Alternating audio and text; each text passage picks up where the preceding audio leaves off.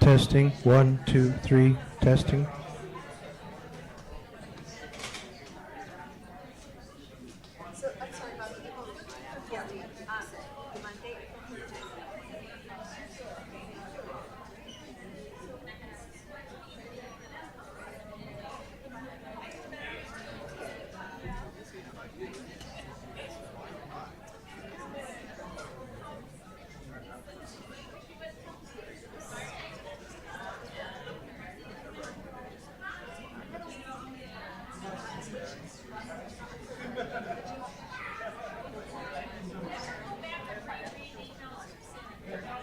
Perfect. Oh, that's great.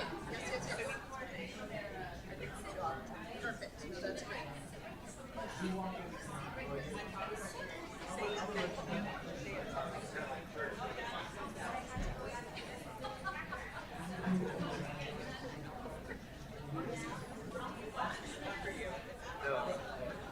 I'm crying in my room today. Right?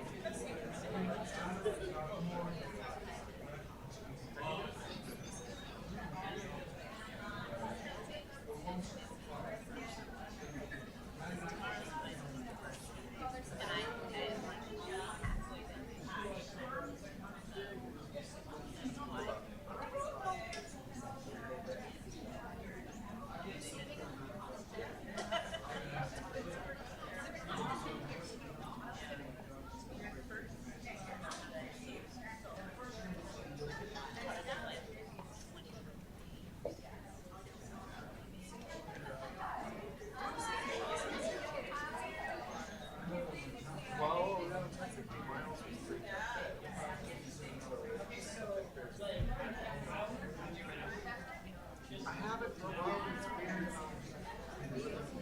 Poster.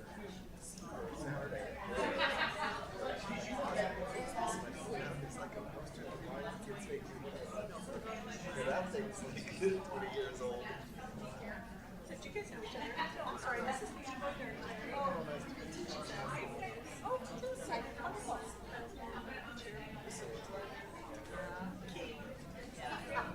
We already have a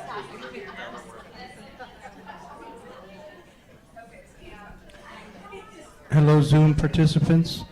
Thanks for joining us. Just wanted to let you know that the governing board is still in executive session. We're looking at another 15 minutes. And then the public meeting will begin. Thanks for being here. Thank you.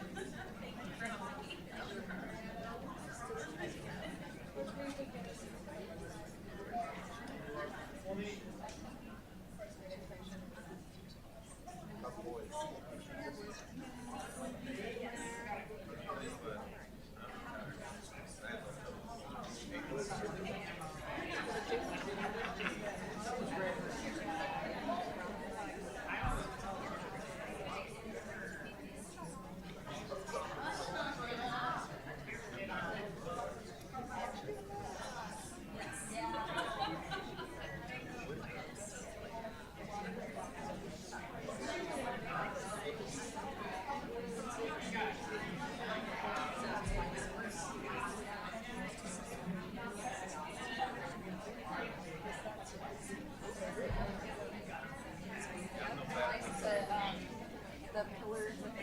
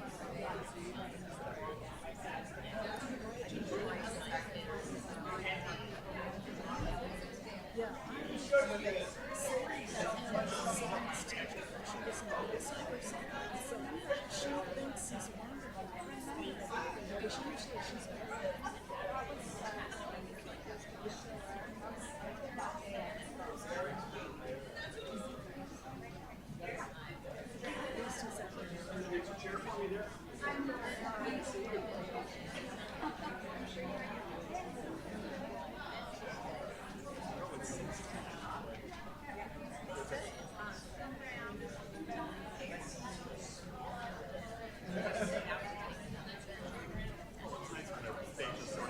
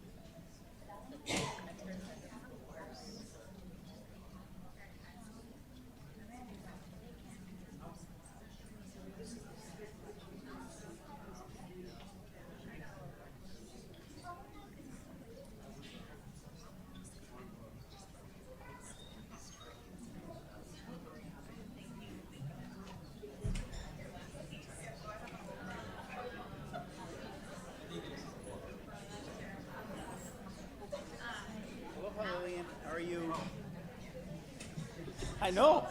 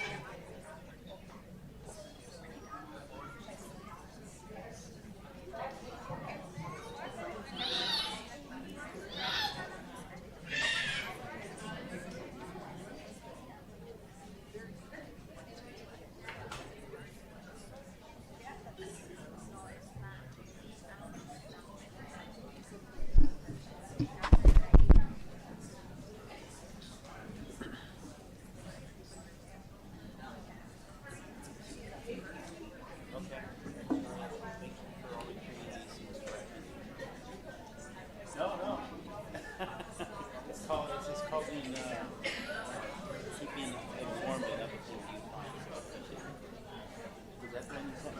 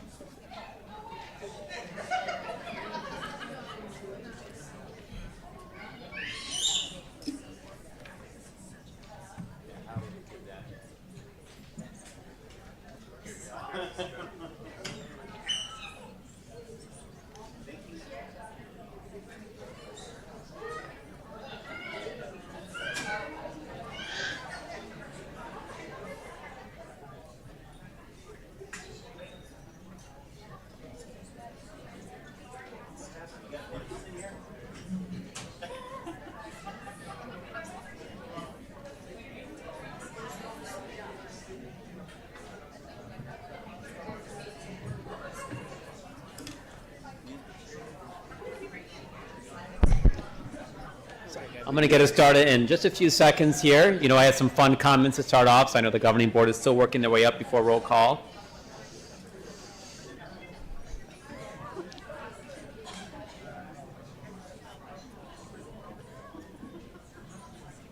All right.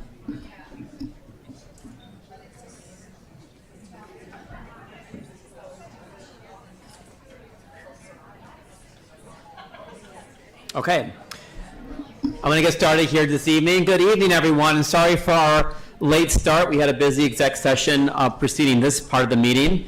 Today is Tuesday, March 31st, and I'm excited to open up our open part of the meeting. On this day in 1889, the iconic Eiffel Tower opened. Many of us have been there. It's a beautiful place. But more locally here and more historically for us here in America, on this day in 1870, Thomas Mundy Peterson of New Jersey became the first African-American individual to vote under the 15th Amendment, so very important significance for us as a nation. Today is National Tater Day, celebrating all things potato, and National Crayola Crayon Day. So those listening at home, use your crayons to draw your favorite filled baked potato tonight. Today is also International Transgender Day of Visibility, dedicated to celebrating transgender people and raising awareness and discrimination worldwide. And I'll acknowledge just the cruelty of the Supreme Court decision tonight, coming at the same day as International Transgender Day of Visibility. As a family physician who's taking care of a lot of folks of all ages who are trans, that decision is going to harm a lot of kids and a lot of people in the years to come. And so I'm very sorry about that decision. But that said, I'm going to turn it over nearly for the first time to Kayla. Welcome aboard, Kayla, who's going to run us in our roll call today. Dr. Rowie? Here. Ms. Luna Rose? Here. Ms. Ekstrom? Here. Mr. Romero? Here. Ms. Shaw? Here. All right, looks like we have everyone here this evening, and we're going to get next to our land acknowledgement statement. And we have two students for our land acknowledgement and our Pledge of Allegiance. Both of them are 8th graders at Gridley Middle School, so excited to have you here tonight. Our first is Daryl Ignacio Ray Palmer, who's going to do our land acknowledgement statement. Are they on Zoom? Are they here? Over here, great. So Daryl Ignacio Ray Palmer is an 8th grade student at Gridley Middle School. He is a trumpet player for both the jazz band and the symphonic band at Gridley Middle School. He likes to listen to music and draw different styles of graffiti art. He also likes to ride his BMX bike around town. One of his hobbies is that he likes to collect different things such as hats, shoes, and music CDs. Daryl finds interest in restoring and building old cars and likes to build low-rider bikes and build them to his liking. On top of his hobbies, Daryl stays connected to his roots by performing traditional grass dance up in Scottsdale, Arizona. What is grass dance, Daryl? Grass dance is a dance like for, it's like, sorry. That's okay. I put you on the spot there without any warning. Yeah, sorry. That's great. We'll look it up ourselves later on, but we want to lead us in our land acknowledgement statement then? Yeah. Please go ahead. On behalf of the governing board of the Tucson Unified School District, I, Daryl Ignacio Ray Palmer, acknowledge that the schools, buildings, and faculties of the Tucson Unified School District reside on the ancestral land of the Tohono O'odham Nation and federally recognized tribal land of the Pascua Yaqui tribe. Great. Thank you, Daryl. Thank you for being here this evening. Yeah, you're welcome. Have a great day. Next, we have Julia Barley. Julia is an 8th grade student at Gridley Middle School. She is a member of Student Council, a member of the honors track, and plays with the Advanced Symphonic Band at Gridley. Julia is the oldest of 4 with 3 younger siblings, 1 sister, and 2 rowdy little brothers. In her free time, she enjoys reading fiction, baking, swimming, and archery. Awesome. She plans on participating in the swim team and continuing her honors classes at Saguaro High School next year. Her friends describe her as very responsible, animated, supportive, and a leader with no filter. She's a proud daughter of Lynette and Daniel Barley. Thank you for being here and for leading the Pledge of Allegiance. And for everyone who can, please stand.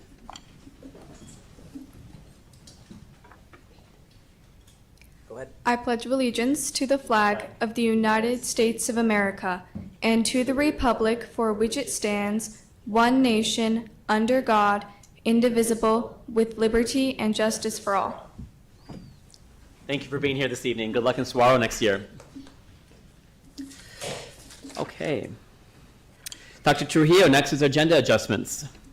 President Shaw, board members, we'd like to recommend our administrative appointments. We got a lot of family members here tonight.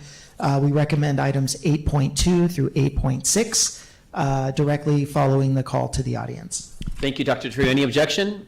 Seeing none, I'll take that as unanimous consent for that change tonight. I'll turn it back to you, Dr. Trujillo, for awards and recognitions. Yes, President Shaw. Yes. Board members, President Shaw, those that are in attendance here with the community. We'll get started tonight. Awards and recognitions. Before we get started with the celebration and the recognition, yesterday we sadly and tragically learned of the loss of a longtime TUSD leader, somebody who left an indelible mark on the school she was so proud to lead and the school she was so proud to attend as a student.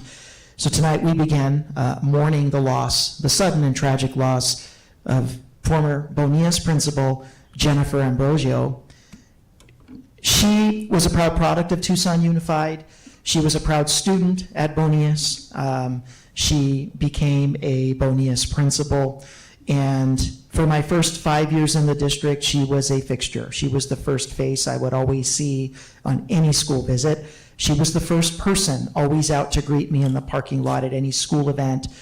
She would be the first person to find me at the magnet recruiting fairs that we would hold at the Children's Museum. She lived, ate, and slept Bonillas. And there weren't enough hours in the day for Jennifer of doing kind things for students and staff. We mourn her loss. We mourn the loss of such a tremendous administrative leader and talent and person. I remember how hard it was for her to leave the school she loved to go work at Sunnyside, where she served at the elementary school there in Sunnyside, Drexel Elementary, at the time of her passing this weekend.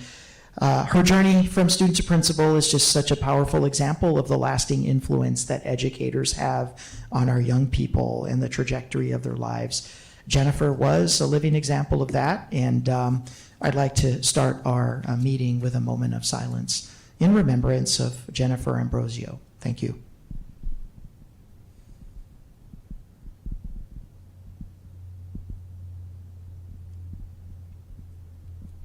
Thank you. So as we transition from remembrance to recognition, we now turn to honoring the employees that make such an amazing make this district as amazing as it is. It's my pleasure to introduce our first recognition, celebrating the contributions and the impact of Mr. Michael Mills. He is an outstanding educator whose dedication, passion, and commitment to students continue to make a profound impact at Dodge Middle School. Mr. Michael Mills has been a valued member of Tucson Unified since 2018, and he is a cornerstone, a pillar of the climate and culture of excellence in the Dodge community, where he's been since 2019. His contributions extend far beyond the classroom. Mr. Mills serves as a yearbook teacher, visual and media arts teacher, cross-country coach, track and field coach, middle school Black History Brain Bowl coach, and while pursuing his educational leadership degree, his doctoral degree. Mr. Mills is known for creating opportunities for students to engage, grow, excel, and succeed. Each year, he invites new students to participate in the Black History Brain Bowl, where they commit countless hours to studying and preparation. Under his leadership, Dodge Middle School has achieved an extraordinary milestone: 7 consecutive Brain Bowl championships. Absolutely, that's wonderful. This year's team competed in honor of Mr. Al Longmire, a pillar of the Tucson community, demonstrating not only academic excellence, but also a deep respect for history and legacy. Through his work, Mr. Mills inspires his students to understand the past so that they can shape a brighter future. His commitment to student success and cultural awareness and educational excellence exemplify the very best of the Tucson Unified School District. So at this time, I'd like to invite Mr. Micah Mills to join me up here at the dais for a photo and to receive the Superintendent's Award of Excellence. Mr. Mills, if you're here.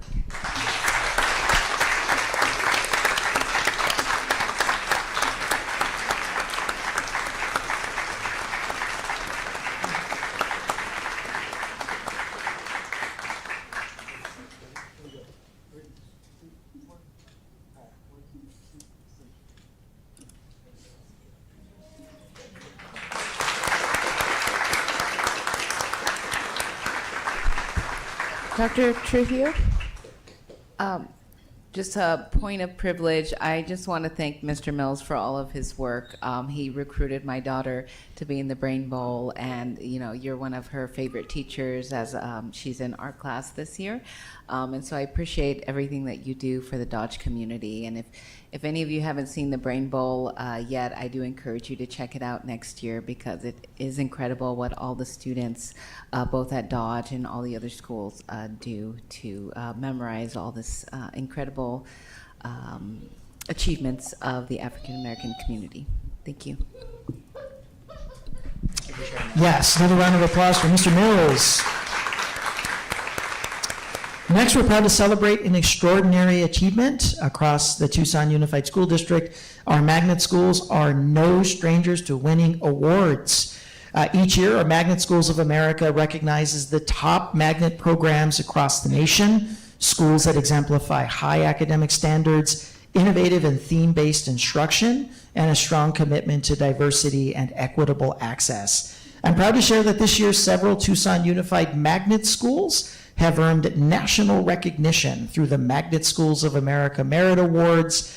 The distinction speaks volumes about the dedication of our educators, the creativity of our programs, and the success of our students. These schools are not only preparing students academically, they're engaging them in meaningful, relevant learning experiences that help shape confident, capable, and forward-thinking young leaders. At this time, it's my pleasure to invite Erin Collins Kelly. She serves as our program manager for the Magnet Department to the podium to recognize each of our award-winning schools and present their awards. Mrs. Kelly.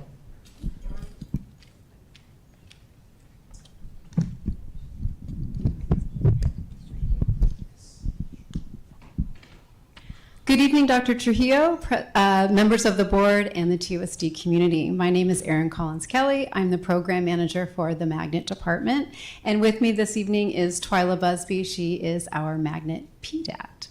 It is my pleasure to recognize and celebrate the outstanding achievements of our Tucson Unified School District Magnet schools.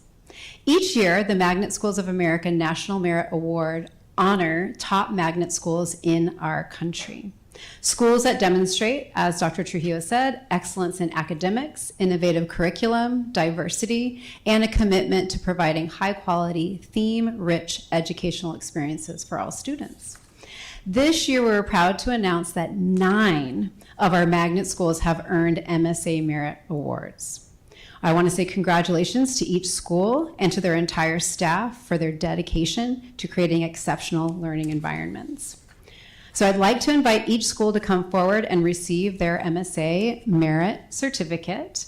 And I'll call each one at a time, and if you'll remain up here so we can pose for a photo. Here we go. For merit distinction, Dodge Magnet Middle School, recognized for strong academics and innovative programs.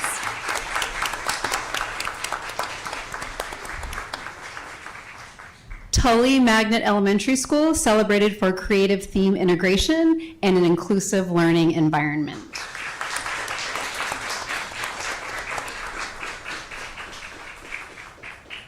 For merit excellence, Borton Magnet Elementary School, honored for innovation and student-focused learning.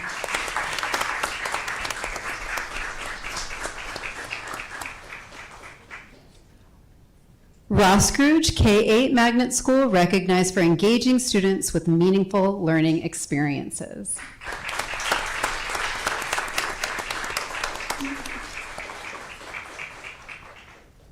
Carrillo Magnet Elementary School, celebrated for a commitment to student growth and magnet programming.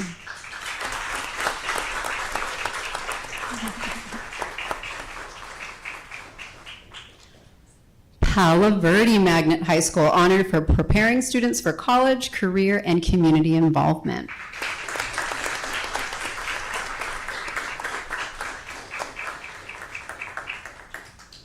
Our top merit school of excellence earners, starting with Mansfeld Magnet Middle School, recognized for their ongoing dedication to supporting students.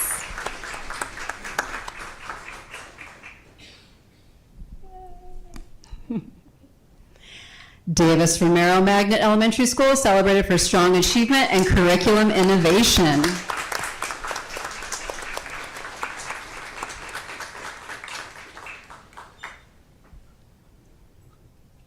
And last but certainly not least, Tucson High Magnet School, honored for consistent excellence and student success.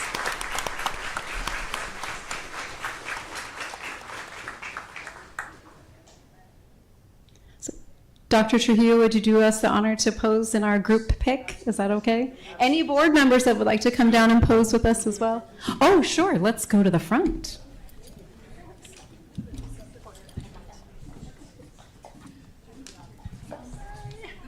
How about while we're getting ready, one more round of applause for their hard work? Yeah.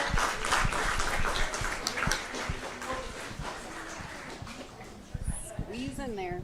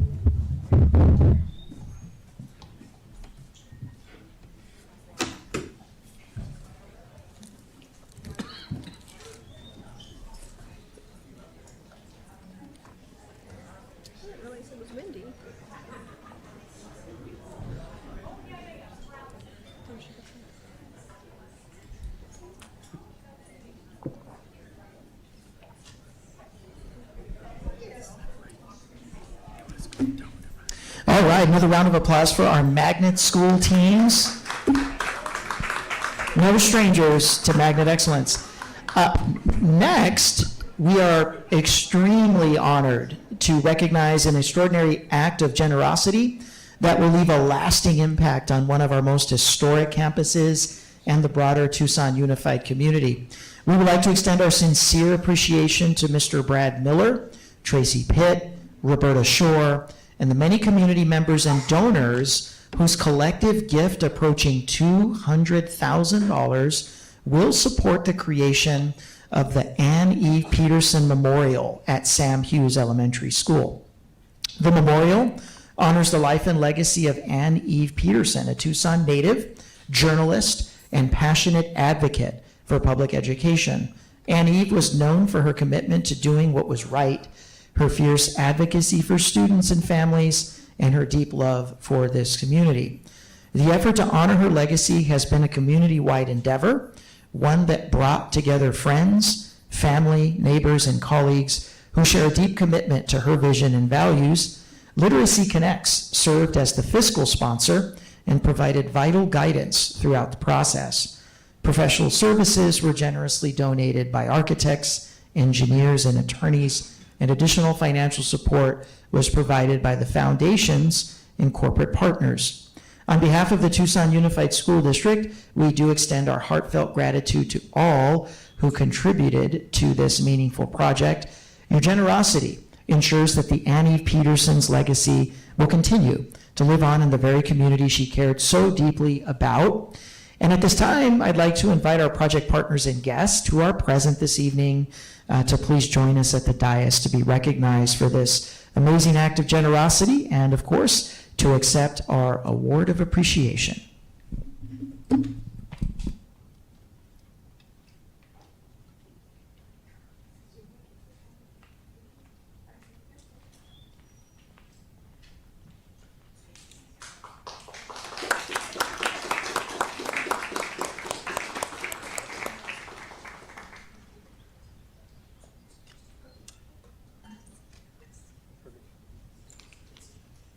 There you go, guys. 1, 2, 3.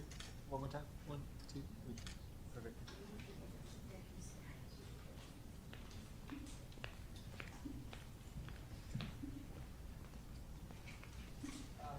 Members of the board, that does conclude awards and recognitions. Thank you, Dr. Trujillo.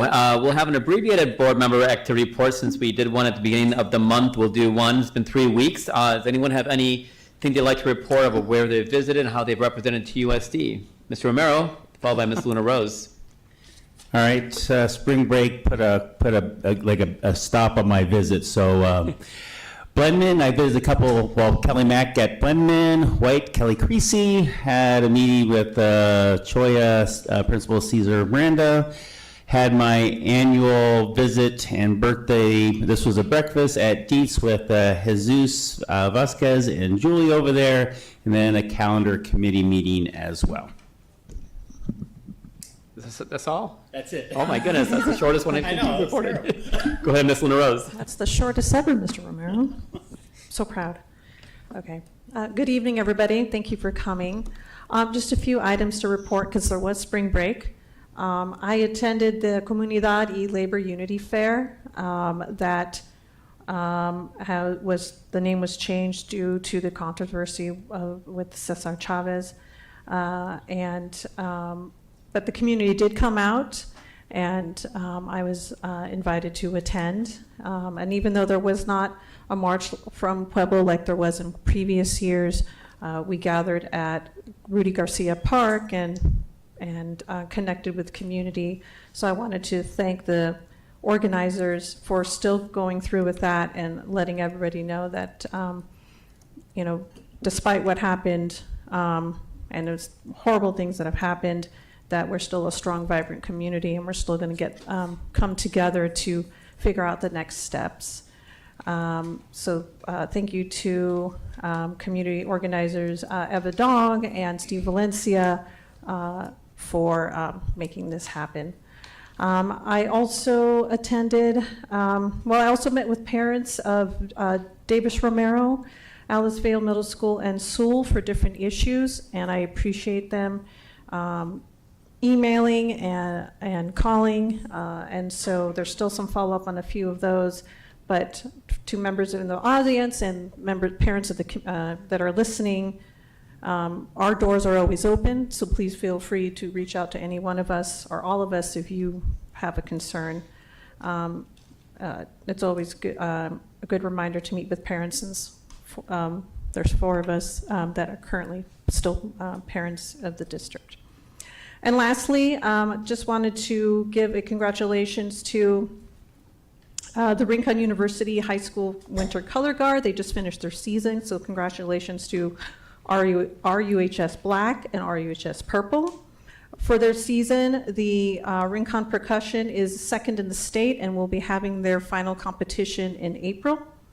And they have a great show, but that will be in Phoenix. And I also wanted to recognize the other 2 schools, well, 3 schools that will be as part of the percussion, Saguaro High School and Sabino High School. And then I'll be remiss if I did not mention also congratulations to the Tucson High JV and varsity color guard teams for another great season.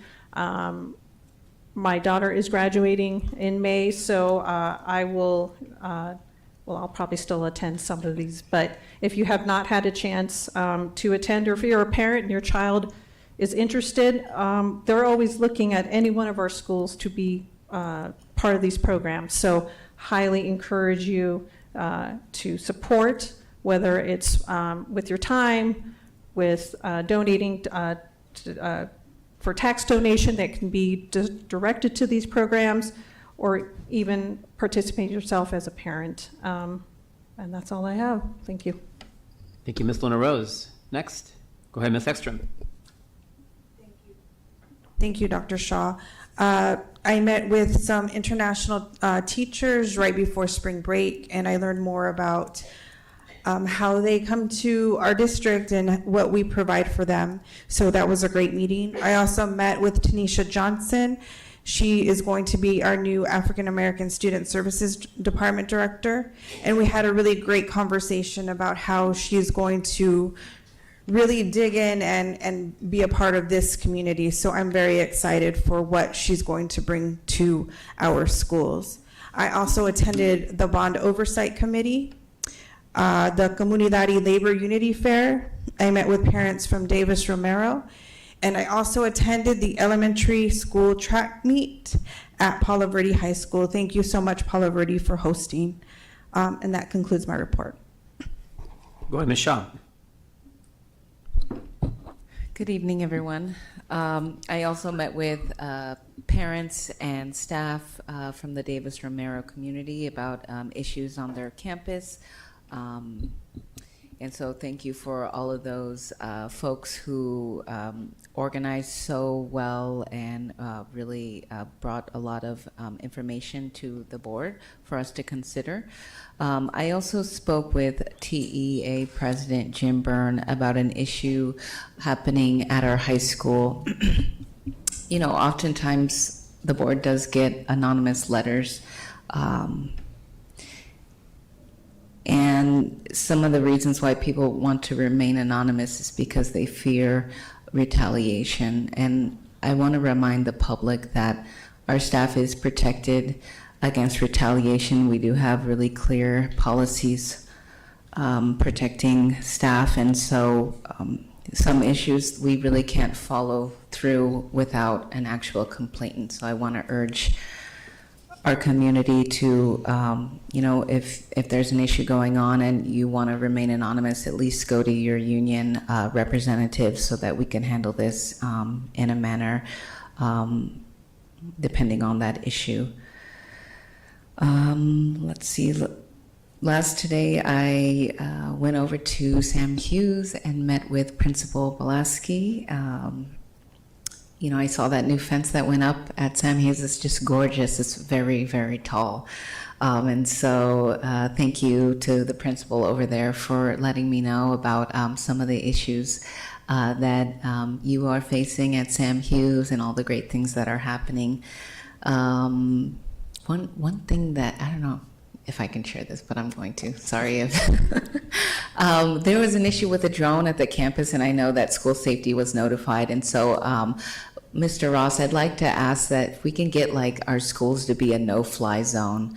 I'm not sure if that would take district policy or to elevate that. I think it's warranted since so many people have drones now and they can be used for things that we would not want to subject our students to. So thank you for bringing that to my attention. I think it was an isolated incident, but I just want to make sure that our campuses are protected. I also went over to Miles Exploratory Learning Center and met with Principal Walls, and I also stopped by the classroom of Mr. Kelly, who brought students to our governing board meeting about a year ago, talking about the history of Sam Hughes and also General Miles, the harm that they did in our community. And so later on in the agenda, I'm going to ask that once again, the renaming of these schools is put on our agenda so that the community can understand the process and we could move forward with potentially renaming those schools. Thank you.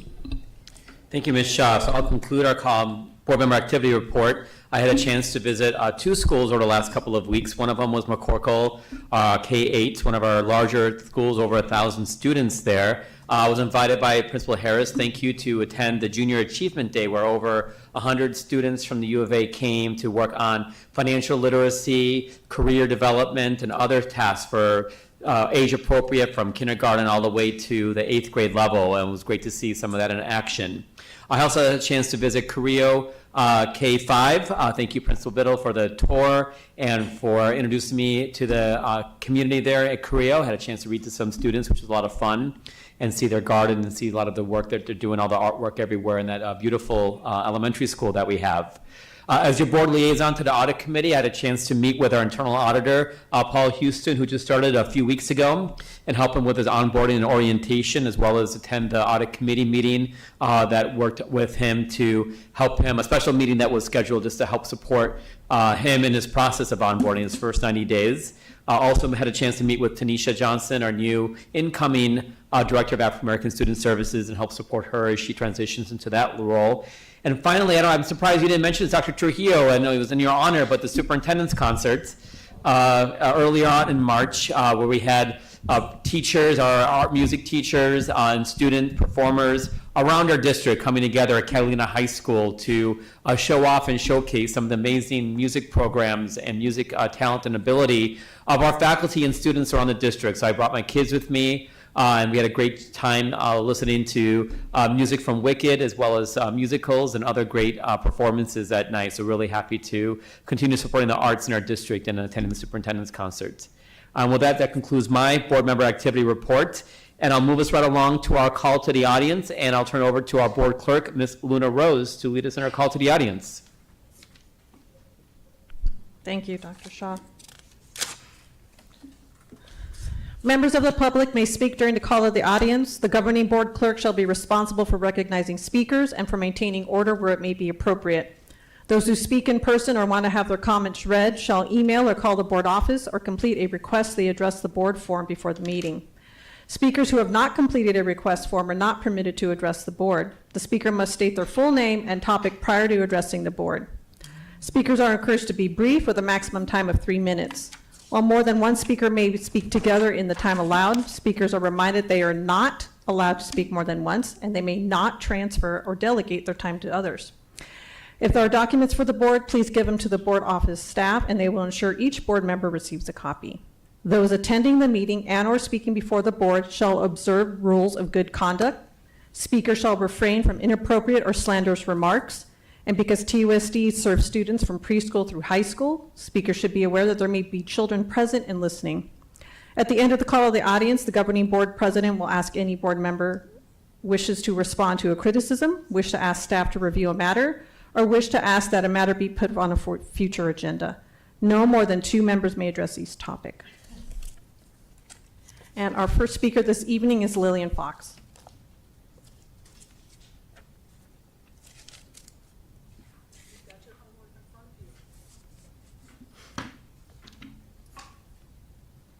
President Shaw, members of the board, Superintendent Trujillo, and Yolanda Barboa.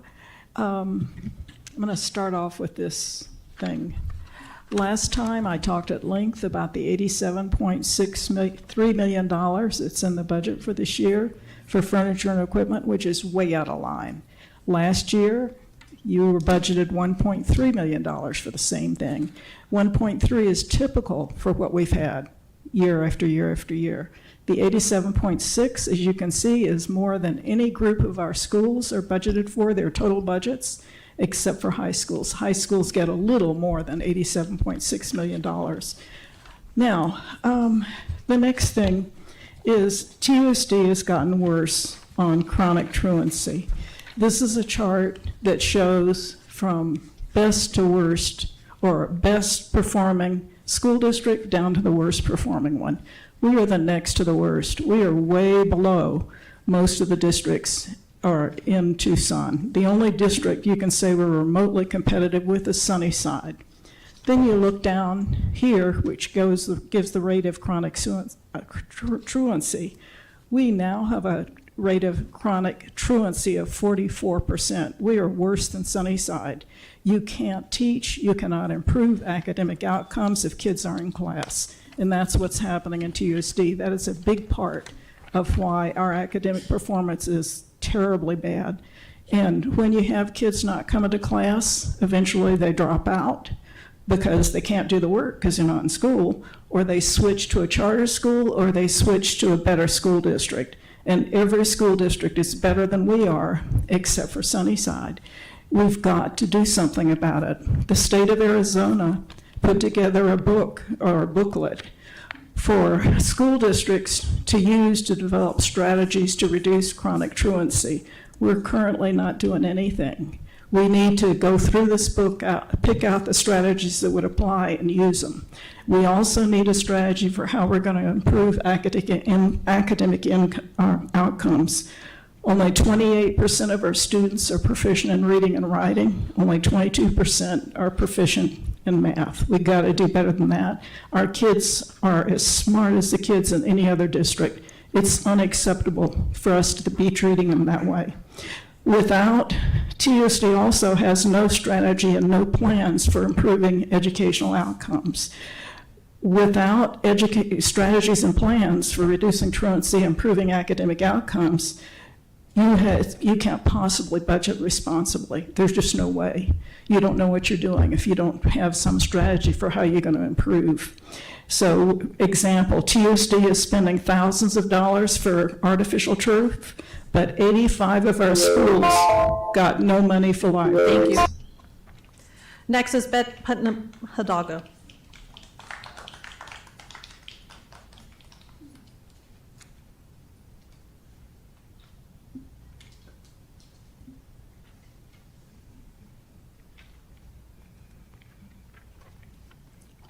Good evening, school board, Dr. Trujillo, and everyone else here. My name is Beth Putnam Hidalgo, and I'm here before you again to demand, as a mom, a taxpayer, and a TUSD grandmother, to spend your desegregation funds on desegregation efforts.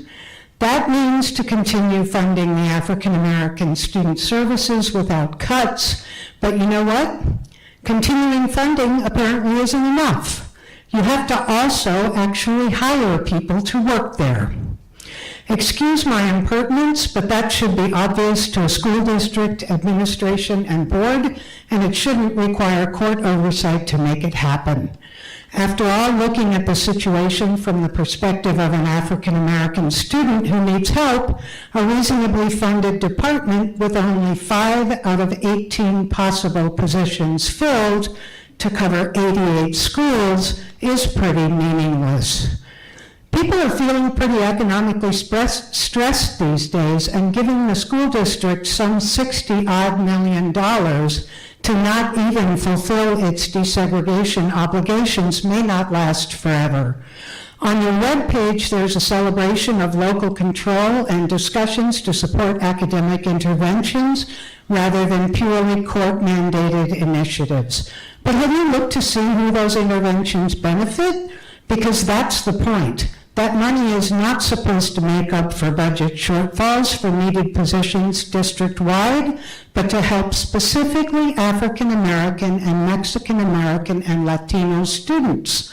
When you need to help all of the students, instead of raiding the desegregation funds, you should be raiding administrative salaries, planned furniture purchases, and the scholarship funds for preschool that cover individuals making more than $100,000. In other words, there are better places to cut budgets than continually raiding the desegregation funds. I certainly don't want to see the district lose those funds, but I also don't want to see that amount of money used as a slush fund to cover buying new buildings for administrative suites, filling those new buildings with an obscene amount of furniture, etc., all while the subject of closing schools hovers above us. Continue funding and filling positions in the African American Studies Department now and into the future. Thank you. Next is Sylvia Campoy.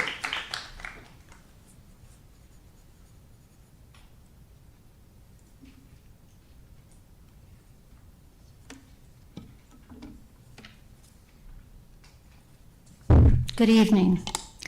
After the federal district court lifted its supervision of the desegregation decree in 2022, the administration began chiseling away at the desegregation organizational structure, and yet another reorganization is underway during the current budget process, significantly changing the unitary status plan into something quite unrecognizable and unaccountable.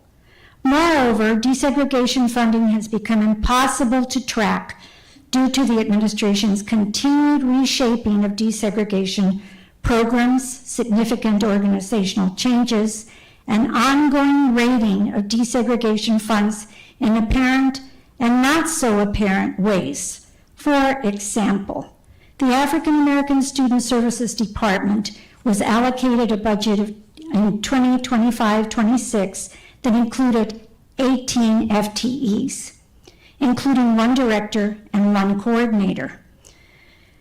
The department started the year with an interim director and an interim coordinator, 15 staff members who provide direct services to 88 schools, and 1 service provider vacancy. Throughout the year, employees left the department at an alarming rate, yet nobody did anything. By January 2026, only 5 service providers for 88 schools were available. That's the number right now. Interim administrator and interim coordinator do not provide services directly to students at the schools. So 5 people are providing services to African American students in 88 schools. The ratio of 2 administrators to 5 service providers is a ridiculous ratio. It should not be taking place. Fix it. Next is Reverend Lisa Grumlich.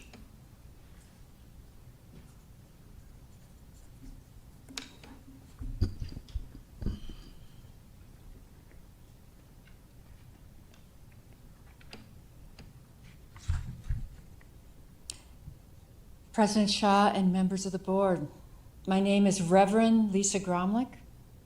I am an ordained deacon in the Episcopal Church, a Tucson resident, and the mother of Black daughters.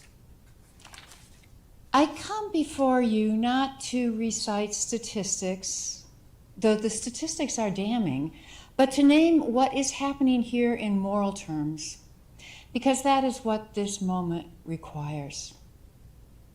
You approved 18 positions for African American Student Services. You are funding 5 people to serve African American children across 88 schools. That is not a budget constraint, that is a choice, and choices reveal values. As a mother, I know what it means to trust a school district with your child. I know what it costs when that trust is betrayed, not once, but systemically. year after year, promise after promise. The desegregation obligation this district carries was not created arbitrarily. It was created because this district was found to have systemically failed Black children. The money you receive that we as a community provide exists for one purpose: to repair that harm. When it is not used for that purpose, the harm continues. It simply continues without a court watching. A second grade boy was struck by his teacher, knocked to the floor. The teacher received 1 day of administrative leave. 1 day. Hold that child in your mind as you make your budget decisions for this coming year. He is not an edge case. He is a measure of how this institution values Black lives. You are at a moral threshold. The question before you is not whether you can afford to fully staff the department. The question is whether you have the courage to stop making promises you do not intend to keep, and whether you can finally keep them.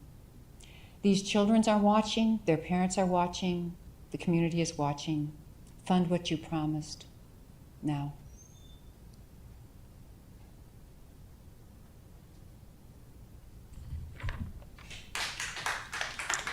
Next is Eb Eberly.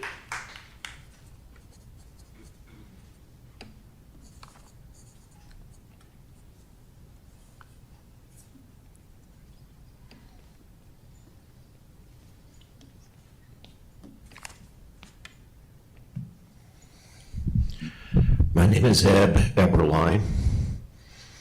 I'm a retired TUSD teacher. I've taught at Menlo Elementary, Safford Middle School, Utterback, and Mansfield. I'm proud of that. I have 3 children who have come through TUSD. 2 of them are adopted and Black. They benefited from the services that they received, and it was important because they both had certain issues that needed assistance. So I'm here in support of the African American community. I'm also here in support of the indigenous community who face similar issues. And I want to remind you, if you haven't thought about it, that with the closing of ASDB, you will likely increase your enrollment of students with other special needs. And I hope you are preparing appropriately for those students. Thank you, Board and Superintendent.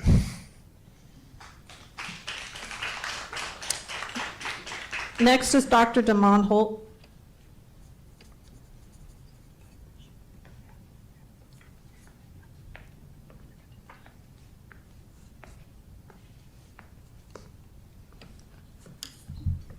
Good evening, Dr. Trio, Superintendent, President Shaw, members of the board.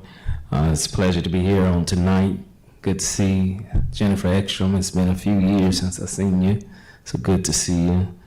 I'm here, I come before you once again with troubling concerns about the administration's lack of support in specific areas that adversely impact Black students who continue to be disenfranchised by TUSD. The last time I was here, the administration committed not to cut the Equity, Diversity, and Inclusiveness Department, and still months later, the administration boldly recommended slashing the position. With board approval, desegregation efforts have been scattered, lacking any concentrated oversight. The EDI demolition was yet one more broken promise to the Black community and another detriment to the Black and brown students. Last spring, the board approved the African American Student Service Department budget, which included 18 full-time positions. From the beginning of the year, the school year, Staffing has been short and has continued to decline with only 5 people on staff. Some argue that the desegregation case is over, but as long as this district lines its pockets with $64 million a year, it is obligated to continue implementing its desegregation unitary status plan. The most recent Arizona Department of Education academic proficiency results in English language arts and math provide a grim picture of Black students in TUSD, showing that the majority are failing in both areas. Yet with what witnessed in African American Student Services Department by essentially shrinking its staff to less than a third of its service providers. My friends, my concern is this, is that if we are very critically low on this great department, that means many of our African American students will not be serviced and supported, that they may be able to pursue their God-given potential and to be successful as Americans. We do know if our kids are not proficiently performing academically, they're building prisons more than they're building schools, because certainly the school to prison pipeline is real. So I come to tell you today that I'm back. You haven't seen me in a couple years, but I'm back to work with us to be able to help our Black kids achieve. I want the record to reflect that 2 of you said you have met with the director, and we're looking forward to bringing academic achievement. Thank you. God bless you. Thank you. Next is Natalie Mast.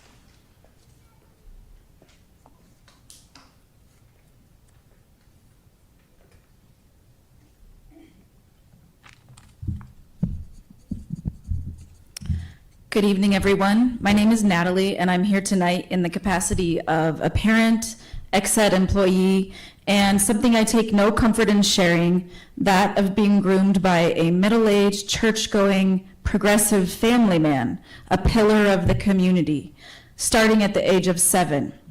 As we know and are currently bombarded with daily in absolutely every realm of our society, we live in a rape culture. This culture permeates all levels of government, faith communities, family formations, and to no one's surprise, public education. As seen at Dodge Middle School and Shadow Mountain High School on the same day, it's a problem.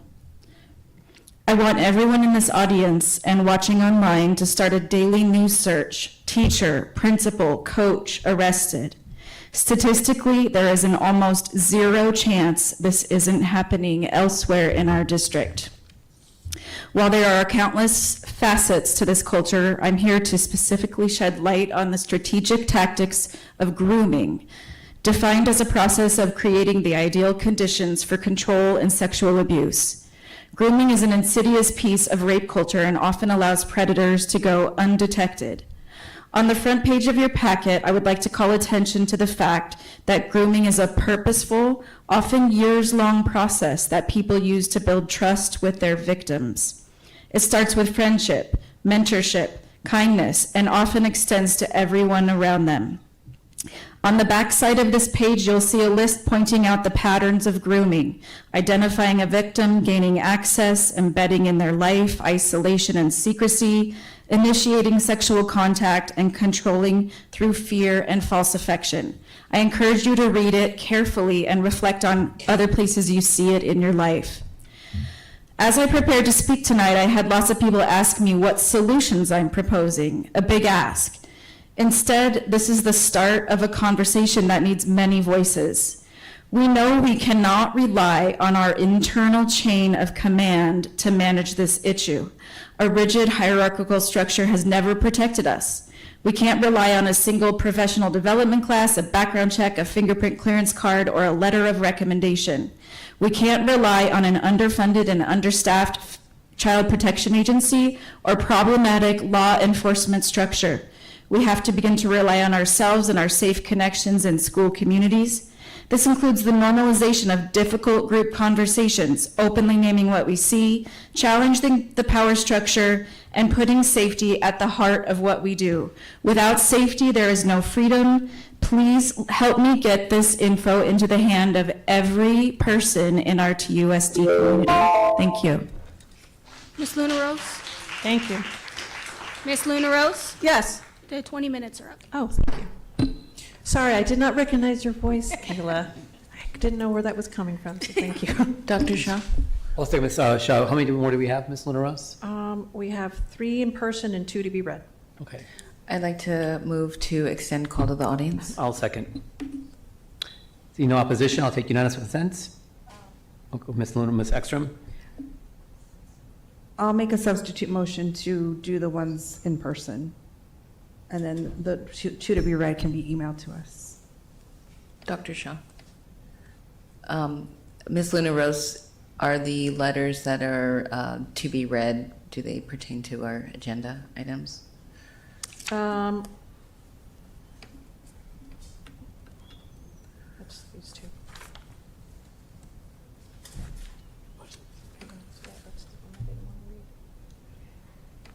No, they're not related to our budget, or our discussion tonight. I would prefer them to be read, but. All right, I'm asking a second, so I'll go to original motion here. All those in favor say aye. Aye. Aye. Any opposed? All right, item pass. Any abstentions? Item passes 5-0. Okay, we'll continue on with calls to the audience for the 4 remaining that we have. Okay. Or 5 remaining, excuse me. Okay. I'm sorry. Morgan O'Donnell. Next. Morgan? Okay. Okay. Paula White Gross.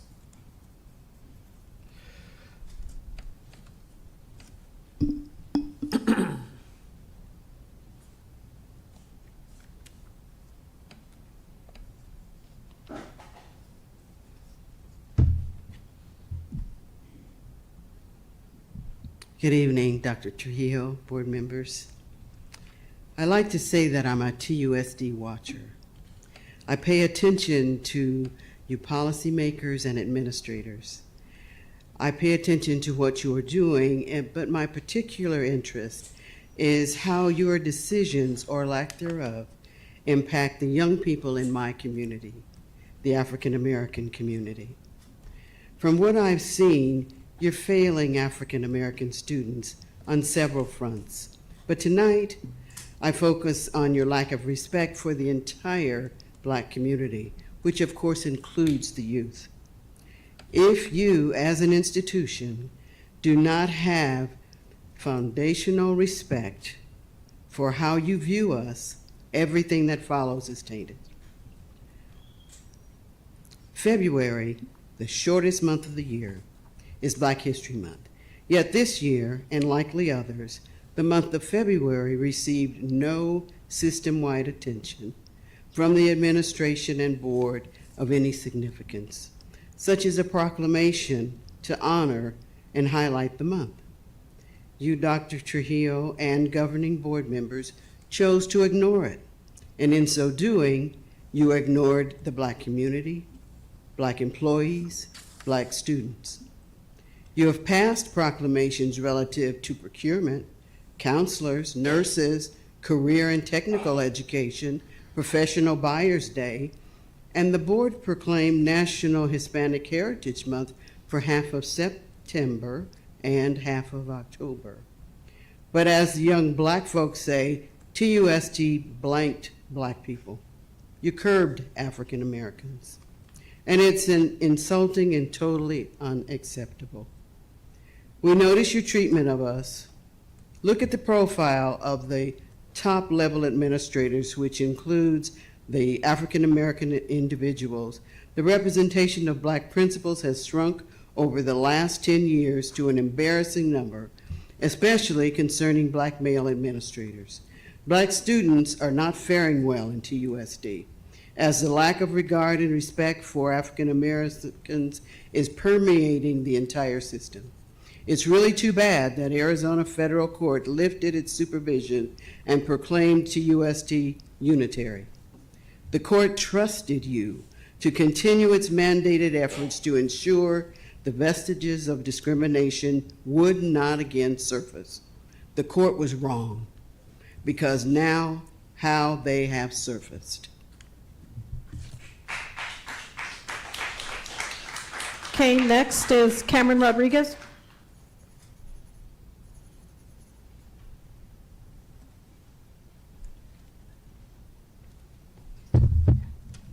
I'm Cameron Rodriguez. I'm a teacher at Rincon High School, and this is my 7th time speaking in a row, and I doubt it will be my last.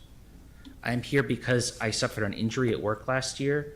TUSD and the insurance company both lied to deny my claim, and I am still fighting the district in court.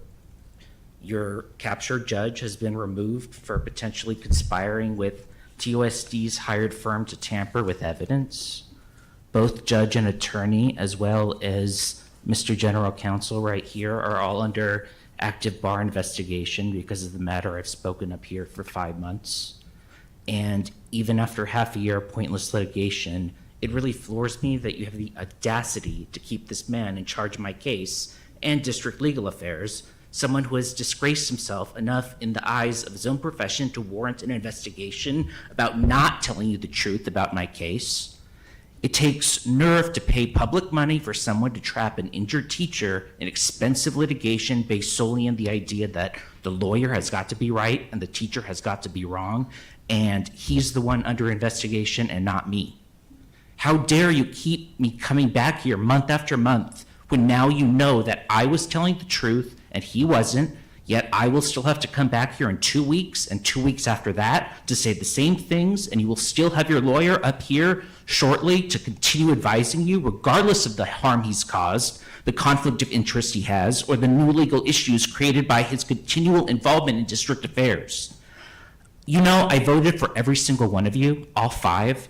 I realize now I was foolish and naive to imagine that you might have helped an injured teacher 7 months ago. But to keep me coming back for a 7th, 8th, 9th, 10th time, month after month, when at least 3 of you now have the proof that your own lawyer's behavior merits disciplinary review from the bar, well, I've done nothing except try to get treatment for an injury. A teacher, I just want to get back to my students. I like teaching. This takes energy, and it's a waste of my time. I suppose I will see you in 2 weeks when the situation is even worse and your lawyer and your avoidance have made an even bigger, more expensive mess of things with public money. Thank you for your time. All right, that's the end of the speakers. I will read the first letter. You can read the last letter. Okay. This correspondence serves as a renewed whistleblower complaint regarding ongoing financial mismanagement within the district, as well as a formal notice of a Title II violation under the Americans with Disabilities Act, ADA, regarding the governing board's recent actions to deny medical accommodations to the February meeting. Number 1, Title II ADA violation and denial of access. On February 24, 2026, the TUSD Governing Board passed an amended motion restricting the call to the audience strictly to in-person comments. This procedural change actively disenfranchises individuals with disabilities and directly resulted in the denial of my previously requested medical accommodation.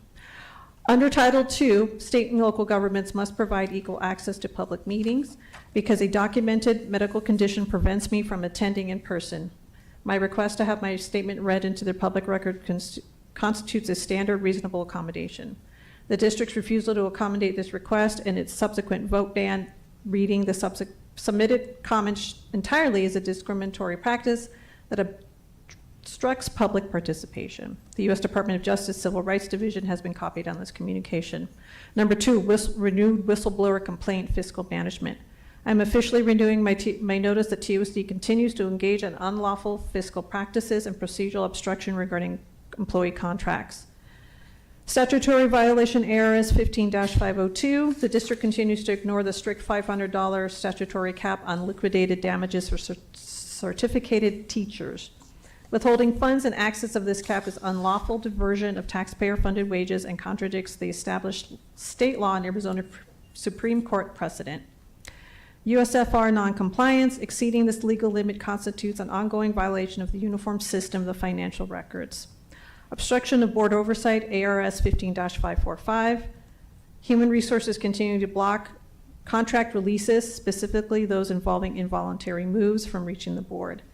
This subverts the board's non-delegable duty to adjudicate these matters and violates employee due process.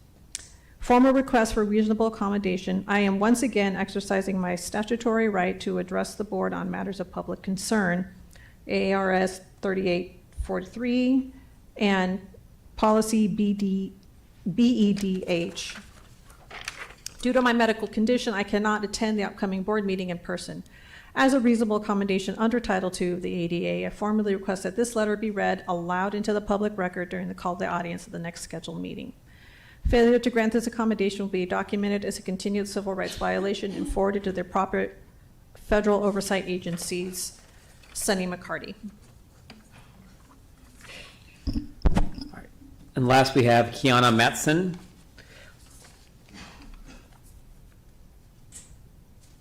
Okay.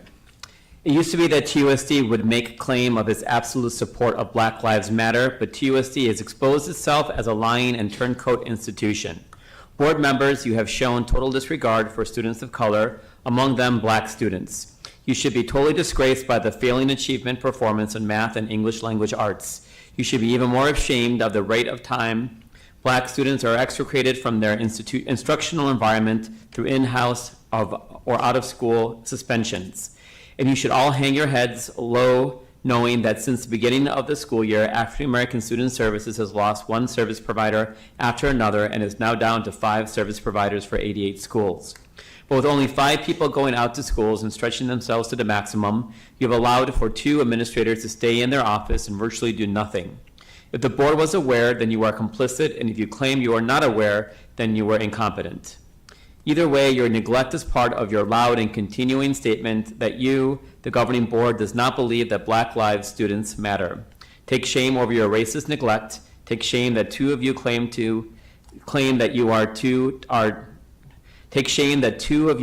that you too are dark-skinned. It matters not what skin color matters not what color your skin is if you take racist actions. Kiana Madison. And that concludes our call to the audience, right? Yes, that All concludes right. our call to the audience for this evening. All right, governing board.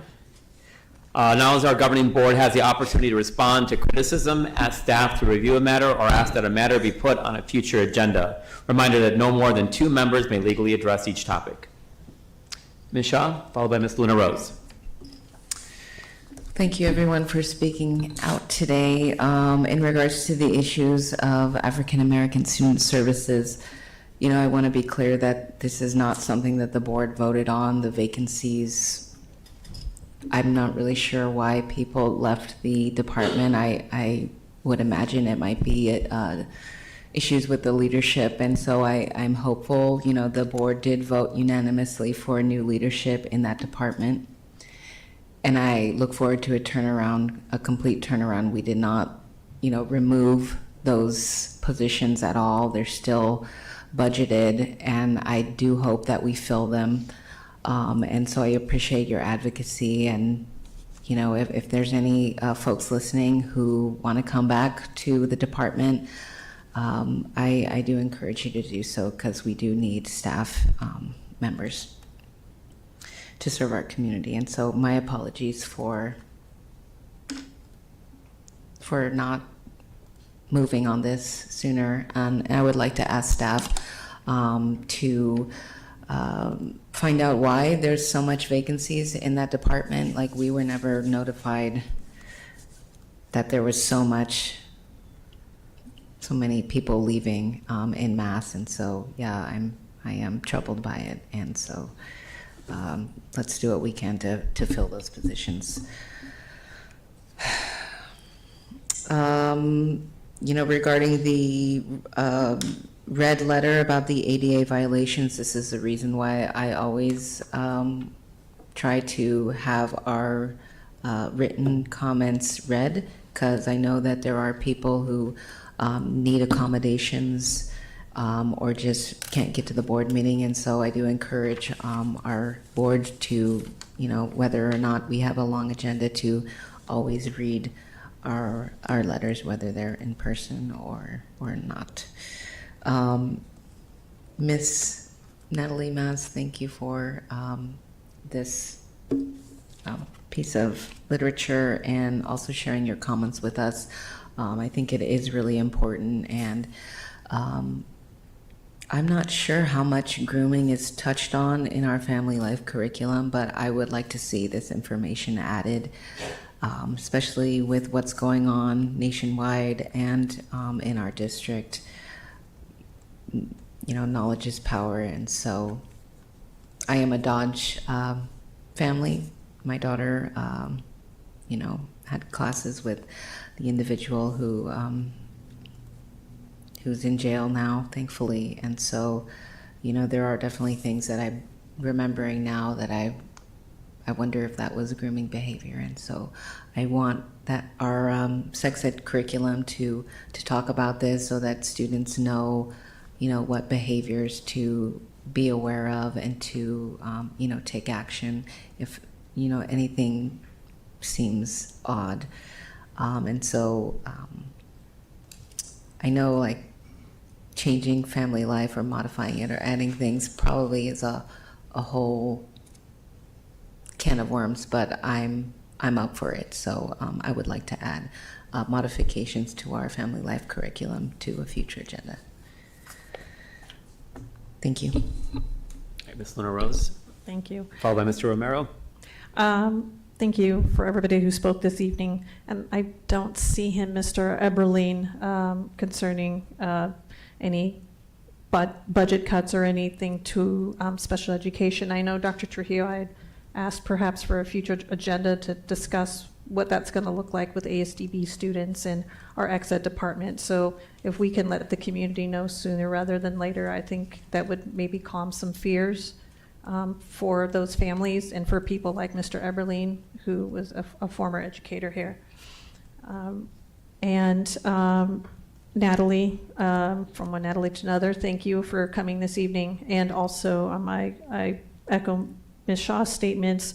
If we can somehow get some sort of curriculum or a vetting of the information that we were given tonight to make it age appropriate and see it maybe in our curriculums.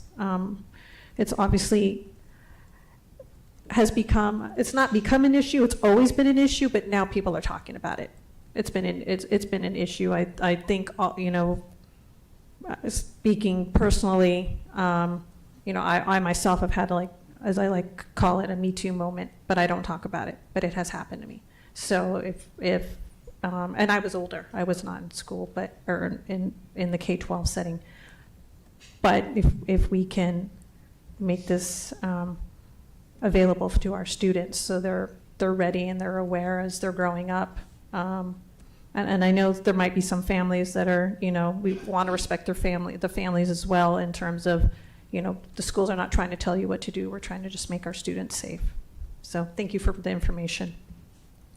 And lastly, Mr. Rodriguez, and I think he left as well. I just want to say that I understand that he is frustrated with what is going on concerning his case in the district, but I do want to say that Mr. Ross has been an exemplary attorney to the board, and also was not found in any violation from State Bar. So I just wanted to speak in support of his work to us as board members.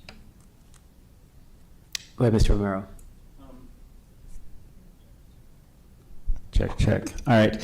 I know we had something in regards to furniture and equipment, and I know I referenced that question to Ricky Hernandez last meeting. Just so we can kind of clear that up, is it all right if we have Ricky address that situation, or is that a time we can do that now? No? Can do that later in the agenda when we do budget. Okay, perfect. And then the other thing that I would like to just kind of discuss, and I know I brought it up before, you know, we brought up again the chronic truancy, which also goes along with chronic absenteeism. And I know right now we're in a busy budget cutting situation and a lot of other things we have going on, but I still want to make sure we keep this on our radar to do, you know, kind of dive deep into this. And I'm not too familiar with the documentation that was brought up, but I do see this as not just a district issue, but a national issue. But I don't want to just be the national norm, and I don't think any of us up here want to do that. So I think addressing that probably sooner than later, and maybe lifting the bar so we're not where we are, or finding out exactly where we are stat-wise in Pima County would be huge for us and our community. Okay, that'll conclude our call to the audience. Thank you, everyone who spoke tonight. We'll move on to administrative appointments. We're going to go to some feel-good items here tonight, and we have some really amazing candidates. If approved by the governing board, it's going to help lead our district into the future. We'll start with 8.2, administrative appointments. We have our Director for Interscholastics, Dr. Trujillo. President Shaw, members of the governing board, it's always exciting when we welcome new members to the team. So tonight's recommendation for District Athletic Director is somewhat of a coming home for tonight's recommendation. And Mr. Gary Lewis was a long-time Badger. He served Badger Nation proudly as a Tucson High's athletic director for many years, working with Herman House when Herman House was our district AD. He had the opportunity a few years back to go become an administrator over in Tanque Verde. Served as Tanque Verde's athletic director before becoming the Tanque Verde District's athletic director. And tonight we're so excited to welcome Mr. Gary Lewis back to the Tucson Unified School District. We're very impressed with his vision, his passion for what extracurriculars can do for kids. And to quote him in the interview, it's not about winning, it's about character development.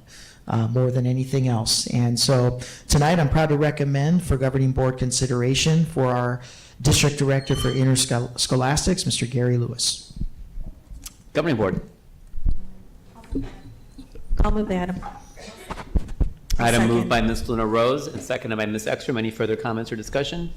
All those in favor say aye. Aye. Item passes 5-0. Mr. Lewis, congratulations. We'll invite everyone up to the dais for a few comments after the appointment, and then please stick around. We'll take pictures after we complete all the appointments tonight. Okay, good evening, Dr. Trujillo and members of the board. Thank you for having me, and thank you for approving me. This is a coming home for me. As a product of TUSD, myself and 5 of my siblings, we all went through TUSD. If I can only impact or have as great an impact as some of my former teachers and coaches and administrators have had for me throughout my process and my journey through TUSD, I'll be very happy. I'm going to keep this short. I'll just thank you. I'm super excited about the opportunity. You don't know, maybe later on down the road, you'll know that putting me in front of a microphone could be something that you don't want to do. But again, I'm passionate about what I do. I'm passionate about, my whole life has been centered around athletics and branched out from athletics and all the opportunities that were afforded me through my journey through athletics. So I'm hoping to impart that on coaches, staff, students, parents, to try to impact the culture. If, as many of you know, youth sports today are something, it brings me a lot of heartache, some of the stuff that we're witnessing. I'm hoping that we can start changing that, starting with our elementaries and our feeder schools, and that when our kids are finished competing in TUSD athletics, that they take what they've learned from their commitment, perseverance, and take that in any walk of life that they choose. I think they will be successful. Thank you again. Great. Thank you. Welcome over, Mr. Lewis. Next, we have item 8.3, administrative appointments, Principal Sechrist Middle School. Dr. Trujillo. Yes, board members, tonight's recommendation, distinguished educator out of Chicago Public Schools, one of the largest school districts in the nation. She proudly serves currently as the assistant principal for Edward Hurley Elementary, big old 750 student elementary school, and been an educator for several years, including serving as a classroom teacher and most of her career, not all of her career, in the Chicagoland area. And so tonight, we're proud to welcome and recommend to the governing board what we're hoping will be the next principal of Seacrest Middle School, Rosa Arastegui. Thank you, Dr. Trujillo. Governing board members. I'll move the item. I'll second. Item moved by Ms. Shaw, seconded by Ms. Luna Rose. All those in favor say aye. Aye. Any opposed? Item passes 5-0. Is Ms. Aros? Oh, there we go. We have her online. Rosa, welcome. Is Arostegui? Is that how you pronounce it? So my joke, and I will do this with everyone that's there, if you think about it or if you say it out loud, say Aristotle and spaghetti. And when you think of that, something happens to your brain that then you can say Arostegui without a problem. Arostegui. All right. So thank you for the appointment. I look forward to meeting all of you in person. And welcome to the warm weather. I'm transplanted here from Chicago 13 years ago, and so welcome to the warm weather of Tucson. Looking forward to the weather and the trails. Yes. All right. All right, next we have item 8.4, administrative appointments, Principal Gale K-6 School. Dr. Trujillo.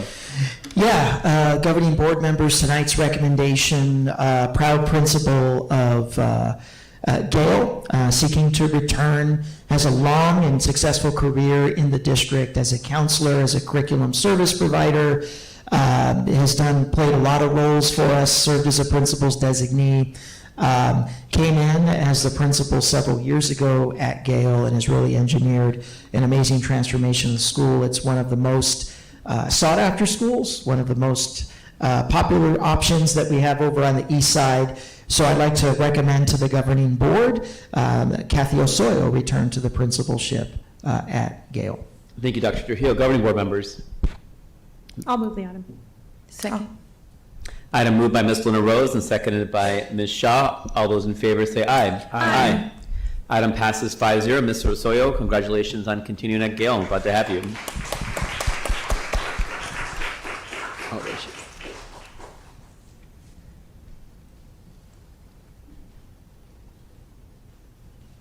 Good evening, Dr. Trujillo, President Dr. Ravi Shah, and board members. Thank you for the opportunity to continue serving as principal of my school, my amazing school. Dr. Trujillo hit it on the nail, that I'm the proud principal of Gale Elementary. This appointment is especially humbling as I was first appointed to this position 9 years ago. Over time, I have developed a deep understanding of the needs of this incredible learning community, and therefore, I feel that the important work is still ahead. I am committed to continue this work, and I'm honored to do so with my amazing team and our learning community. Thank you again. Thank you. And last but not least, on our principals, we have administrative appointment, Principal of Cragen Elementary School.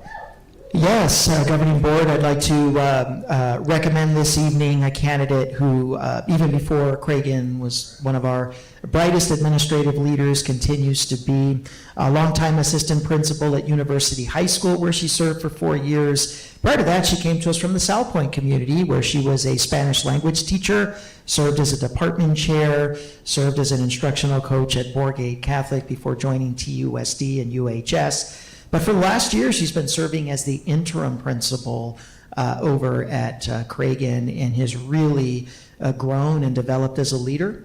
And tonight, she is our recommendation to continue and serve in the permanent capacity as its next principal. Jeanette Arpaez Gutierrez is our recommendation. Thank you, Dr. Trujillo. Governing board members. Dr. Shaw, Ms. Ekstrom. I'd like to motion to approve Jeanette Arpaez Gutierrez as the new principal of Cragen. I'll second. Item moved by Ms. Ekstrom, seconded by Ms. Luna Rose. All those in favor say aye. Aye. Item passes 5-0. Congratulations, Ms. Arpaez Gutierrez.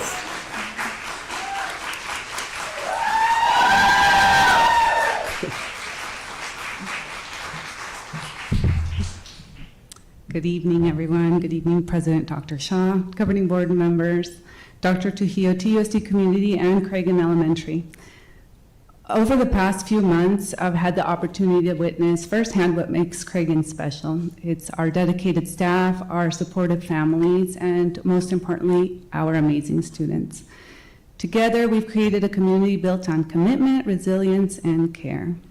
And as we move forward, I am committed to continuing that great work already in place while also building new opportunities for growth and for success. So thank you all for your continued support and for allowing me to serve this incredible school community. I'm excited for what lies ahead. Thank you. Great. Congratulations.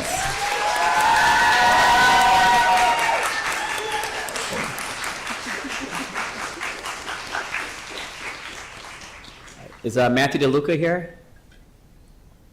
Yes? Okay. Oh, great, great. So next we have 8.6, approval to appoint a new member and the renewal of a current trustee to serve on the Employee Benefits Trust for a 3-year term. Dr. Trujillo? Yes, we're very, very excited for tonight's recommendation. Now, Matthew DeLuca, welcome. He is uniquely positioned to serve on the Employee Benefits Trust Board. And for those of you that are watching in the public, they're one of our most important governing board appointed committees. They make very, very consequential decisions on behalf of the almost 8,000 employees that we serve. For just a quick recap, TUSD is a self-funded organization for benefits, and really what that means is that we are entirely funded by what's deducted from our employees' paychecks and what they opt into in terms of the tier of insurance that they select. And it is a huge responsibility to manage that pool of money. And I think tonight's recommendation, Mr. DeLuca is uniquely positioned in his almost 20 years of experience serving as a financial advisor for retirees. He's uniquely positioned to understand the needs of a self-funded organization. His business is medical and dental and life insurance and really advising folks to make the best decisions they can with their retirement. So I think he's going to be a great addition, governing board, to this very, very important committee. So tonight's recommendation for new member is Matthew DeLuca for your consideration. All right, we have 2 items in this agenda item. Are we going to talk about? Our second, we don't want to forget about our continuing trustee. It is custom since the inception of the Employee Benefits Trust Board almost 15, 20 years ago that the sitting TUSD Human Capital Officer or Human Resources Director serve on the Employee Benefits Trust Board. So with that, I'd like to recommend the continuation of John Fernandez, our Chief Human Capital Officer, to continue to serve as a trustee. Thank you, Dr. Trujillo. Ms. Ekstrom, you are our board liaison to employee benefit. Any comments or anything you'd like to add? No, everyone is just excited to have this new member on the committee, so thank you. You'd like to move the item? I will move the item. I will second.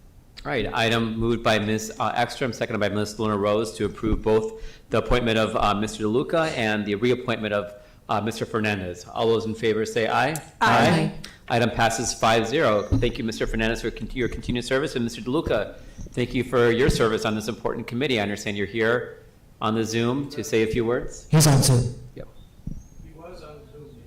I think he departed. Yeah. Okay. Okay. Yeah, he left. All right. Well, thank you, Mr. DeLuca, if you are still listening at home.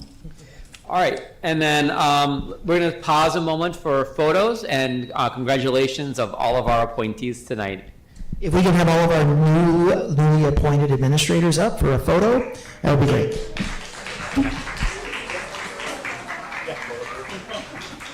Sorry about that. I just had a power outage and it shut my computer off. All right, go ahead, Mr. DeLuca.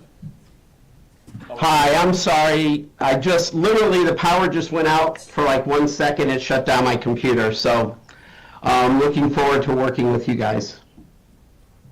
Thank you for your service. Thank you. Thank you.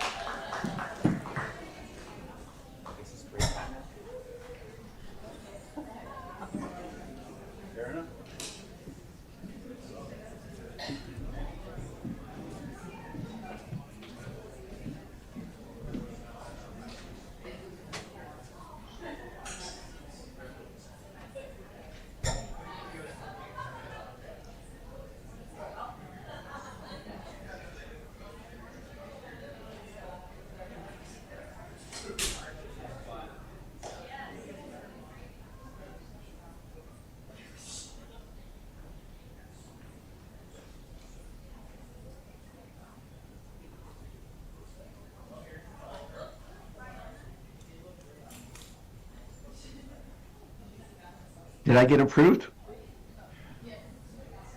Okay.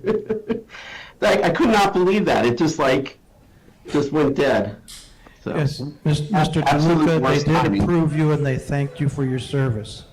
Thank you. Okay. I'm sorry for your technical difficulties. Yeah, timing couldn't have been any better, that's for sure. So, It thanks. looks like we're taking a break now. Okay. Thank you for being here.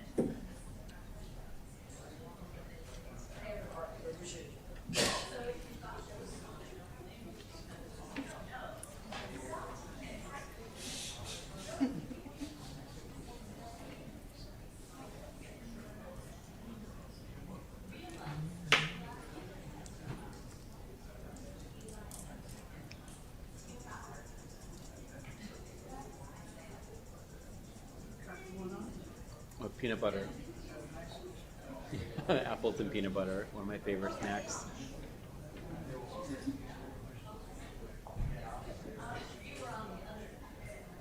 Thank you. See if it gets cold.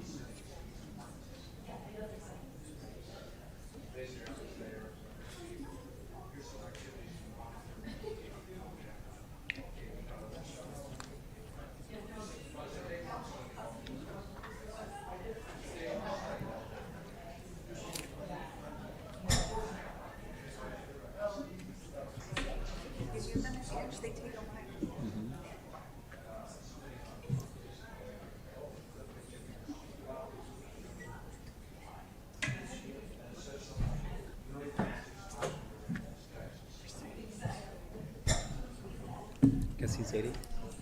She was out there on I bet she was the with you. thingy. What? She was with you. She was up front. Give me a hug with you. Please. All right, we're going to get started here in just a moment once we get our last board member back in here. And we're going to go to the top of our agenda again to our consent calendar, and I'll wait for Ms. Shaw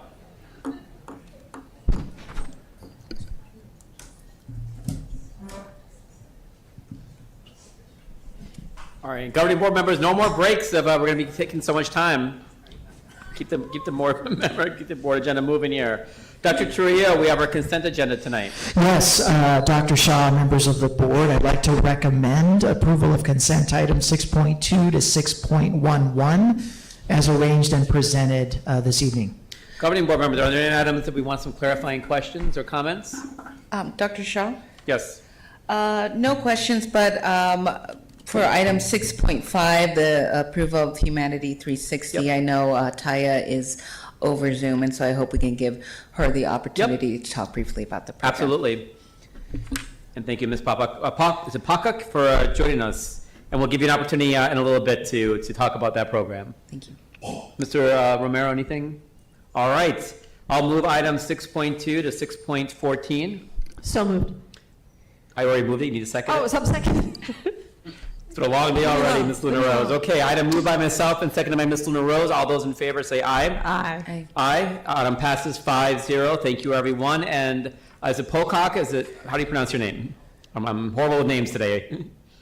Yeah, it's Pocock. Okay, great. I got it right. Excellent. Thank you for joining us. And you have about a minute or two to speak about the program that we just approved tonight. Excellent. Thank you so much, President Shaw, and dear board members and Superintendent Dr. Trujillo. I hope I got the addressing right. This is my first time doing this. I am so grateful for your approval this evening. I had the distinct pleasure of meeting with 4 of you personally, and I believe I received some endorsement through Moses Thompson with the School Garden Workshop. And basically, my background is as a cultural anthropologist. I was trained here in Tucson at the University of Arizona. I had the great fortune of traveling to 50 countries throughout my life and also growing up in Germany, so on a different continent with a different cultural perspective. And really the purpose of Humanity 360 is to provide perspective by talking about issues that pertain to our common humanity through the lens of different individuals and organizations around the world. So my hope there is to really learn from other people around the world and how socioeconomic issues or in general issues that pertain to our humanity are tackled. The curriculum is secular. It really focuses on diverse perspectives, and my whole goal is to create a sense of resilience and greater compassion within our students, and hopefully align the curriculum as best as we can to Vivek Murthy's triad of fulfillment. So an increased focus on relationships, purpose, and service in combating the epidemic of loneliness that he addressed. Vivek Murthy being the U.S. Surgeon General, the former U.S. Surgeon General, and so as a part of the curriculum, it's not only learning about the lives of others around the world, but also finding access to becoming engaged in our community. May that be through volunteerism at local nonprofits and just more awareness on these topics. So thank you so much. I greatly appreciate the approval, and I'm available for any further questions.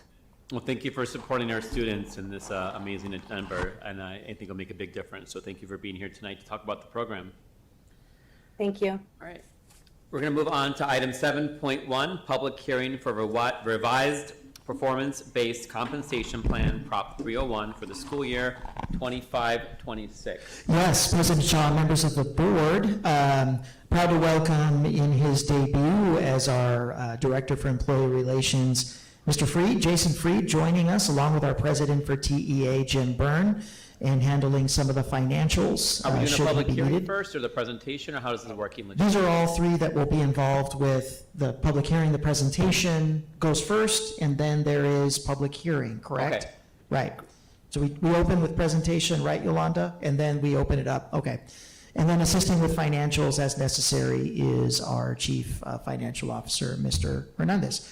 Mr. Freed. Thank you. Good evening, board members, President, Superintendent, General Counsel.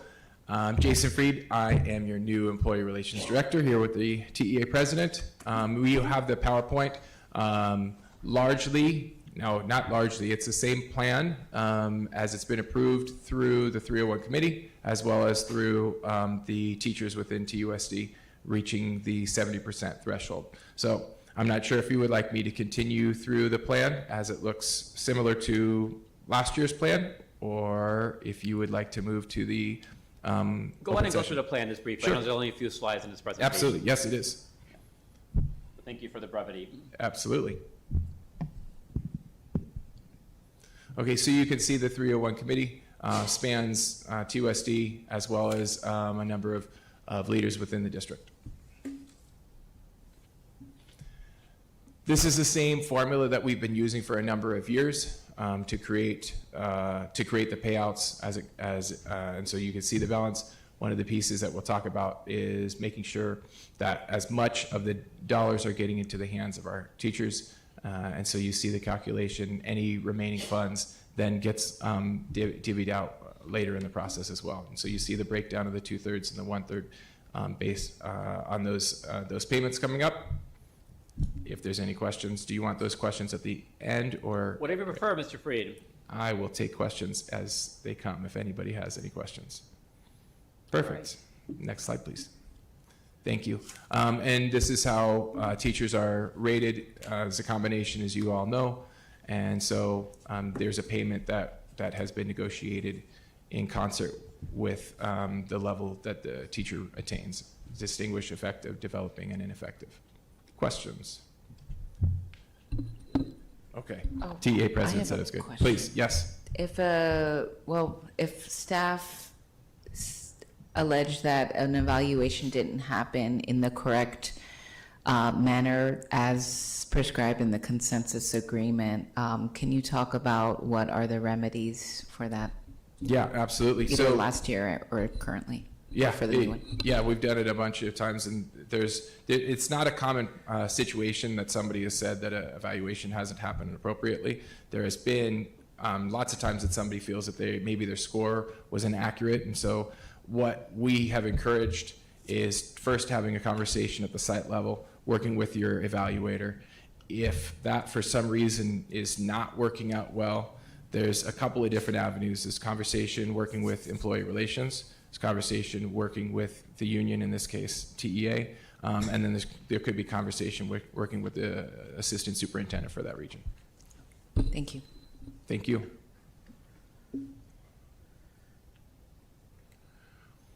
And so then you'll see actually staff this has already been communicated through the employee relations office that people are going to be receiving their 301 payment. And so evaluators have turned in verifying the hours that the teachers worked. It was 6 PLCs that they needed to attain. And the employee relations office has gone through the process of double checking, verifying those, and started the first payment. Questions? Dr. Shaw? Go ahead. Thank you. And so if an employee is in the process of filing a grievance about the evaluation and it's, they're in the process and it's past the March date, can the evaluation be redone and can that money be paid out at a later date? The short answer is yes. The evaluation piece is a little bit trickier because that means that truly that site admin missed a number of deadlines. The evaluation should have been done in December, and then they finished some of the other pieces later on, but that should have been done.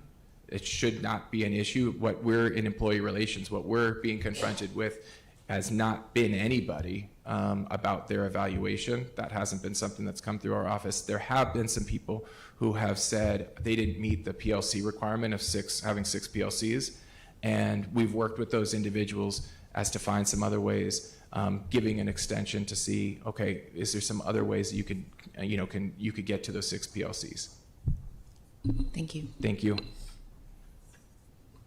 You'll see the ratification vote. Again, the threshold is 70%. We exceeded that threshold relatively quickly. You'll see really the only reason that it's at 76% is just the number of people who did not respond. But if you look at the number of people who voted, it's a vast majority that voted in favor. Questions? All right, go ahead, Ms. Lynn Rose. Thank you, Mr. Freed. Mm. As I've been sitting up here for the last couple of years, and I understand what 301 is, but for the audience member or the parent who may not know 301, can you briefly explain what that means? Yeah, you might have chosen the best person in the room to explain, because I was part of the group of people with a number of unions throughout the state that was moving what became Prop 301 signatures and so on. It's essentially, it's a tax to make sure that we're paying staff in Arizona, specifically teachers and people who are have class rosters, right, to try to increase salaries. It existed for 20 years, so it started in 2000. 2020 was when there was conversation about we need to re-up this, what are we going to do? The state legislature decided that they were going to carry it forward. And so it's no longer really Prop 301. That's just kind of the affectionate name that it's been given in most districts, including TUSD. And so right now it's housed at the state legislature, which is good and bad. It's good in that it does not have to come to the voters for approval. The challenge is that it also gives the state legislature the ability to make changes to how that funding is given out, which puts us in a precarious position as a school district. Thank you for the explanation. Thank you. All right, I don't see any further questions. Jim, do you have anything to add to the discussion here tonight? This moved quickly. Appreciate the staff members of the Employee Relations Office chasing this one right after we completed a pretty busy fall semester with override and completing negotiations. So everybody worked quickly, and we're on the same page on the plan as it was last year, and just make sure that we got the accurate numbers from Mr. Hernandez, and that they were going to look similar. So we stuck with that same amount. To continue on Ms. Shaw's question in terms of like, there's an appeals process as well in terms of like, if you feel like you've got more artifacts to share, more documentation to show that your scores should be better in certain categories on your evaluation, there is a team that gets together from the district and the union to review those things, especially if somebody's on the cusp of getting to that next level, to be able to move from into that distinguished category, and then you can get some more money and things like that. So that's also outlined in consensus, that people know that stuff to avail themselves if necessary. All right. Thank you, everyone. And now do we go to the public hearing? Okay. The governing board is now holding a public hearing on the 2025-26 performance-based compensation plan. Members of the public may speak during the performance-based compensation plan public hearing portion of the agenda. The board president shall be responsible for recognizing speakers and for maintaining proper order by setting such limitations as may be appropriate. Speakers during the public hearing should restrict their remarks to topics related to the performance-based compensation plan. Speakers are encouraged to be brief with a maximum time limit of 3 minutes. Individuals speaking before the board shall observe rules of propriety and good conduct and refrain from impertinent or slanderous remarks. Do we have any comments to be read or comments in person? No, we didn't receive any comments. All right, Kayla, thank you. All right, and now I understand we go to agenda item, which is on the action item 8.1, review, approve, and adopt the revised performance-based compensation plan, Prop 301 for the school year 25-26. Dr. Trio, any further comments or anything before we turn it back to the board? Thank all of the members of the committee. We had high school teachers, principals, Eli representatives, our partners there at TEA. It's a good investment in work and time, so I want to thank them for their service and fully support the team's recommendations. And thank the 2,580 teachers who are serving our students, and will hopefully be able to make use of this funds soon. Governing board members, any further comments, questions, feedback? All right, I'll move the item. I'll second. Item moved by myself and second by Ms. Luna Rose. All those in favor say aye. Aye. Item passes 5-0. Thank you for all the great work, everyone. Thank you. All right, we're going to move to item 8.7, approval of the budget reductions for the 26-27 fiscal year. Dr. Trujillo. Shaw, members of the governing board, as noted at our last governing board meeting, we wanted to make a commitment to secure, well, a couple of commitments. First and foremost, we wanted to execute board direction to stay out of schools and to stay out of school-facing, classroom-facing positions with our budget reduction goals this year. Secondly, we wanted to make sure that our recommendations were public and that the public would have an opportunity to look at all of our different budget reduction recommendations. And lastly, we also wanted to make sure that we added significantly more detail in terms of the nature of each budget reduction proposal and its specific impact that it would have on schools. So over the last 3 weeks, members of the public have had an opportunity to weigh in. I also know that in my conversations with all of you, that transportation is weighing heavily, as we certainly are looking at a significant investment in budget reductions with some vacant bus driving and monitor positions. So I've prepared our transportation leadership team to present to you this evening the data that justifies letting go of these vacant positions based off of current ridership numbers. So built in will be Martha Zamora, our Director for Transportation. When we get to some of those proposals, we'll make sure we'll give Director Zamora an opportunity to share her information with the board. With that, taking us through the bulk of the presentation will be our Chief Financial Officer, Mr. Hernandez. Good evening, board members. I apologize, I will not be as brief as Mr. Freed, so I just want to let everybody know that now. But before I get started, I do want to thank department leadership for working diligently through this process. I know it's been difficult for our departments and our leadership to really sit down and try to figure out where we need to make the decisions to craft a plan that enables us to have some future sustainability. More importantly, I want to thank the 950 individuals who provided us feedback over those 12 days. There was a lot of great information. We provided you and the public a copy of all 83 pages of survey responses and the takeaways that are helpful not just for tonight, but for the future. And a special shout out to the 60+ students who actually answered the survey as well. So we did have some student responses in the middle of spring break, so kudos to them for giving us some feedback. So this is, what the board has already directed us to do. So these are the actions that have previously been undertaken and approved by the board that are going to yield over $2.4 million in savings for next school year. This certainly meets the challenge for our stakeholder feedback. It provides long-term sustainability and not one-time or low-impact solutions going forward. So about $2.4 million in the pocket at this point. Now, the next part is addressing that structural deficit through central departmental cuts. So departments were tasked with reducing $4.7 million in reductions, and they've provided recommendations of about $4.4 million, so about 93% of everything that we asked them to do. Some of these recommendations included eliminating positions where 70% of these are currently vacant and 30% of them have current individuals in them that will either be separating or not. Some of these positions are held by leased employees as well. So not everybody on here is a permanent employee. And these reductions at this point have been incorporated in the initial process of budgeting for our departments. Now, the board asked us to request stakeholder feedback. And the communications department supported finance in putting out this survey on our website for 12 days. You can see screenshots from our homepage, our parent square, and our TUSD social media, our finance social media. Like I mentioned at the beginning, we had 950 responses, mostly coming from staff. The next biggest chunk coming from our families, and obviously a significant portion, even if it's small, from our students. But all told, within these, they reflect something that we've heard and not surprising.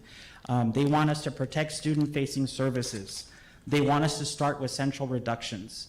They want the process to ensure fairness and transparency, and they want us to focus on efficiency before focusing on cuts. So they want us to do better at doing the business of doing our business. So question number one really focused on what stakeholders noticed the most. So this really showed us, what for them is most impacted to least impacted when you kind of take a look at it.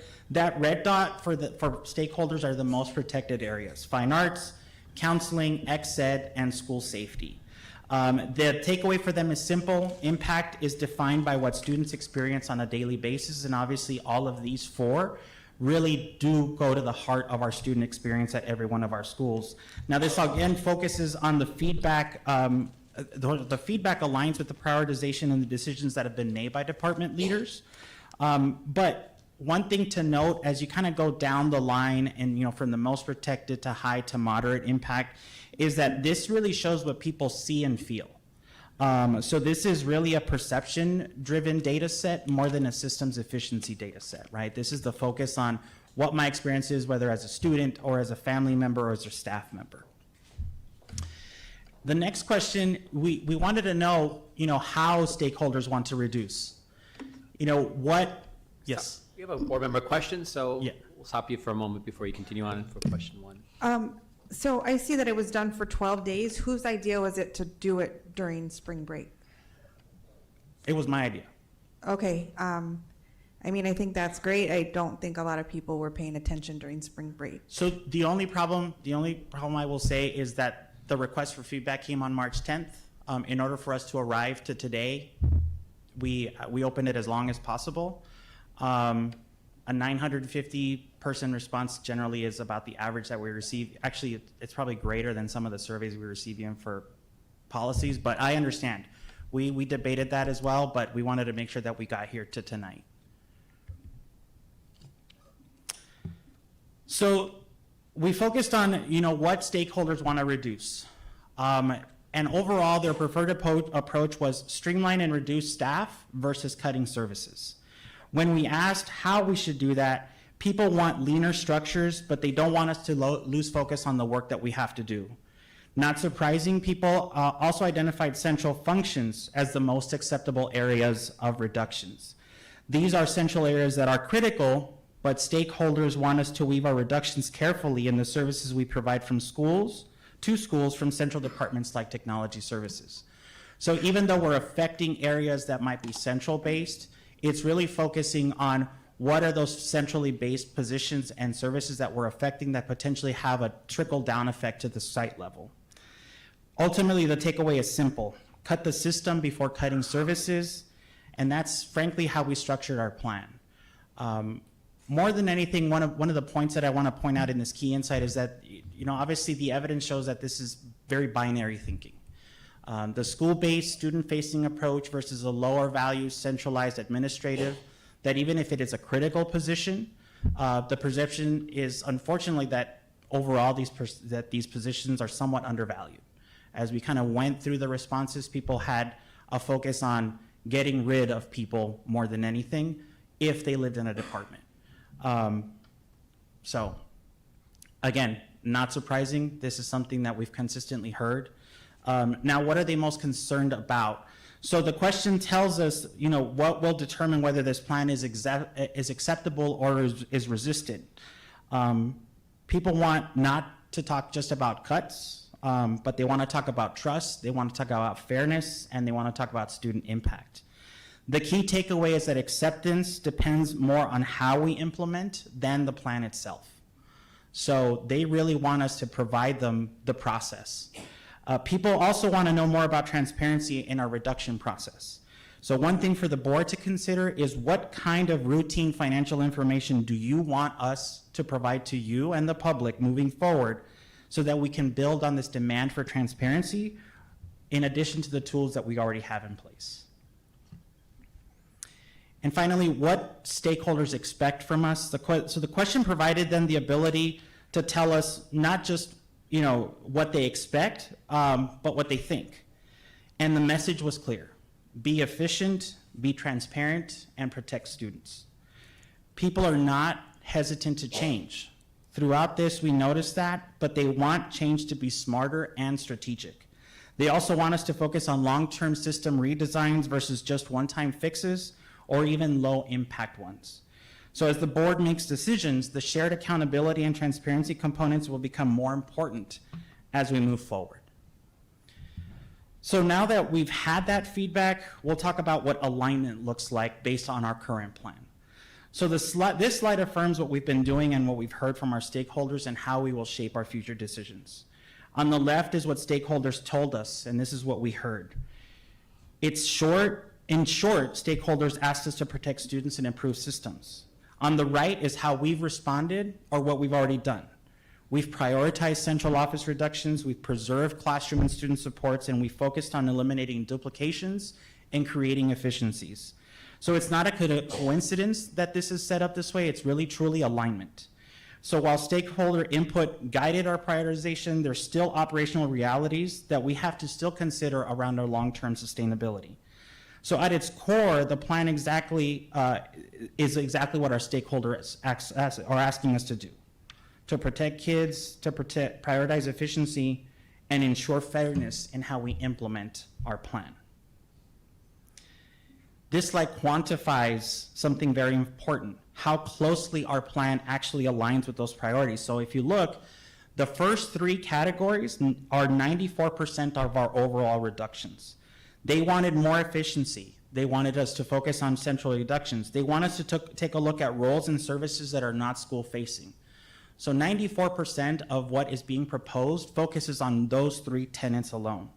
So the administration's reduction plan is not just grounded in stakeholder input, but it gives us the confidence that we are trying to make the least disruptive decisions while helping to achieve our financial goals.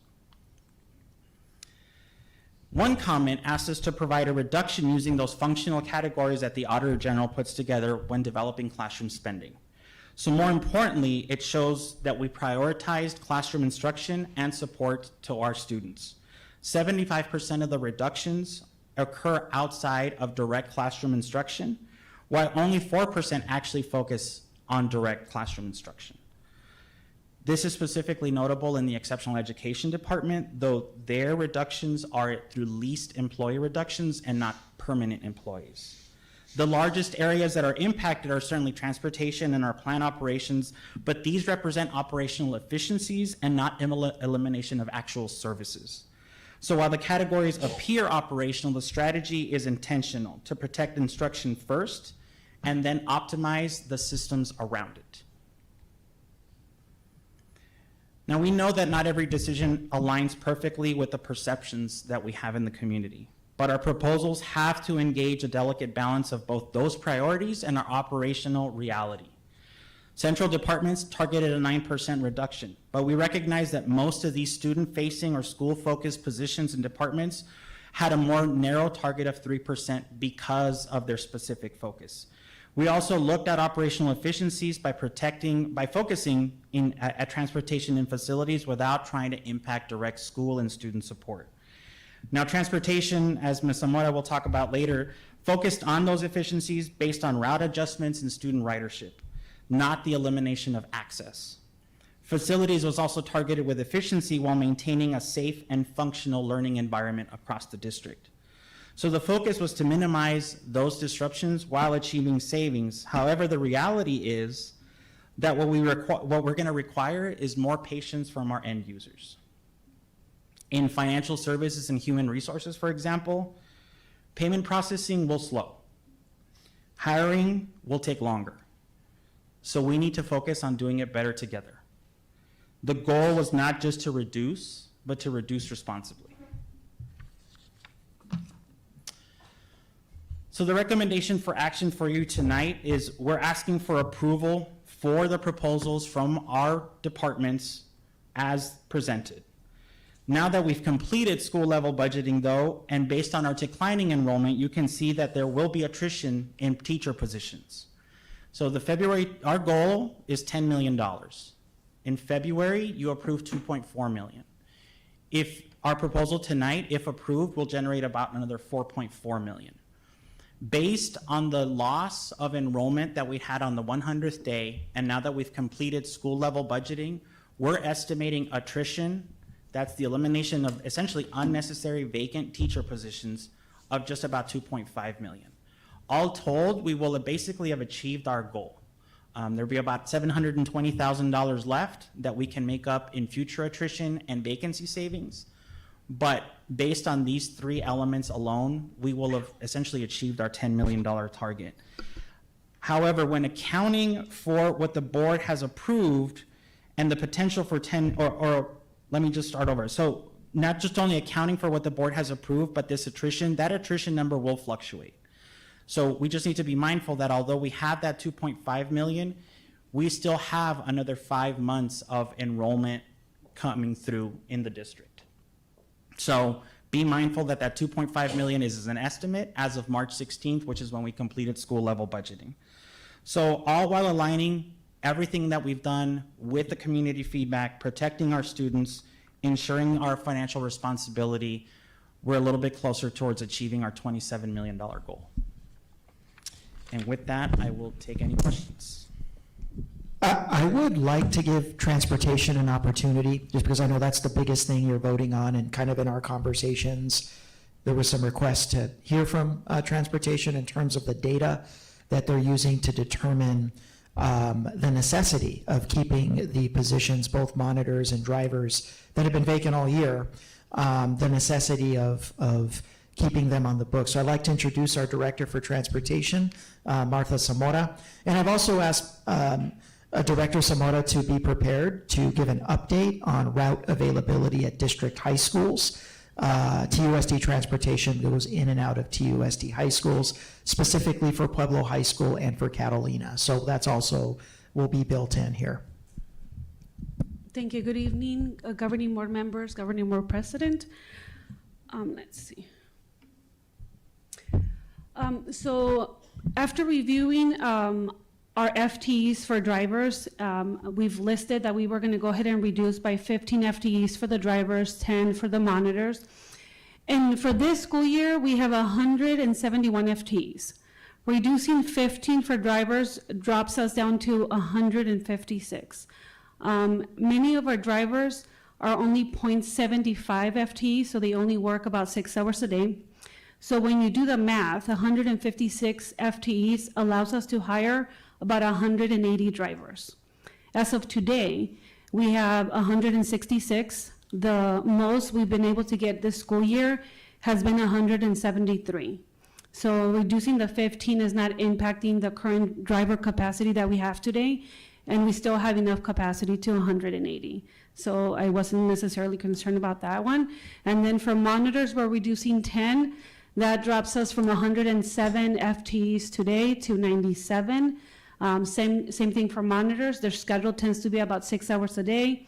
So 97 FTE gives us capacity for about 113. One of the things that we have been working on is route utilization. So now that we're able to collect students scanning their IDs on a daily basis, we were able to go back and review on a daily basis how many students are actually riding our buses. And one of the things that we noticed is this school year, as we created quite a bit of open enroll routes, they're not being utilized. We could see that we created a route and maybe you have 1 or 2 stops that are being utilized, but not the rest of it. So one of the things that we're working on is incorporating those particular stops into current routes, whether it be one of the neighborhood routes that steps outside of their neighborhood and picks up an open enrollment stop, maybe creating an exit route that has the time to pick up another open enroll stop. So in being able to incorporate those, it allows us to reduce the number of routes and therefore being able to cover. This year, we contracted out quite a bit of exit students, McKinney-Vento, to have the availability for the open enroll routes. So now we're starting to bring some of those back and incorporate them so that for next year we'll be there. This was bus utilization. So essentially today we have 158 routes on the road, 158 buses. Like I mentioned, today I have 166 drivers. We tend to have anywhere between 10-15% absence on a daily basis. So today with 166, I don't have enough drivers to cover absences. So our goal is to get back to like 170, 175 to be able to cover this.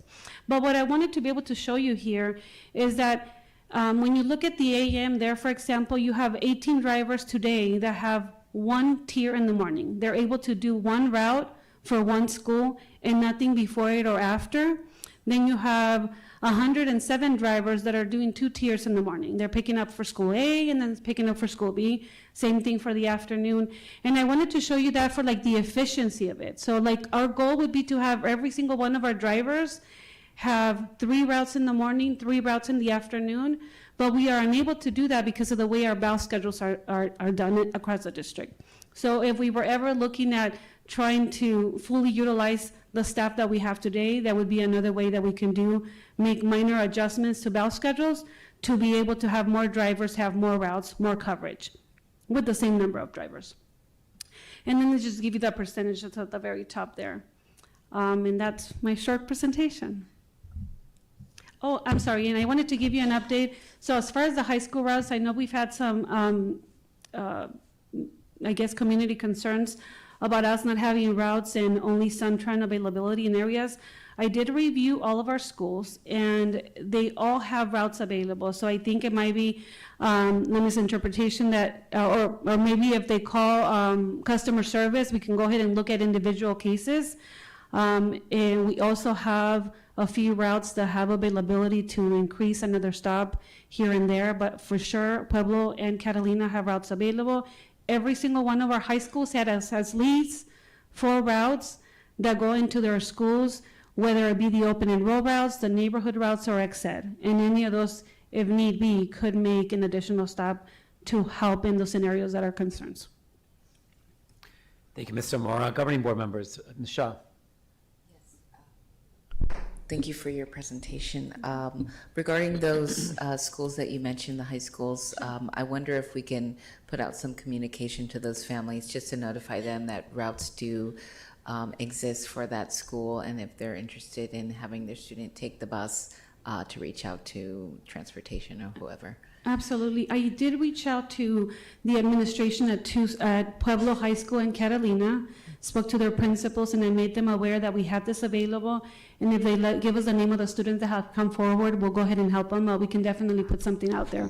I will reach out to those schools and ask them to put something on their newsletter. Yeah, or like a mass text or mass email or both. Perfect. Thank you so much. Thank you. Go ahead, Mr. Romero. On those routes to Pueblo and Catalina, because I know you can document based on how many people use their card, do we know how many students are using at Pueblo and Catalina? I can go back and review those.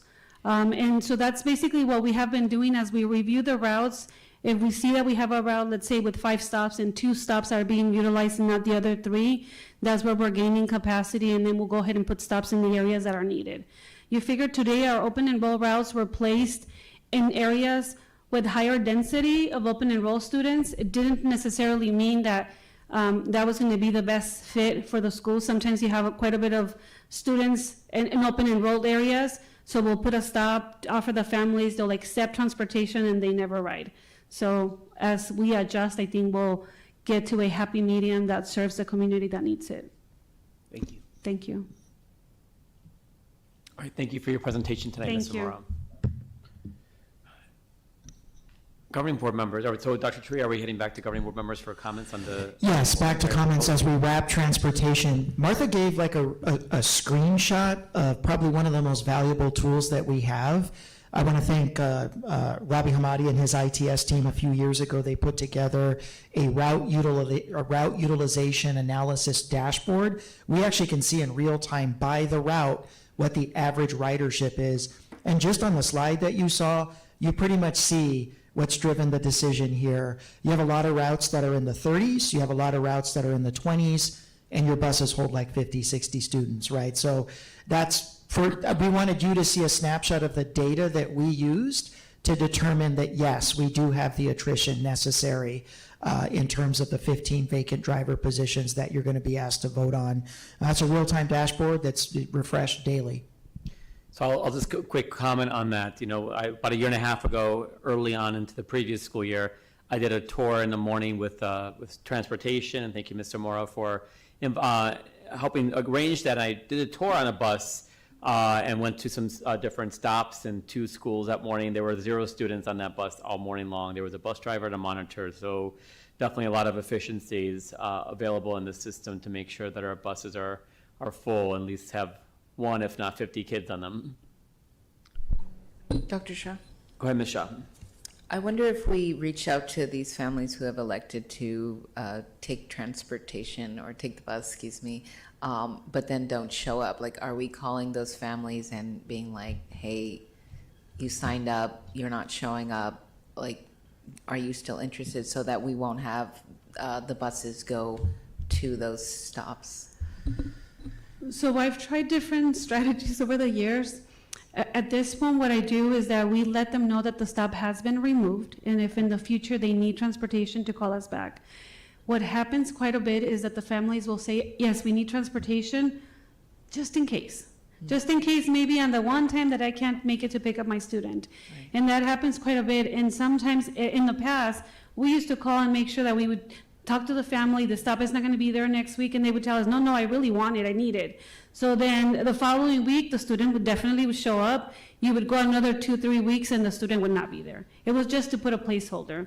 So the strategy today is that we let you know the stop has been removed, let us know if you need it in the future, and then it takes, anywhere about a week or so for it to be reinstated.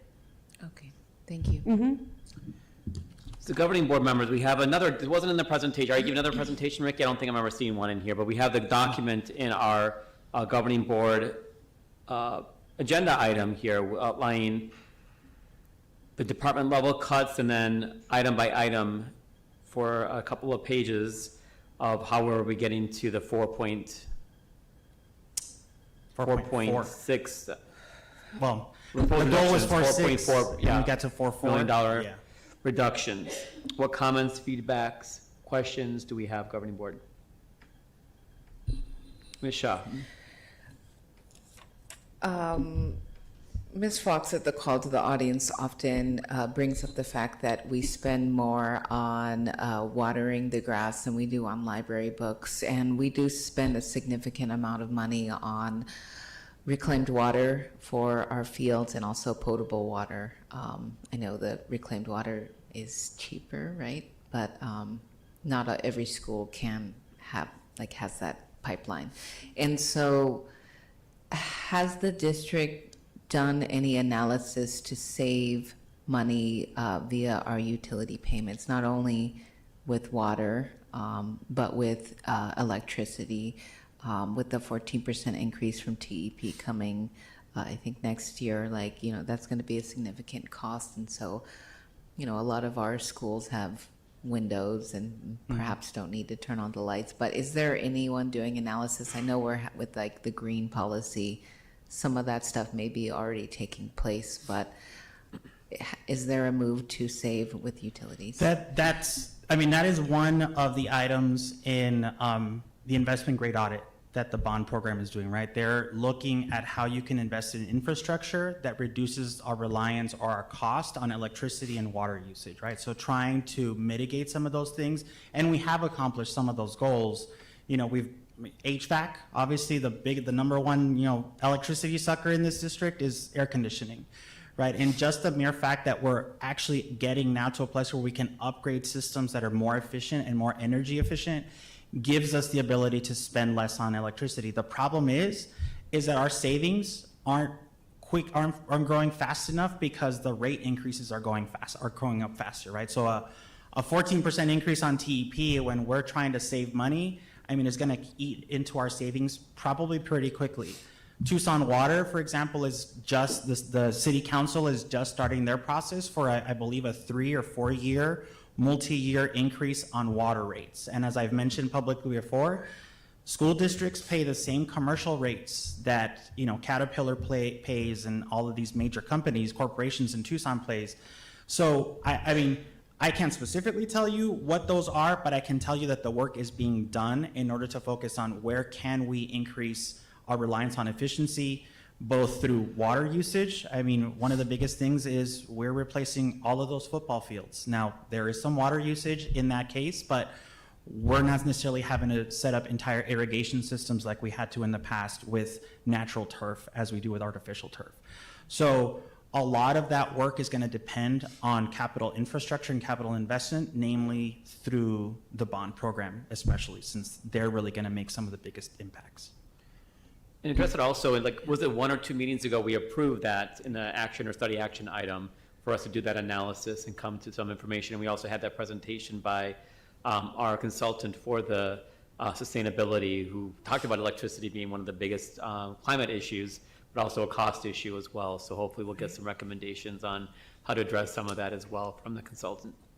Thank you. You're welcome.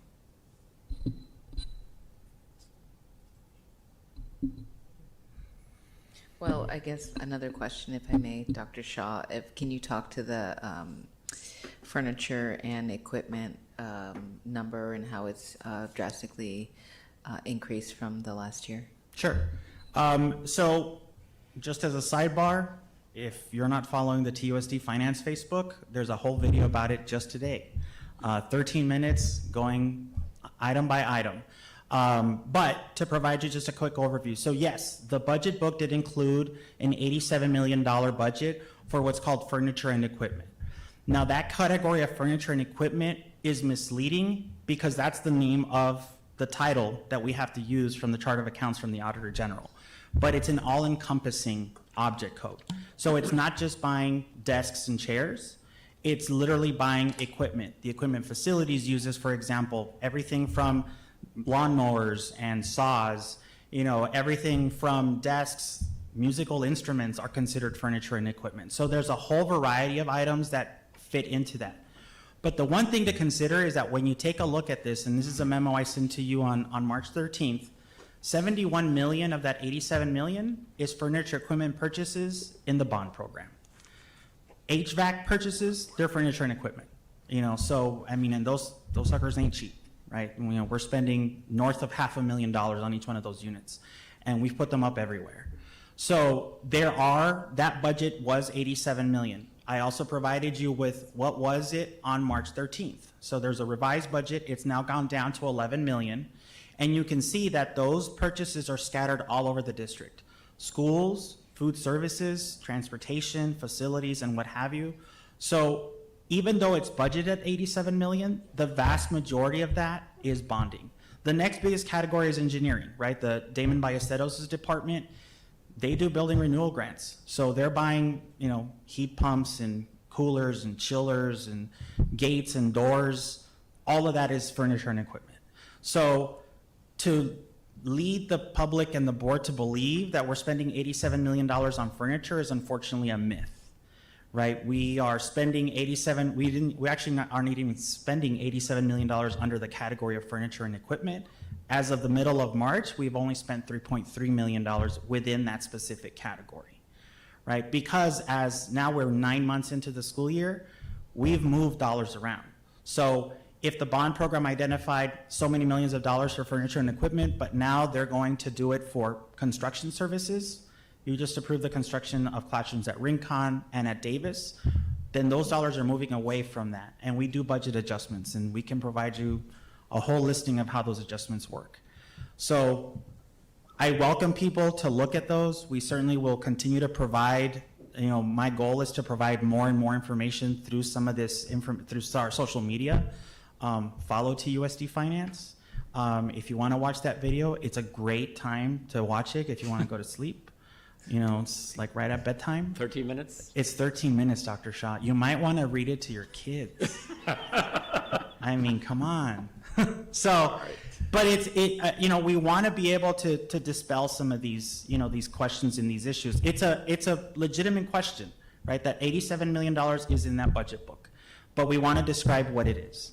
And the most important part, even if it were $87 million, those are capital, bonds, and building renewal grants. All dollars we can't use to pay anybody. It's only to buy stuff.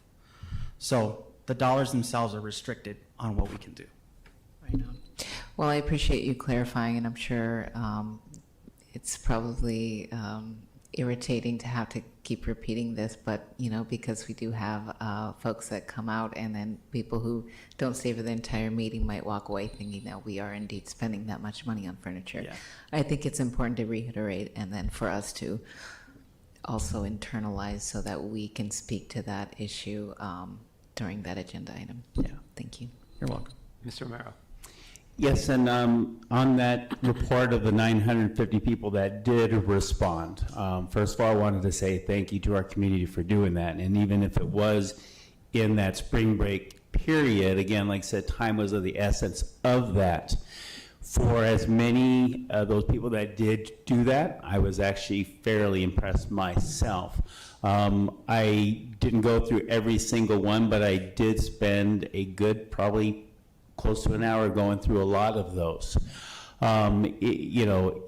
And community members, whether it be mostly staff, like you'd mentioned, and some families. One of the things that I thought was important, that they felt that they had that opportunity to give feedback. And I think in that, like you said, you've got the huge 94% of kind of which is connecting with what we're wanting to do. Also in that, what I learned is kind of what we kind of discussed is like to go to the Budget Advisory Committee when we start talking about consolidation schools and school closures, because there was a lot of that on that as well. And I don't know what where that is on the schedule as far as the Budget Advisory to have that discussion and bring it back to the board. But I think based on a lot of what the feedback that I saw on that, I think there is, people want us to be financially responsible. They understand what we're up against. And that's what I noticed. And like I said, for that many people to take the time to do that, it is encouraging to me. So that was just, like I said, one of the things is, one of those other things that were mentioned, how we can continue to look at those also. I will tell you, we got 200 responses within the first 24 hours. So That's people were paying attention. We put it on social media, on Parent Square multiple times. It was mobile enabled, you know, so we did our darndest to get it out there, and we were, just like you, very impressed that we were 50 shy away from that 1,000 mark, but you know. But yeah, 950, 51% of those are staff, but the next biggest chunk are our families, right? Parents out there, grandparents, what have you. And again, most impressively, 65 students. So they paid attention during that spring break. I will move the item tonight. I will second, but I have a comment. Go ahead, Ms. Linares. I just wanted to say thank you, Mr. Hernandez. I know this has been quite an undertaking, and this is not something that people want to do. You know, I've been fretting about it, you know, but I know that these are the things that we've done, and we were tasked to make the hard decisions up here on the dais. So I appreciate you and your staff. I know your staff has been working really hard as well. I just know that it's not easy, and so we're not walking away with this going, okay, it's one of many steps we have to do. So I just wanted to thank your staff for their work, and sorry that they had to do a 13-minute video. Ms. Kayla, can we have a roll call, please? A roll call vote on this one.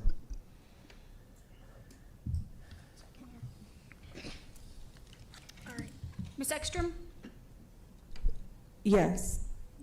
Ms. Luna Rose? Yes. Mr. Romero? Yes. Ms. Shaw? Yes. Dr. Ravi? Yes, item passes 5-0. Let's say a couple of comments before we move off of this topic. First of all, as you mentioned, the next item is going to be about our bond, and we'd be very clear, a lot of this, the bond can't be used for salaries and staff. It was very clear legally what we can and can't use the bond for. I've asked Dr. Trio over the next couple of meetings to highlight the override, because while we're making cuts on one side of the ledger, we will be making some really important expansions of programs and services for our students, staff, and family. And I'm really excited about what we're able to do thanks to the community voting in favor of our override a few months ago. And so I've asked Dr. Trujillo to put on the agenda some information items for us to understand what we can expect as we expand physical education programs, art and music programs, counseling services, and more throughout our district, thanks to the override money coming in place, in addition to the 4% four-step raise we're able to give all of our staff. And one last comment, Dr. Trujillo, this feedback is to you. And when I drove here this afternoon for this meeting, this item was on the NPR Arizona piece after the main news story. And so, the public is looking, the news is looking at this, and they focused on your comments about enrollment being the main issue. I think we need to definitely talk about enrollment and how this is affecting things, but we can't let our state legislatures off the hook. When inflation was increasing 8% a year and our budget was only going up 1 or 2%, the state is cutting our budget. And that's a big piece of why we are where we are. Yes, enrollment is a big issue. We are losing students, and that affects our budget, but the state is cutting our budget as well, and they are not taking care of our public education. And so we need to call out our state legislature as a big factor for why we're in this position we are tonight. Yes, sir. All right, thank you. We'll move on to our next agenda item. 8.8, approval to procure goods and services for Q3 and Q4 of this fiscal year, bond priority projects. Dr. Trujillo. Yes, Dr. Carter, our bond program manager, here with a fresh slate of projects recommended from Bond Oversight Committee. We'll turn it over to you. Good evening to the Governing Board President, Dr. Shaw, and Governing Board members.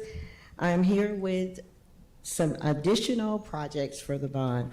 And I just also want to just thank you for all your support. We have now hit the $100 million mark of total spend of bond dollars, which is pretty incredible in 23 months. So thank you. I'm here today to present the approval to procure goods and services for quarter 3 and 4. The Bond Oversight Committee approved the project request and determined priorities for implementation. The upcoming priority bond projects include the purchase of Safford K-8 summer renovations, the sunshade for playgrounds, Santa Rita High School summer renovations, which is actually the campus weatherization. The next, security gates and fencing. As you guys remember, we had 32. We're wanting to do the next 21. We have active board panels and staff devices. This will require procurement of goods and services, which will need to be done in a timely manner to keep within the timeframes established by the bond department. Vendor quotes are currently being collected to begin work and place these orders. Up on the screen, you have the proposed project list. We have for Safford the sunshade for the playground, and kind of how these were determined for the upgrades. As you guys know, that we're doing the domestic water line for the summer, and so since we have the sites where we don't have students and we don't have staff, we work with the principals to find out the projects that are most meaningful to them. And so this is what we came up with. So they would like the sunshades for the playground for Safford at $33,000. Santa Rita, the campus weatherization for $317,638. The security gates and fencing for additional 21 schools at $3.9 million. And then we have 62 active board panels for classrooms. And then we needed to get staff devices, of which of those, the majority are for teachers, and then there are some for the district staff. And I have on this sheet a project description. It even talks about the dimensions for the sunshade for the playground, and also includes the installation and mobilization of the sunshade for the playground. And they're very excited about the possibilities of getting that.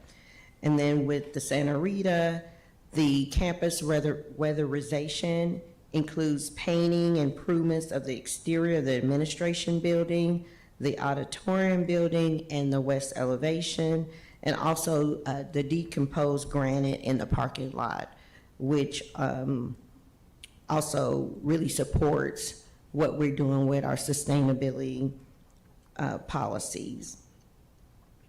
Now, one thing I do want to mention for Santa Rita, the principal wanted to take some options that were over the $225,000, which is for renovation. And so to do that, we would have to take $92,638 from the floor replacement. And so we did an evaluation with Santa Rita to look at what their flooring overall would be. And so that's some of the money she wanted to repurpose. And so that's how we're able to cover that additional $92,000. The actual gates and fencing is the same as what we've been doing. It's just a continuation. And then, as you guys have already approved in the past, the active panels, one to get one in each classroom, as well as making sure that we provide our teachers and staff with laptops, monitors, and docking stations.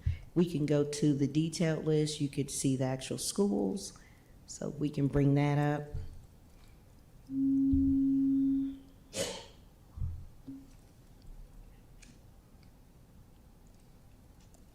And I'll just kind of go through this kind of quickly, but you can see by region and by school the total amounts.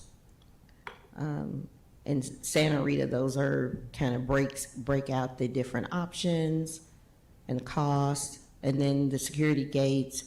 And I do want to give kudos out to the safety department and project departments. We have been doing very well on being under budget for the gates and fencing.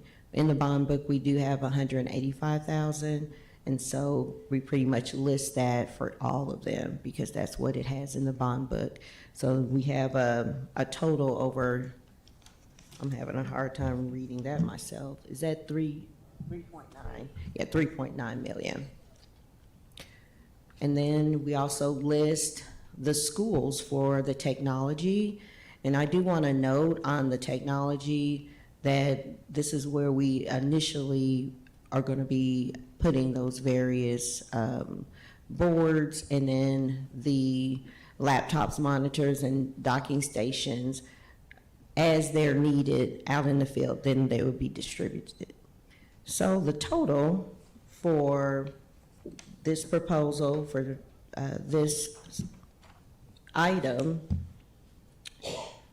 is 5.4 million. And so I would like to motion to grant authority to the purchasing director in conjunction with the bond program manager, myself, to procure goods and services using the approved TUSD and cooperative contracts for the next wave of bond projects, not to exceed 20% contingency where senior purchases may exceed $250,000, or for cumulative purchases with the cooperative contracts in excess of $250,000. And that ends my presentation. And any questions? Thank you, Dr. Carter. Governing board members. Ms. Ekstrom. I'll move the item. Second. Item moved by Ms. Ekstrom, seconded by Ms. Shaw. Mr. Romero, you have a question, comment, or feedback? Yeah, I've got some concerns, not feedback or pushing this right on through. My biggest concern is $317,000 to Santa Rita, an underperforming attendance school right now, especially with the discussions of looking at consolidations and possibly closures, not knowing what the future of Santa Rita would be. I could vote for a lot of these other things, but that's a huge concern for me. My other one is on this $185,000 for fencing for TAP, and I know that's also a specific type of a school, but $185,000 on something that might be able to be reconsolidated on something else might also be a financial concern. Majority of the stuff I think is fine on these, but my biggest one is Santa Rita. Something I did write, that I could look at something on some of these other ones, if there's a stipulation. If any of these schools are considered for consolidation or closures, that we can take this money back from those types of those schools. But the biggest one right now, I have a hard time with Santa Rita. Dr. Shaw? Go ahead, Ms. Ekstrom. It's really hard for me to sit here and listen to this because these have not been proposed to the public. And for us to continually say certain schools are on the chopping block is doing a disservice to our community. It's a reality. But we haven't talked specific schools. So we are doing a disservice to our community. We're doing a disservice to Santa Rita and to their principal and staff and students. So we need to either bring it out in the open, what we're going to do, or quit bringing this up without public discussion and knowledge and transparency. And a disservice to those people that voted for the bond, that we spent $317,000 on a school that we could potentially close. And So we're not talking about closures. We haven't talked about closures. We haven't talked about consolidation. again, we are doing a disservice to our community unless we're gonna put this out in the open and talk about it. But we cannot continue to name schools that haven't been brought up here before the governing board. That's all I'm gonna say. Point of information. Dr. Trujillo, did we not push to the Budget Advisory Committee the discussion to start to look into consolidation of certain schools? I don't know if they were named, but.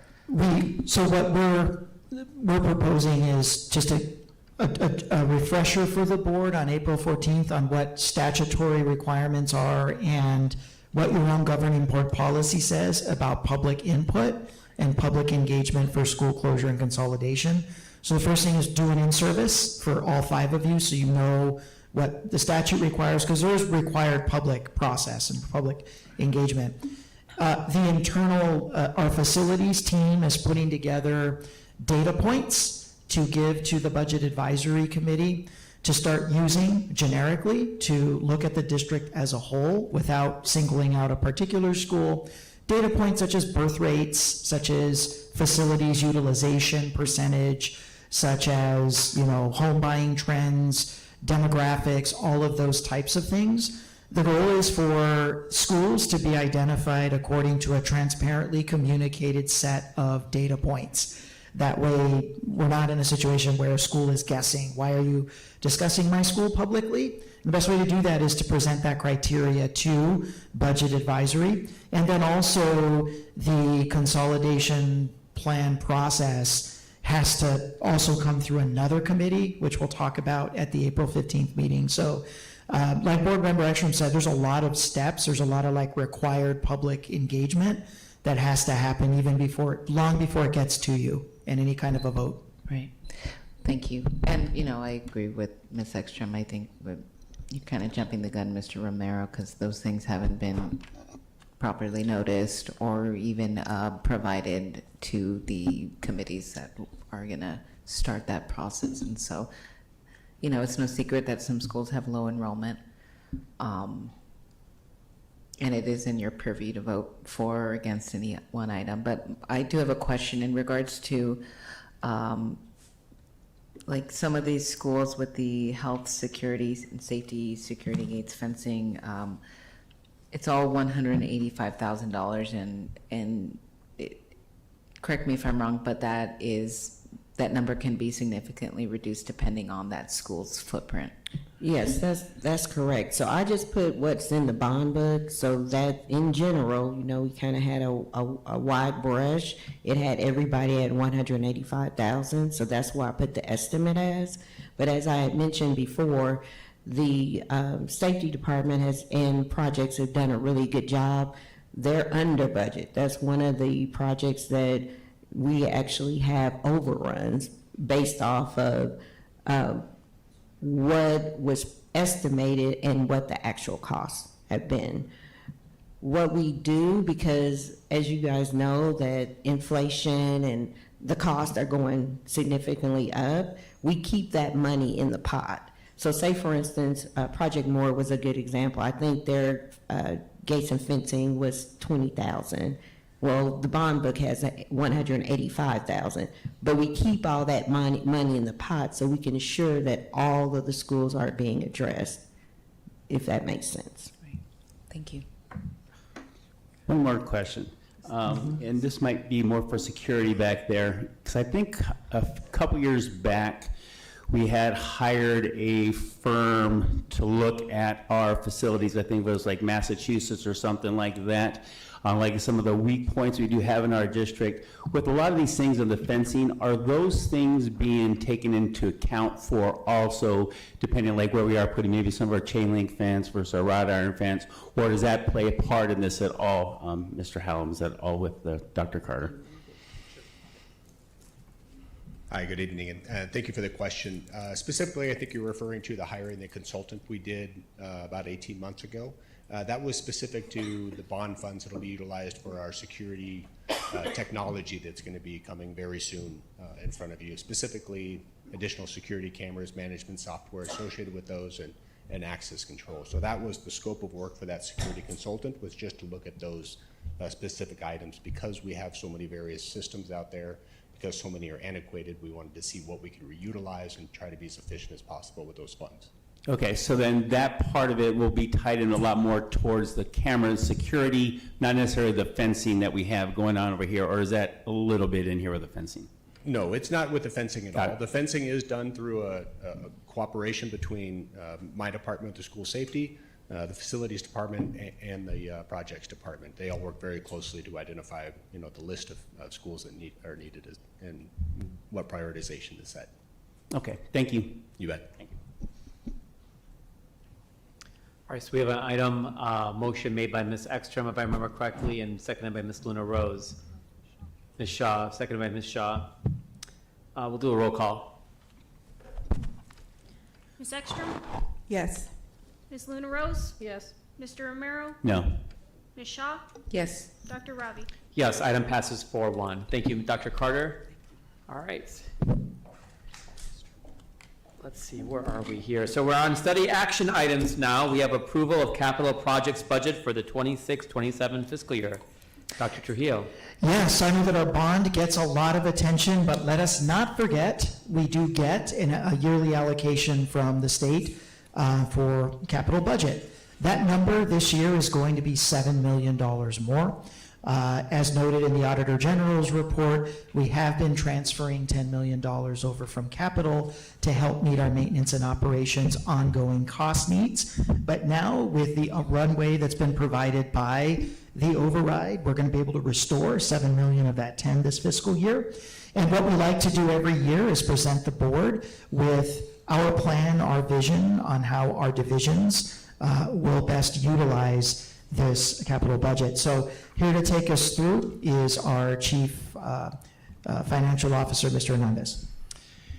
Good evening, board members. So yes, as Dr. Trujillo mentioned, this will be the first of 2 years that we will be reversing that $10 million transfer from M&O to capital. So $7 million will be returning down to the capital fund. So just giving you kind of an overview of what we're currently expecting for fiscal year 27. Right now, we are not expecting, this is going to be another year of no permanent increase in the per pupil funding allocation for unrestricted capital outlay for 26-27. If you recall, about 4 years ago, the legislature had made a commitment to increase the fund by 2% per year. That stopped after 2 years. And instead of that, we've been receiving these one-time lump sums. So I'm providing you kind of what the current funding amounts are per ADM. And they remain unchanged. However, because of obviously changes in our enrollment, not receiving a permanent increase, and the fact that we've got one-time funding that is expiring, we are still going to lose about $1.8 million in capacity in the fund. So even though we're returning $7 million, we're really only returning about $5.3 million. Simply because we don't know if that one-time funding of $992,000 is coming back. The legislature and the governor, as has kind of become tradition in the month of April, are at an impasse with the legislative budget.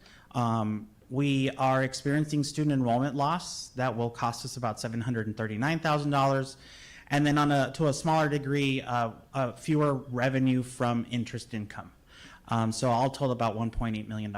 Nevertheless, this $19.4 million budget is still a significant increase compared to the prior year. So with that, our departments, our 4 major departments that essentially take up the majority of our capital infrastructure dollars, have done a really great job in putting together some recommendations. Curriculum, facilities, project management, technology, and transportation. They submitted requests of just under $28 million. We've been able to fund about $19 million. About $1.4 will go to other departments. The remaining balance will go to these 5 departments themselves. And I just will briefly review them for you. So in curriculum and instruction, we've got 2 new textbook adoptions on the horizon. Tonight you adopted high school math. We will be paying that with next year's dollars. And Spanish language arts as well. Curriculum and instruction is also looking at upgrading the online learning platform for TUVA. So that license is approximately $555,000. In addition to other instructional aids that they purchase, and the current textbook adoptions that we have, that you have approved over the last couple of years. CNI has done a really great job in putting together a 5-year plan to upgrade all of our textbook adoptions, and we've been able to do a significant investment in textbook adoptions where Pluto is no longer a planet. So just, that's just the thing. Facilities management investments, still doing a lot of HVAC, a lot of coolers, particularly in our LERC plan and our transportation yards. Obviously, we've got a lot of great employees working at our central plants and transportation yards. And just as much as our students do, they need a safe working environment. So facilities management is requesting upgrades to cooling units, HVACs in the various plant and transportation yards, upgrades to HVAC and EMCS control updates to some schools. Leases, so that $623,000, the majority is our annual lease payment to Pima JTED for Innovation Tech High School. And there's other equipment and some software that is used in that department as well. Project management, this is one of our largest investments. So infrastructure investments of just under $1.8 million. This is just coming from unrestricted capital outlay, right? A lot of the work that they do also comes from building renewal grants, but you can see the rundown of the list right there. I won't go through the whole thing with you. A lot of stuff that we've spoken to you about, weatherization and gym flooring and restrooms and locker rooms. Obviously, the Borman expansion continues. That is our share of that Borman expansion. And the replacement of the cooling tower at LERC. So we're able to do some infrastructure improvements that go beyond our schools, that start focusing on some of our other facilities that unfortunately have been left behind just because of the limited dollars that we've had to invest in capital. Technology investments, the largest one, $4.9 million in software. We've got a lot of software, a lot of items that are out there, a lot of things that you've heard in the past that are part of our everyday business, everything from Parent Square to Synergy, which our student information system, to our time clocks, to our financial management system. Everything in between is in there. A lot of hardware, there's phone upgrades that are slated at 18 schools. There's a small allocation for instructional aids as we pay for the radio program license at Pueblo High School. And there's a lease there for a network data center for our facility. So they've got a significant investment across our technology services. So I did want to provide a quick update on, if you recall, we've had this going on for about a few years now, a school capital funding lawsuit, Glendale Elementary versus Arizona. TUSD participated in this lawsuit against the state in regards to basically the unconstitutional funding formula for capital infrastructure at the school districts. Superior Court in Phoenix found that basically the system is unconstitutional. And just this month, they issued an order to the legislature requiring them to implement a system. However, the court provided a 90-day stay of that order to allow the legislature to appeal. If they chose not to appeal, they would have 8 months to implement. As luck would have it, the legislature has decided to appeal. So we are moving on to the Court of Appeals. This probably will take another couple of years before we actually see the end result. It will probably end up at the state Supreme Court. But what does that mean for us is that until this is resolved, we continue to operate with essentially no new state capital funding. There is no permanent solution from the legislature in terms of capital. We continue to rely on these building renewal grants that unfortunately run out of money by March, on our capital outlay and our current bond program. The risk, though, is that we continue to have pressure on deferred maintenance, right? We can't get to everything because there just isn't enough to go around. And it just creates that unfortunate push and pull between capital and operational. We're very fortunate that we're a district that had a very successful bond program. But just as a reminder to everybody, from 2009 to 2019, during the Brewer and Ducey years, we lost $165 million. It's probably, when you add inflation to that, it's probably closer to $250 million today. We've never seen that come back. That became a permanent reduction across all school districts to balance the state's books. So, on that happy note, We have a recommendation requesting that you approve the capital budget for 26-27 totaling $19.4 million. Any questions? I have a question first, Mr. Hernandez. So can you Yes. tell me how the decision was made to fund some of these facilities upgrades through our annual capital versus the bond program? So Some of them are like only like staff and like some of the facilities are transportation or other kinds of like, and I don't think we include them in the bond, but some of the school ones. Yeah, so some of the school ones are, because some of them are repairs. So when we talk about like weatherization, right, we're talking about literally like crumbling pieces of the wall, right? And so that really is not a kind of a good investment, if you will, of bond program when we're just kind of doing low level kind of upgrades and fixes versus full-on capital investments as Dr. Carter has presented to you. So some of these really are complementing what some of the bond program is already doing, or they're complementing other sources of funding. You know, if building renewal grants are giving us funding for a project, they may only be funding us at 80 or 90%, and we have to cough up a match of some sort. That's what's happening at Borman, for example, right? The state and the federal government are not funding 100% of the Borman expansion, so we have to kick in some of our matching dollars. And so these are mostly for programs that are more kind of upgrades and maintenance in general versus actual large infrastructure. And then obviously we want to keep dollars bond dollars as much in our schools versus our central facilities like transportation. Okay. Yeah. Ms. Rose. Oh, I thought it was Ms. Ekstrom. Sorry. Yes, Okay. it's me. When will these projects start? For example, Borman and the Myers-Ganong, Rincon, Pueblo. So some of these have already started. So Borman has been an ongoing project now for, I think we're like into our third year with Borman, and that's just as a result of having to partner with the federal government and essentially what they're going through. And so some of these are already ongoing. So some of these are projects that have started either planning phases. There are components of the work that are just require architectural design. They require other kind of construction planning before we go into the full-blown project. So some of these will start before the fiscal year ends in some fashion, and some will start immediately following the fiscal year. Nevertheless, if the project is not completed, we do allow these to carry forward into the next fiscal year. The only issue is that that binds those dollars for any future years. But we've done that before because sometimes 12 months isn't enough. Well, I assume for Borman, I was just there and it hasn't, it hasn't started. So when's that going to start? Is Damon here? There he is. Mr. Borman himself will answer. Yes. Good evening, Governing Board President Shaw, Governing Board members. So Borman, we just met last month with the Department of Defense on the Borman campus, and we've been given approval to submit for our final proposal, which has been 41 months coming, but no, who's counting? And that's environmental planning, which has been a task in itself. And then going through, as Ricky mentioned, the State Facilities Department to get BRG funding for the existing building for HVAC and roofing.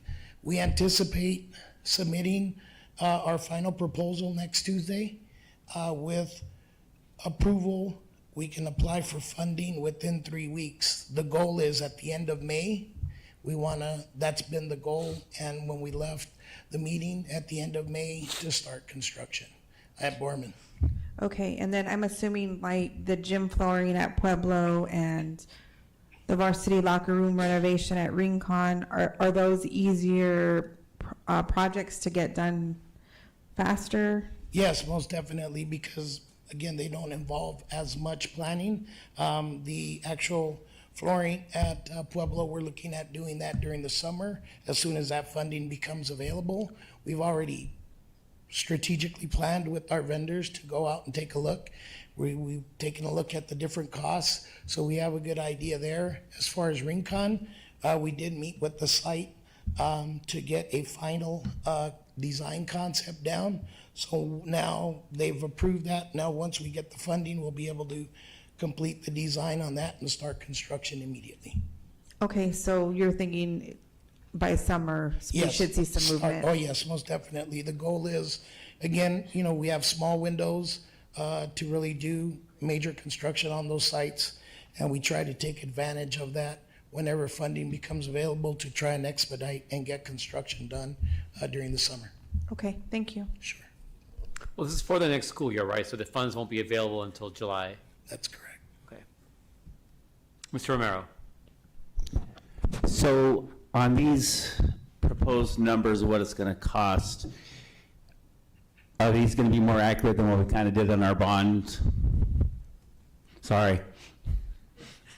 Yes, they will be more, yeah, because we know what the price of fuel is doing, for example. We know what the interest is doing.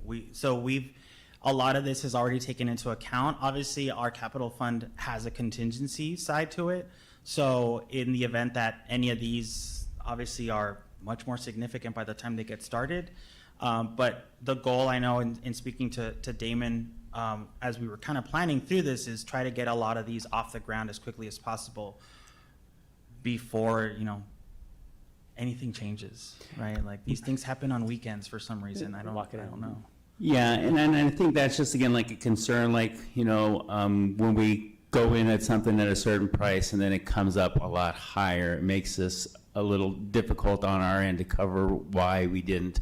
I would like to see us be, expect a little bit higher and come down to be great, but as long as they're more realistic than some of those other ones, I think that gives us and the community a little bit better peace of mind. Yeah, and that, we do build in a certain level of cushion in these numbers. 10% you build?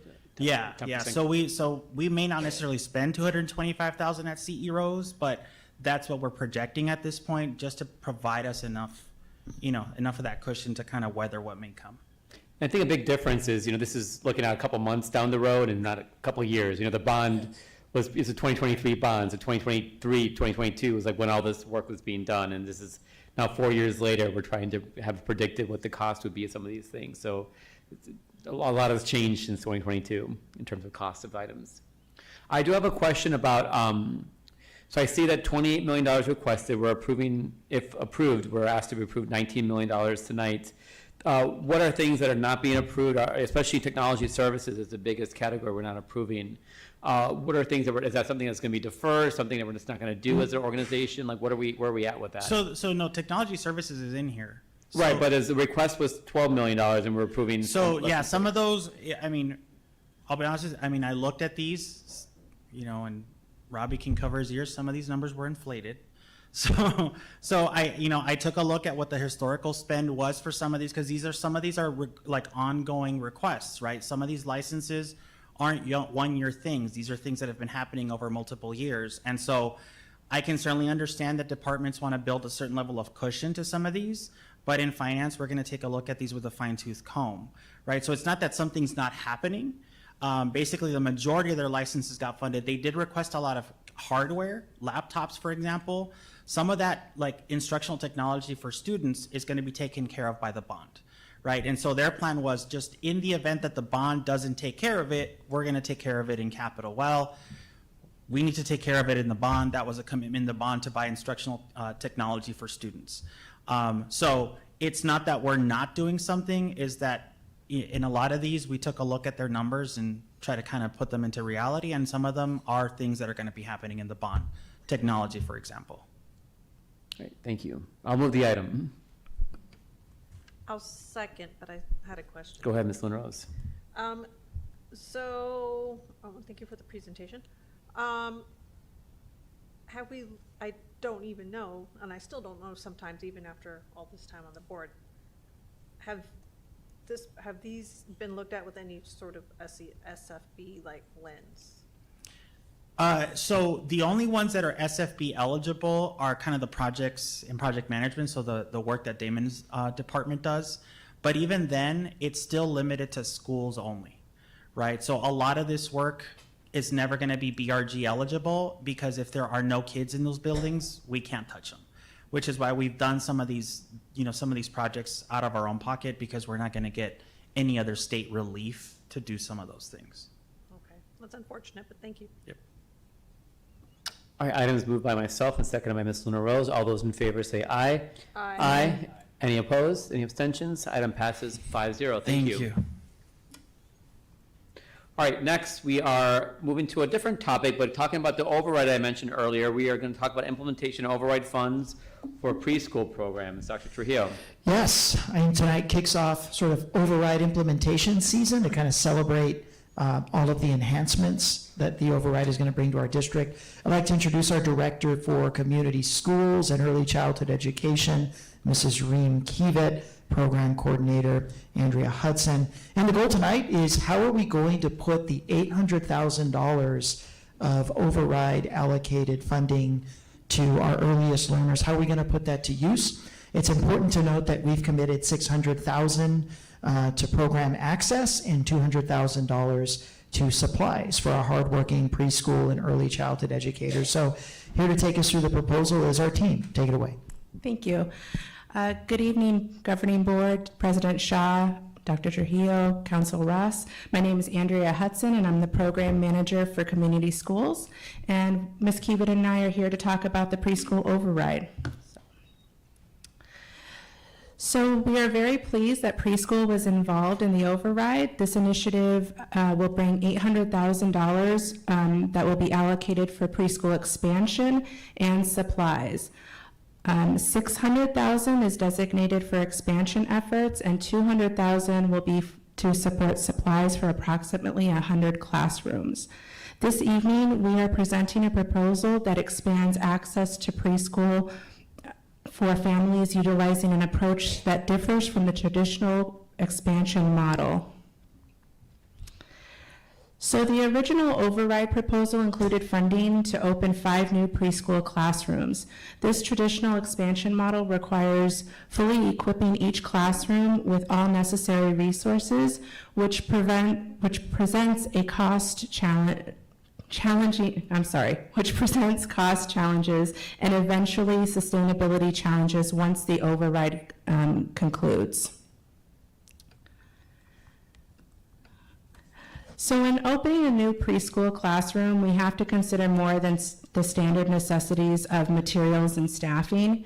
We are also required to meet Arizona Department of Health Services child care licensing requirements, as well as quality first standards for high quality early childhood programming.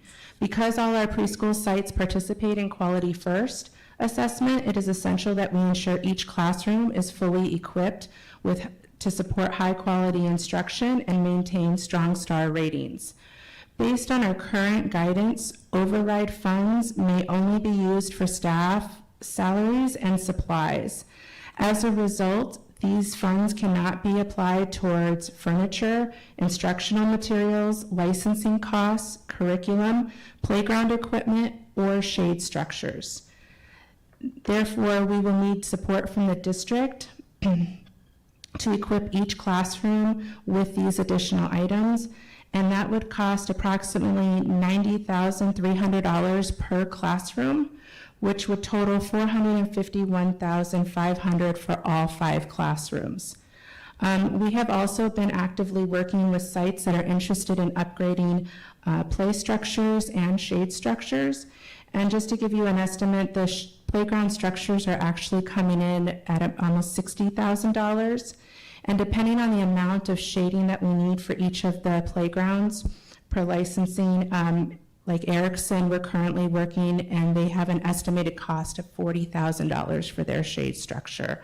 So prices have increased. So our initial cost for this slide may be more because of those costs. So to eliminate the need for additional district funding, we are proposing the creation of a scholarship program that would serve families earning up to the 500% of the federal poverty level. This scholarship model would expand access to preschool for families while avoiding the startup costs and staffing requirements associated with opening new classrooms. Under this approach, we would leverage existing tuition-based preschools and preschool classrooms located in our infant and early learning centers, thereby providing families with access to full-day preschool services. Currently, we partner with the Arizona Department of Economic Security, DES Childcare, Quality First, and PEEPS to provide subsidies and scholarships to families earning up to 300% of the federal poverty level. While these programs effectively support many of our families, we have identified a gap for those whose incomes slightly exceed the 300% threshold. Despite not qualifying for existing assistance, these families often continue to experience financial challenges in accessing preschool. By establishing a scholarship program, we would be able to extend access to high-quality preschool for what is often referred to as the missing middle. While our primary focus will remain to serve families with the highest levels of need, this model would allow us to broaden opportunities and ensure that more families can access and benefit from high-quality early childhood education. I'm going to pass it over to Ms. Kivitz so she can tell you a little bit more about our sliding scale. Thank you. Good evening. So this is our proposed sliding fee scale. As you can see, there's the family income level, the amount the scholarship would cover, and how much the family would contribute through this model. It prioritizes highest need families, and it provides gradual tuition adjustments and avoids sudden affordability cliffs, meaning as the family income increases, the amount they pay increases slowly and steadily rather than jumping dramatically at a single cutoff. Families contribute a little more at each income level, but the increase is meant to be more manageable since they would need to requalify each year. This is how FTF, or First Things First and Quality First, Heads and Head Start operate to ensure scholarships continue to reach those who qualify.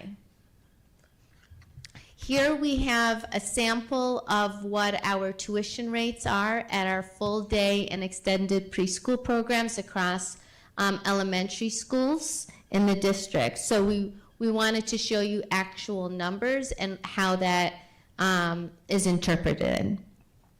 These tuition amounts do not reflect the discounts that we provide to USD staff. They get a 10% discount on top of this tuition.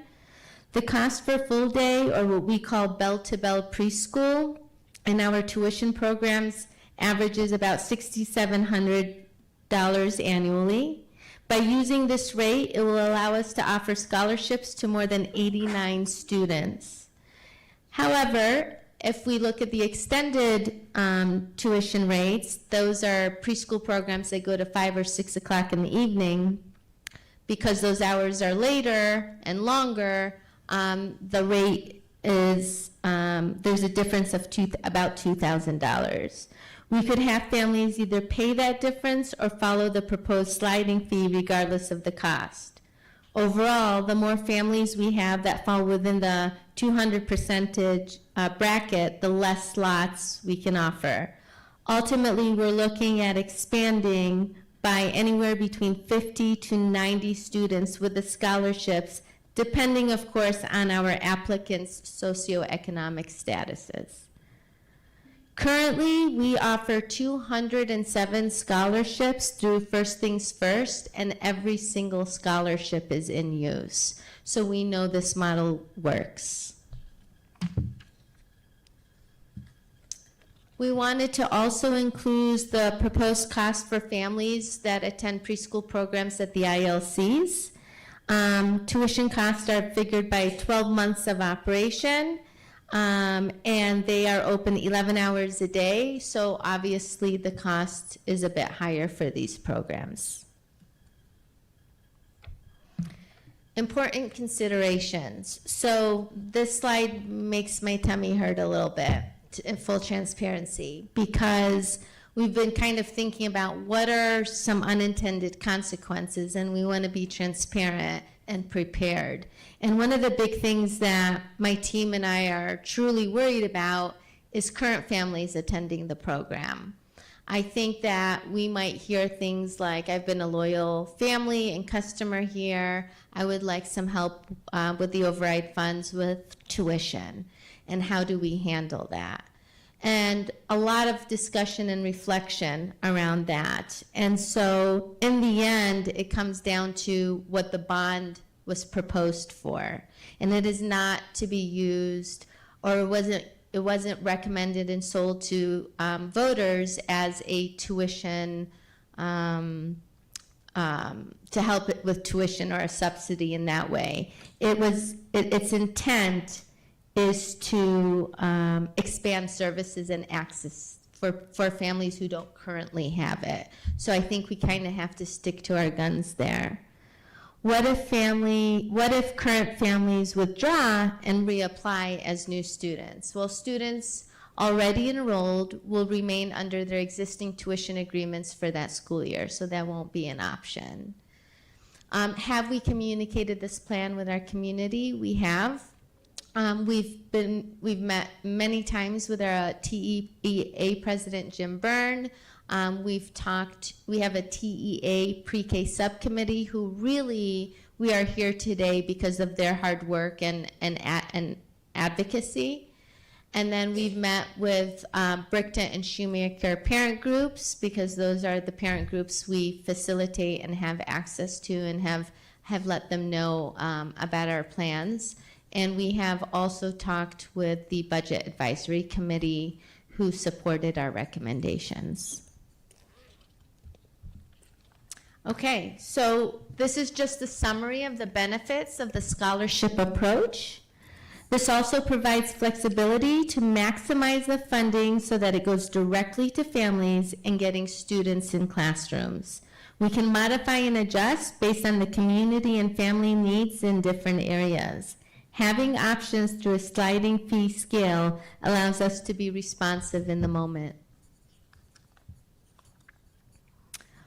So we are requesting tonight approval to use override funds through a scholarship model and approval for our flexible and responsive sliding fee schedule. Please let me know what questions you have. Thank you.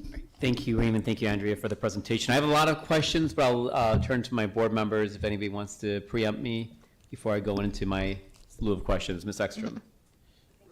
Thank you, Dr. Shaw. Thank you for the presentation. So this would increase at all preschools full day preschool? Yeah, so currently we have a morning and an afternoon. Right, so those are inclusive preschool programs, and those programs are already free, so our families can access that right now at any time.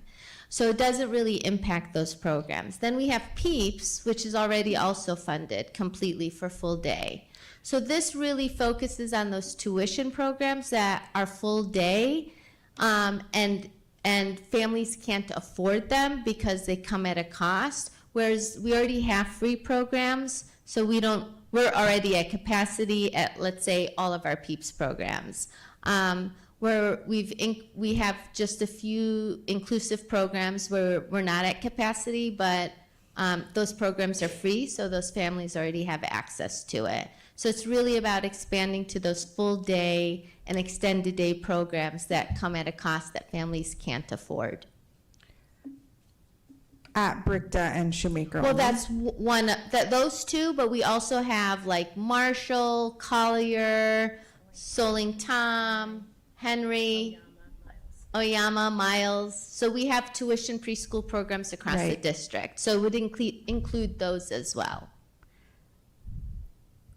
This is not just for Brickta and Shoemaker. It's for all tuition preschool programs. And how long do you think the tuition using this formula would last with the funding that is available to you? Through the 5 years of the override? Yeah, so it's my understanding that first of all, any funds that don't get used roll over. But yes, we would use it for the full amount of time until it goes back to the voters. And so at these schools, what is the additional capacity for new students to be able to enroll? So, for example, Oyama has extra space. Soling Tom, we have had 3 preschool programs, but they're super under-enrolled. So we would be able, through this scholarship program to easily fill all slots, 80 kids. Obviously, some sites have more space than others. Oyama, for instance, we have 2 teachers. We'd like to break it up and open up another class, like have our classroom in another classroom at Oyama. So we have some furniture from a closed classroom that we can use if needed, if there's a high need there. So we have backup that way, but ultimately we have lots of slots, unfortunately, that we can fill in our tuition programs. Okay, because I'm just concerned if we have a program at Soling Tom that we can't fill, even with this new tuition scholarship, are we going to be able to fill it because we don't have kids on the east side of town? Right. So right now we have Quality First scholarships at all of these sites, and they've all been used up. And we have families that have that call us every week that they want to attend these programs, but we don't have any more scholarships for them. Now, will we fill all 80? I would like to hope that we will, but we don't know for sure. Okay. Like, I can't read the future. We believe it will, but time will tell. I understand that, but with Yeah. the trends, you can Yeah. tell Yeah. that if you would be able to. Yeah, and we it's not think- really reading the future, it's like reading the data. No, totally. Yeah. And the data does say, honestly, that we should be able to fill them. Okay, thank you. Can I ask a follow-up question? Okay. Yeah. So I was a little confused on this whole proposal. So from Okay. Ms. Ekstrom's line of questioning, do we have like wait lists for scholarships for some of these preschools We right now? do. How many students are on the wait list? We probably have 28 students right now on the wait list Okay. at different Including- sites. At different sites, including Yes. Soling Tom, including Oyama, and some of the Yeah. others you've mentioned. Yeah. So I think my biggest concern reading this proposal to begin with was that it was just going to transition some of our tuition-based programs to scholarships. But you're saying this actually will expand by approximately 80 students is what you're forecasting? Yeah, I mean, it's anywhere between 50 to 89. It really just depends on, the applicants and how much of the funding they'll need Okay. to be able to attend the So program. the goal is to expand with those students that, through the scholarship on space that we already have? Correct. Okay, and capacity that we already have? Correct. As opposed to creating new classrooms and? Absolutely. Okay, Ms. Luna Rose, I have some questions, and I have some more questions as well, though. I'm going to Um, follow up on that one. Thank you. Well, maybe you answered it. I wanted to know, like, how many families this affected, would affect, I guess. And it would be between 50 to 90.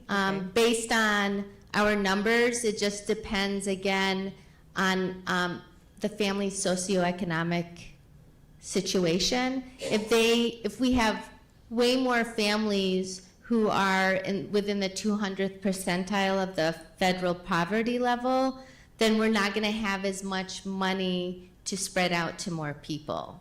So it really depends on the applicants. I will tell you, for the 200 families that we currently have on scholarships, most of them fall in the lower range, which means, and with our DES families, and there's right now, just so you guys know, how many are on the wait list? We have 11,000 students, kids, on the wait list for preschool in the state of Arizona. So we're hoping that, because they need financial assistance to attend programs, so we're hoping that we will be able to capture some of those families.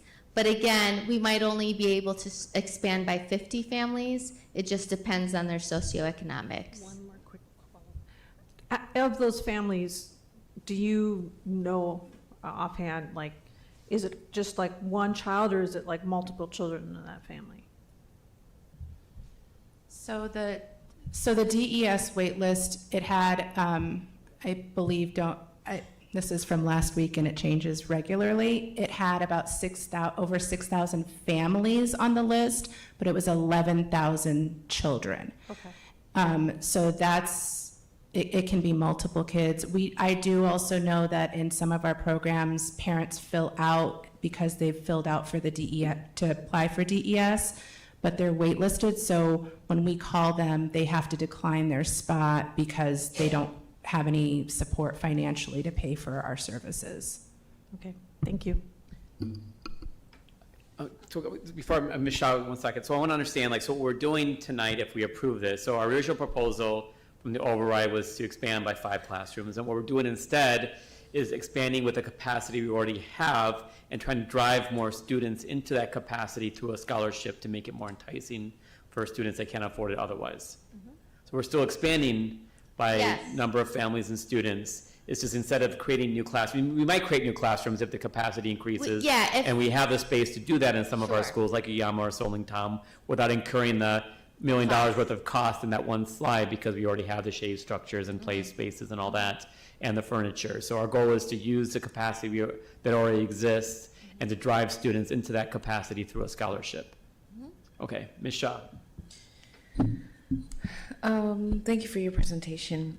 The information on slide 6 about the federal poverty limit and expanding the scholarships to those families who are 500%, that's for a family of 4. So if they were a single family with 1 child, would they then not qualify for? No, that was just one example to show you the numbers. So we have single moms with 1 child, and they qualify for the scholarships that we currently have. So anybody, what they do is the family income and family size helps determine where they fall in the federal poverty level. And so this was just an example to kind of show you that.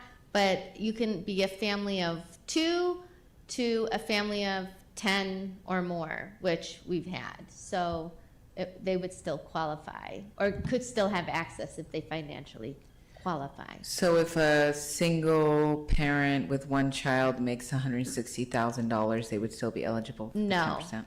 No. Okay. No. Okay, because, yeah. So I don't have all the numbers, but we have charts that kind of outline that for us. So it doesn't automatically, not everybody will automatically qualify. Okay, because, excuse me, you know, ideally, I would like to. Okay, say that Go again ahead. to them, so, thanks, Ricky. 78,520 for a family of 1. Okay, and then the numbers, thank you for that. Then the numbers that, like the amount, I imagine that's for the entire school year, $6,718. Yes, ma'am. Okay. Yeah, I mean, I do know we are in hard times. I think that slide is a little misleading because it seems like we're giving a scholarship to someone who makes a good amount of money. Although with 4 kids, I'm sure things get tougher. Ideally, I would prefer to keep all of this funding for those who are the most need. Are we like saving spots for families who are in the most need and just like having like 20 or 10 spots for those who are able to pay more? Like how are we doing this, like first come, first serve, or are we allocating a certain amount per the federal poverty limit? That's a great question. We were doing first come, first serve to get kids in classrooms, but it will really depend also on the applications. If we're inundated and we have a lot more families than we have scholarships, our goal is to focus on the families with the highest need. But if we are doing this and it doesn't work out the way we had hoped, that's sort of why we want that flexibility of up to 500, because we would rather not turn families away who could still use this service and get them into TUSD, and then that way still recruit and offer them placement in a preschool program. Right. But the kids with the highest needs, the families with the highest needs, would remain our priority. Thank you. And then for those families who are paying upwards of $2,000 to $6,000, along with like some of the subsidies, does the tuition that these programs do accrue then go towards more scholarships, or just like M&O to pay for the facility or for staff? So we don't get M&O money. Everything is tuition. So really our preschool programs and the ILCs that charge tuition they pay mostly payroll and benefits, and then a teeny tiny bit for materials and supplies. And that's it. We're very skeletal. We don't aim to make a profit. We charge probably not enough to keep us in survival mode right now. Okay, so the tuition that people do pay out goes towards your bottom line, basically. Exactly. Okay, thank you. Mm-hmm. Can you speak a little bit more about the supplies? So it's $1 million of supplies over 5 years. You said it's about 100 classrooms that we have, so about 2,000 a year. Where are they getting supplies from now? What budget line? You mentioned just kind of the money coming in and coming out for the program. Is that too much over a course of 5 years, $1 million of supplies for the classrooms? That seems like a lot to me. I'm not sure. So that 2,000 is going to be pretty limited, and it'll be interesting to see. So some of the things that we purchase is Hilliard products for our program. So paper towels, toilet paper, trash bags, copy paper, soap, and that adds up very quickly. One of the reasons we need to help out with that is that schools have a small allocation, and in preschool, there's a lot of hand washing and diaper changing and that kind of thing. And so they go through those products very quickly. So that 2,000 won't even really help with instructional supplies like blocks, or we can't use it for any of that stuff. So it's really going to mostly go to those kinds of types of needs, and I think they'll go through it very quickly. Okay. So when I read the proposal first, I don't think the slides really made me understand what was going on. I was unhappy with it, but like hearing what we're doing, I think it really meets the intention of what we propose. Our proposal was through the override funds to the voters that we'll be able to expand preschool, especially for those who are underserved in our community. And I think your proposal here really hits that really well and using the capacity we have to do so. So I'm happy to move the proposal tonight. Thank you. I'll second. Thank you. Any further discussion? All those in favor say aye. Aye. Any opposed? Item passes 5-0. Good work. Thank you so much. Yeah. Have a great night. Thank you. And thank you, voters, for allowing us to do this tonight. Dr. Shaw? Ms. Ekstrom? Can I propose that we do this next item at our next meeting? It's late, and I don't think with the late hour that we're allowing enough transparency to discuss this item.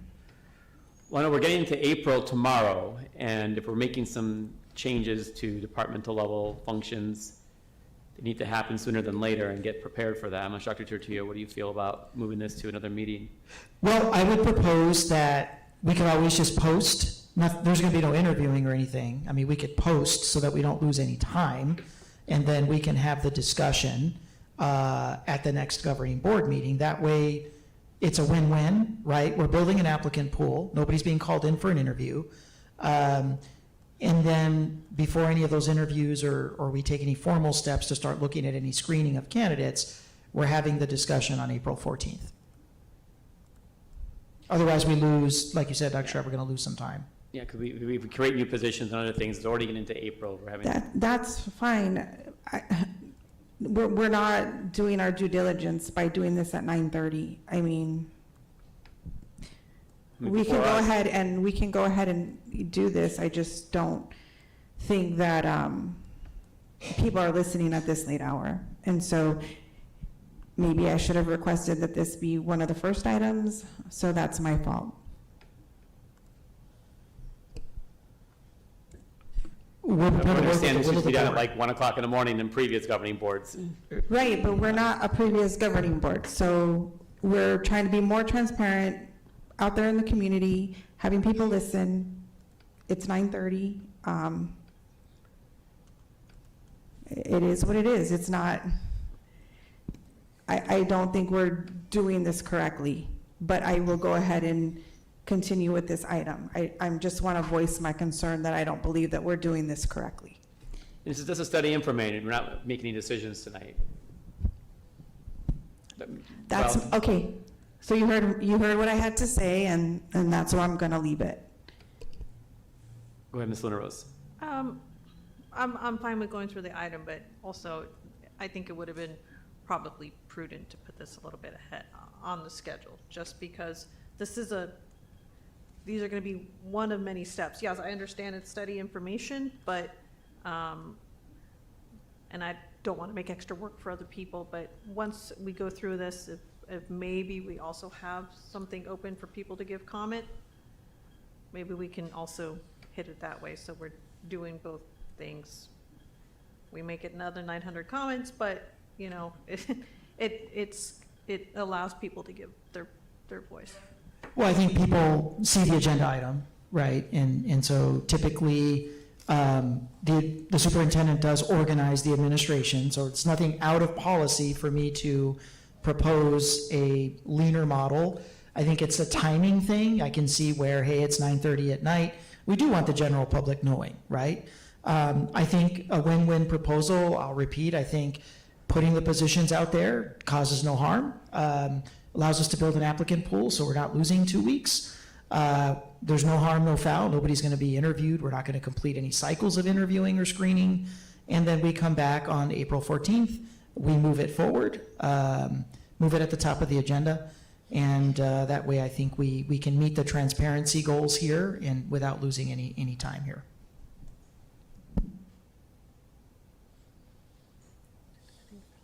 Val, go ahead. Oh.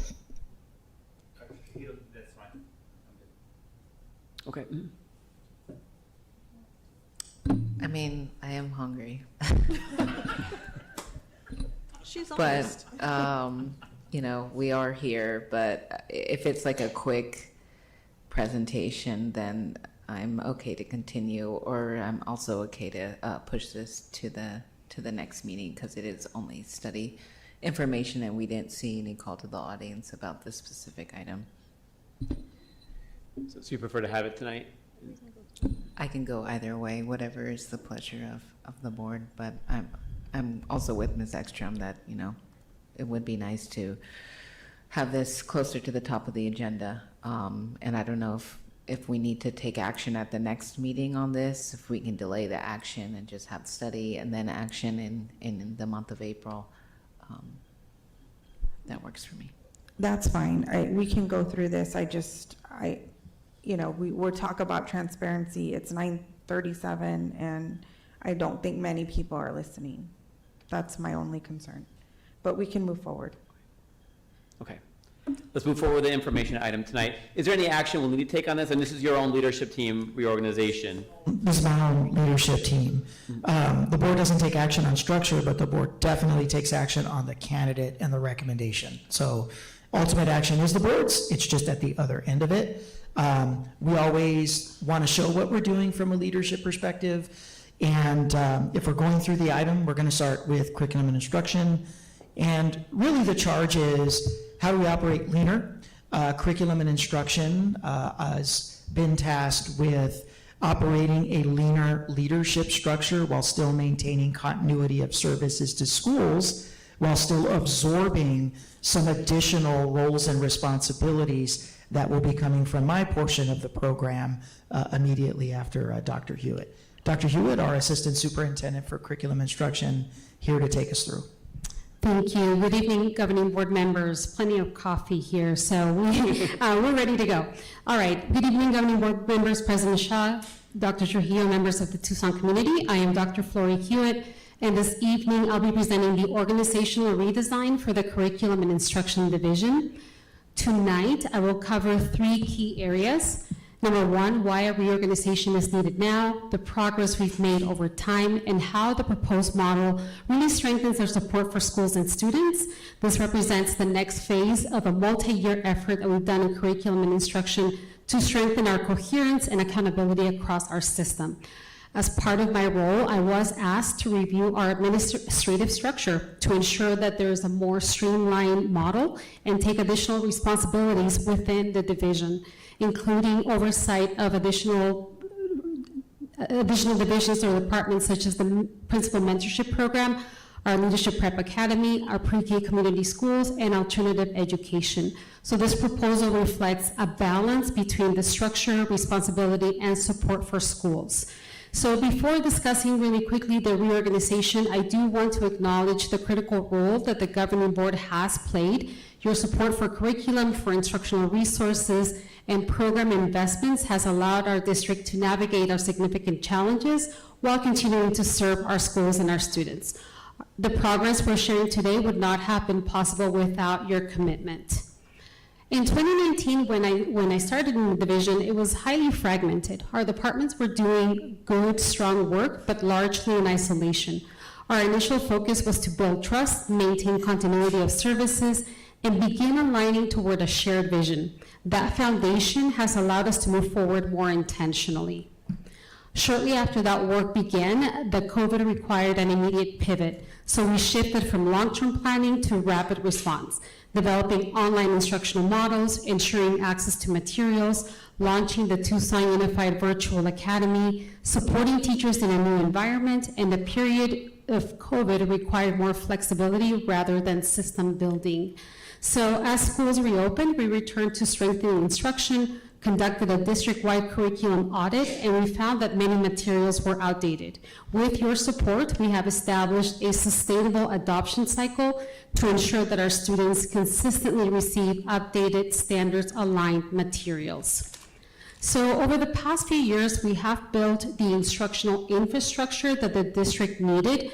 This includes making sure that we have a district instructional framework that's grounded on research, coaching systems to support our instruction, strengthened MTSS structures, job-embedded professional learning, a unified walkthrough system in collaboration with multiple departments, a literacy framework that's aligned to the research. These systems are in place across the district.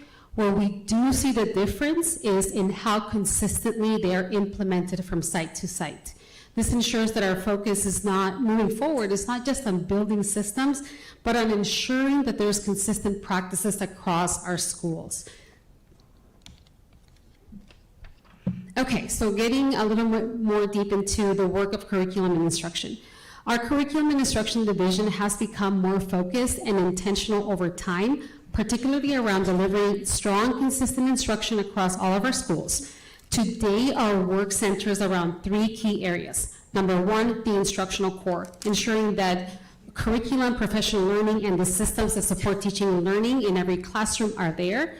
Second, we also do specialized services and student supports, including exceptional education, language acquisition, and programs that ensure students have access to rigorous instruction. And the last piece that we focus on is our student opportunities and pathways, such as our magnet programs, our two-way dual language, our CTE, fine arts, and advanced learning experiences.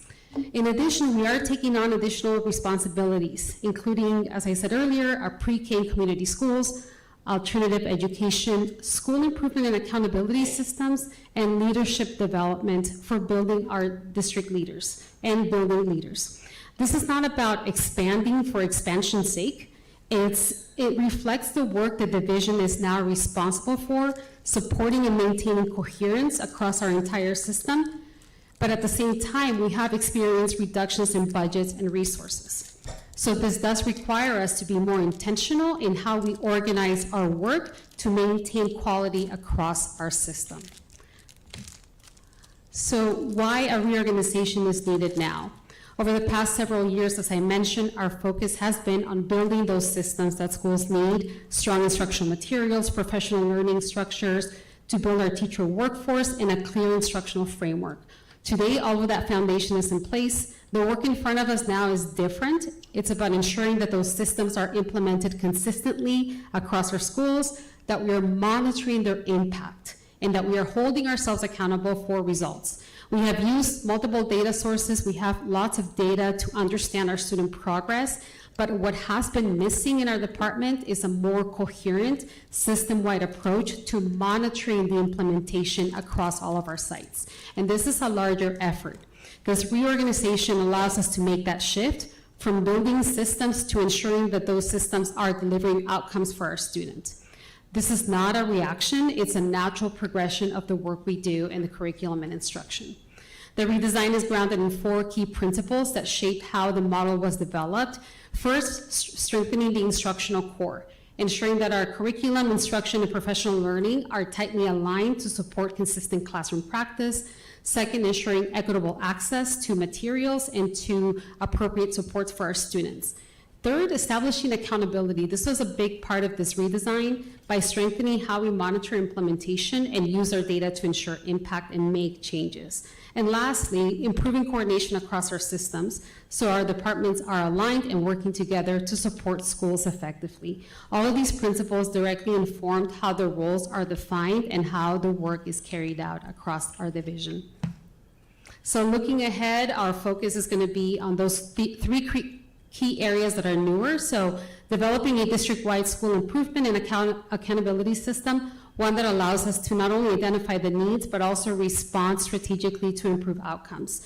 Strengthening our professional learning system, moving toward more targeted job-embedded learning aligned to classroom practice.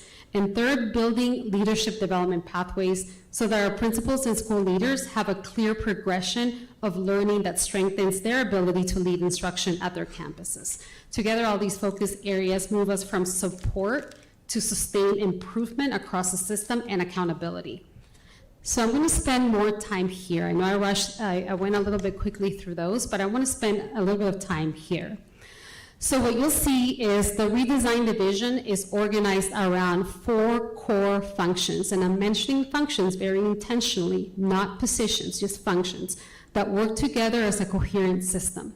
These functions represent the heart of the work within curriculum and instruction. The Department of Curriculum, Instruction, and Professional Learning will strengthen the instructional core.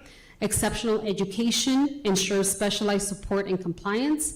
We have the college, career, and specialized programs expand student opportunities, and assessment and evaluation provides the data and accountability systems to guide improvement.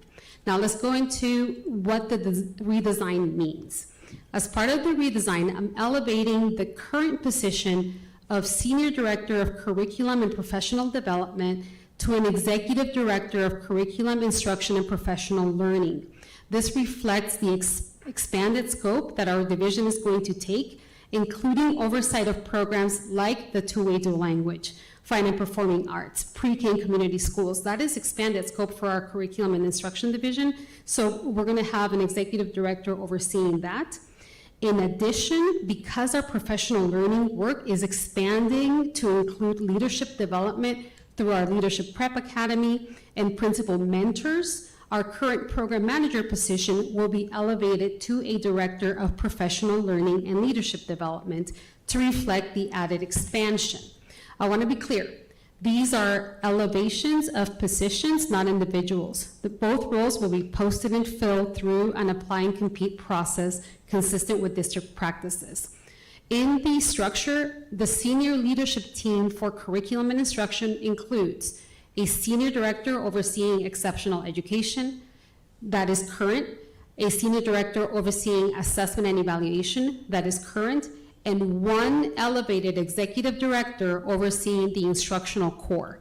This is a realignment of leadership to match our division.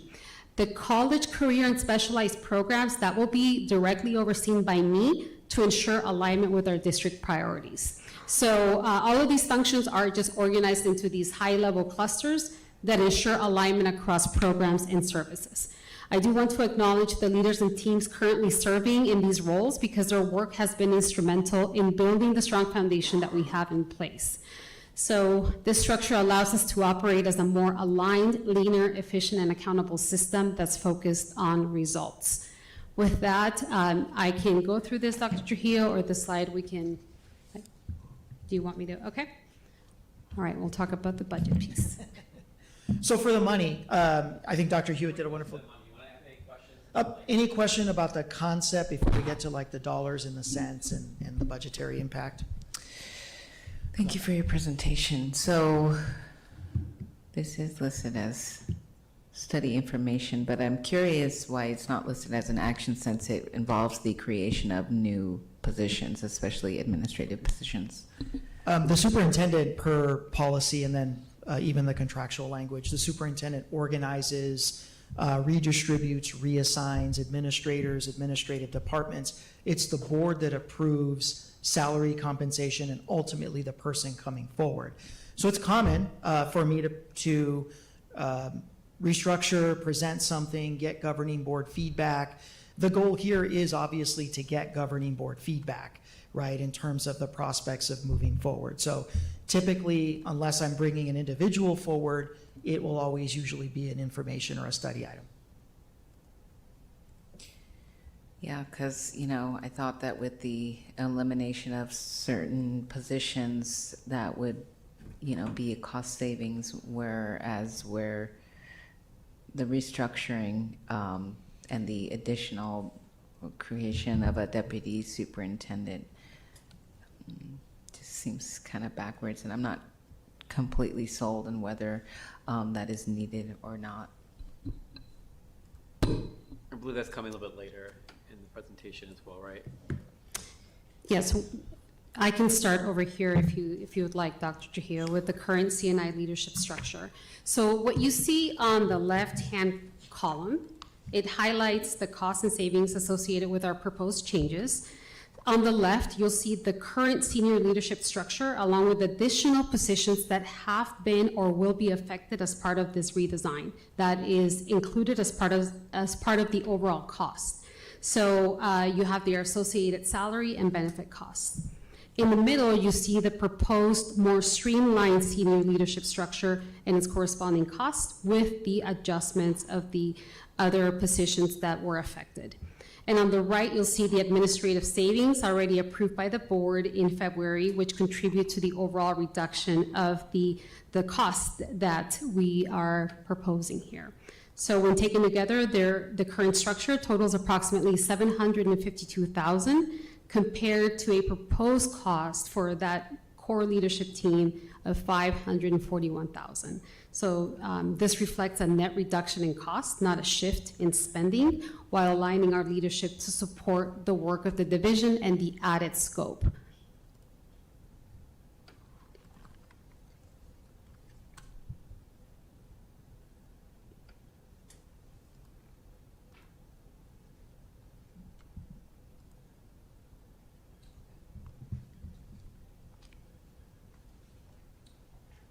So Gene, if I can get, give me a second before we get my, my org chart up. What you can see here is we're doing exactly what was asked of us. We're examining efficiencies. We're looking at coming in at a cheaper cost. We're looking at covering additional responsibilities with fewer staff members. When you go over to my area, I want to start with this. We are about to head into what's going to be the most consequential year in the Tucson Unified School District in about 16 years, since we took on the issue of school consolidations and school closures in 2010. One of the factors that contributed to that being such a difficult process back in 2010 and 2012, in my conversations with key decision makers that were involved in that process, including the former administration, is that the superintendent wasn't directly involved, wasn't directly out and engaged as much, and that a lot of that was delegated to the consultant and to the operations team. I know going into this, because next week we're going to kick off with a study session on what the general statutory requirements are and what your own governing board policy says is required for public input for school consolidations, boundary reviews, and closures. This coming year is going to be an incredibly important year for me to be more externally focused than ever. When I say externally focused, when we're talking about the difficult conversation of our physical imprint and our geographical imprint that's going to affect schools, site councils, faculties, neighborhood associations, elected officials, I'm going to have to be on the ground, the face of whatever we're talking about. So the need for more internal supervisory support is going to be there. And that's the nexus for the discussion of why a deputy superintendent. The second is how can we meet that need and how can we do it cheaply and at cost and not create a brand new administrative position. And then third, what are the specific deliverables? what are the hard and fast expectations that we would even ask of a deputy? Now knowing that my need, more than ever, is going to be more civic engagement, more community presence, taking on these issues that will essentially kick off next week. And it will be the predominant issue of the times for the next 16 to 18 months. And when we're looking at what we can do here, the toughest part of my job is to look at my team as a whole and say, where can I meet this organizational's need with existing resources?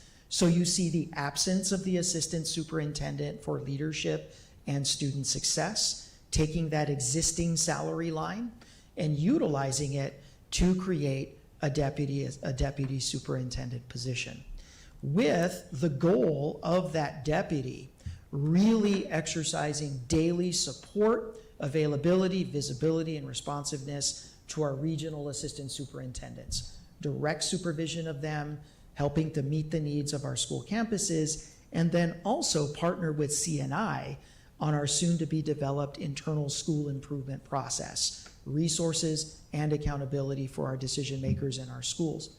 Also, our deputy assuming supervisory responsibilities and support responsibilities for our equity departments, our Mexican American, Native American, African American student services departments, family and community engagement, making sure that they have executive leadership access, and making sure that they are fulfilling the commitments that their departments have made for service to our families. What you heard in Dr. Hewitt's presentation and why there's now added responsibilities over to curriculum and instruction is alternative education would be now moved over to curriculum and instruction. The professional development wing of the assistant superintendent for leadership and student success, Leadership Prep Academy, the training ground for principals coming into the principalship, that would move over to the curriculum and instruction department. The new teacher, the new mentors, the principal mentors that previously were overseen by leadership and student success, that also moves over into curriculum and instruction, which expanded responsibilities creates the need for a director for professional learning. So this is a position that when I stand back and I see where we're about to go as an organization, what's going to be needed of me as the superintendent, I see this as an organizational need, and it's an organizational need that we can meet at cost. We generated over $300,000 in administrative savings when we eliminated Region 2. You can literally take $10,000, $13,000 of that $330,000, add it to the existing salary line of assistant superintendent for leadership and student success, have your deputy position at very minimal cost. And we want to make sure that this is an open process. We want to apply and compete process. We would be looking for a very seasoned administrator, a very seasoned executive level administrator to assume such an important responsibility. So that's a little bit more about this position, and I'm certainly available to answer any questions. And of course, Dr. Hewitt, any questions bridging back to CNI.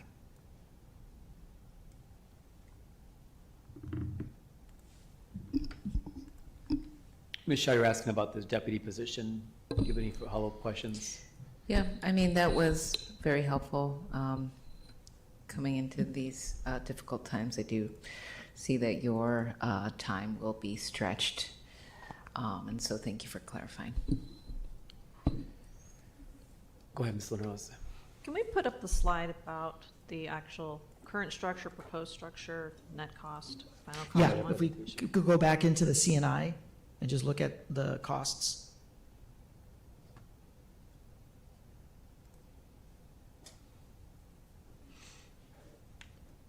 There we go.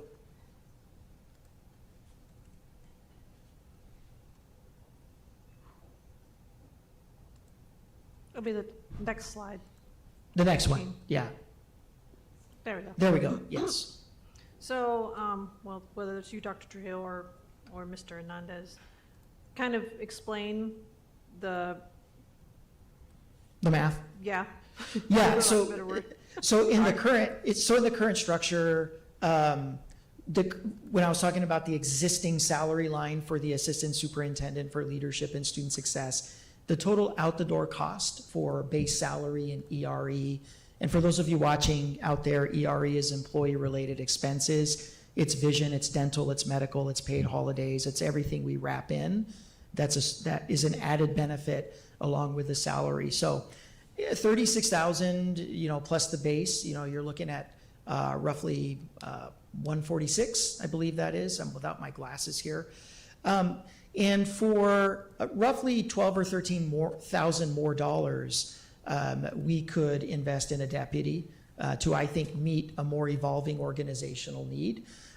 Seeing that the professional learning could move effectively over to curriculum and instruction, freeing time for a deputy really to dial in and support those regional assistant superintendents, really dial in and make sure that our equity departments have support, and then also pitch in with administrative execution on ongoing district initiatives. So you can see the cost there. Again, if you go back to the previous slide, Gene, when you look over there in yellow, you generated quite a bit of savings there in the yellow when we did you did your administrative reductions on the 24th. You can invest a minimal amount there and I think meet an organizational need here. Obviously, nobody wants a second additional administrator. That's not going to go over well. So having to make the tough decision and saying, based off of what our present circumstances demand, what's going to be asked of my position as we head into this consequential year, I see an evolving need more for a deputy at this moment than our current administrative assistant superintendent position. So going back to your org chart, Dr. Trujillo, I want to ask some follow-up. Sure.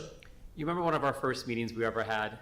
I think it was shortly after our first Yes. election in 2020. It was like December, before I was even sworn in. I'm like looking, we met, and you had sent me a lot of information, including the current organizational structure. And I'm like, Gabe, you have like 20 reports, and Yes. like you cannot be functioning as an effective superintendent with that many reports. Correct. And you made some changes that winter. Yes. With that feedback to move some departments around, put some more into the COO role, and really expand that COO role with some of the positions that we're reporting to you.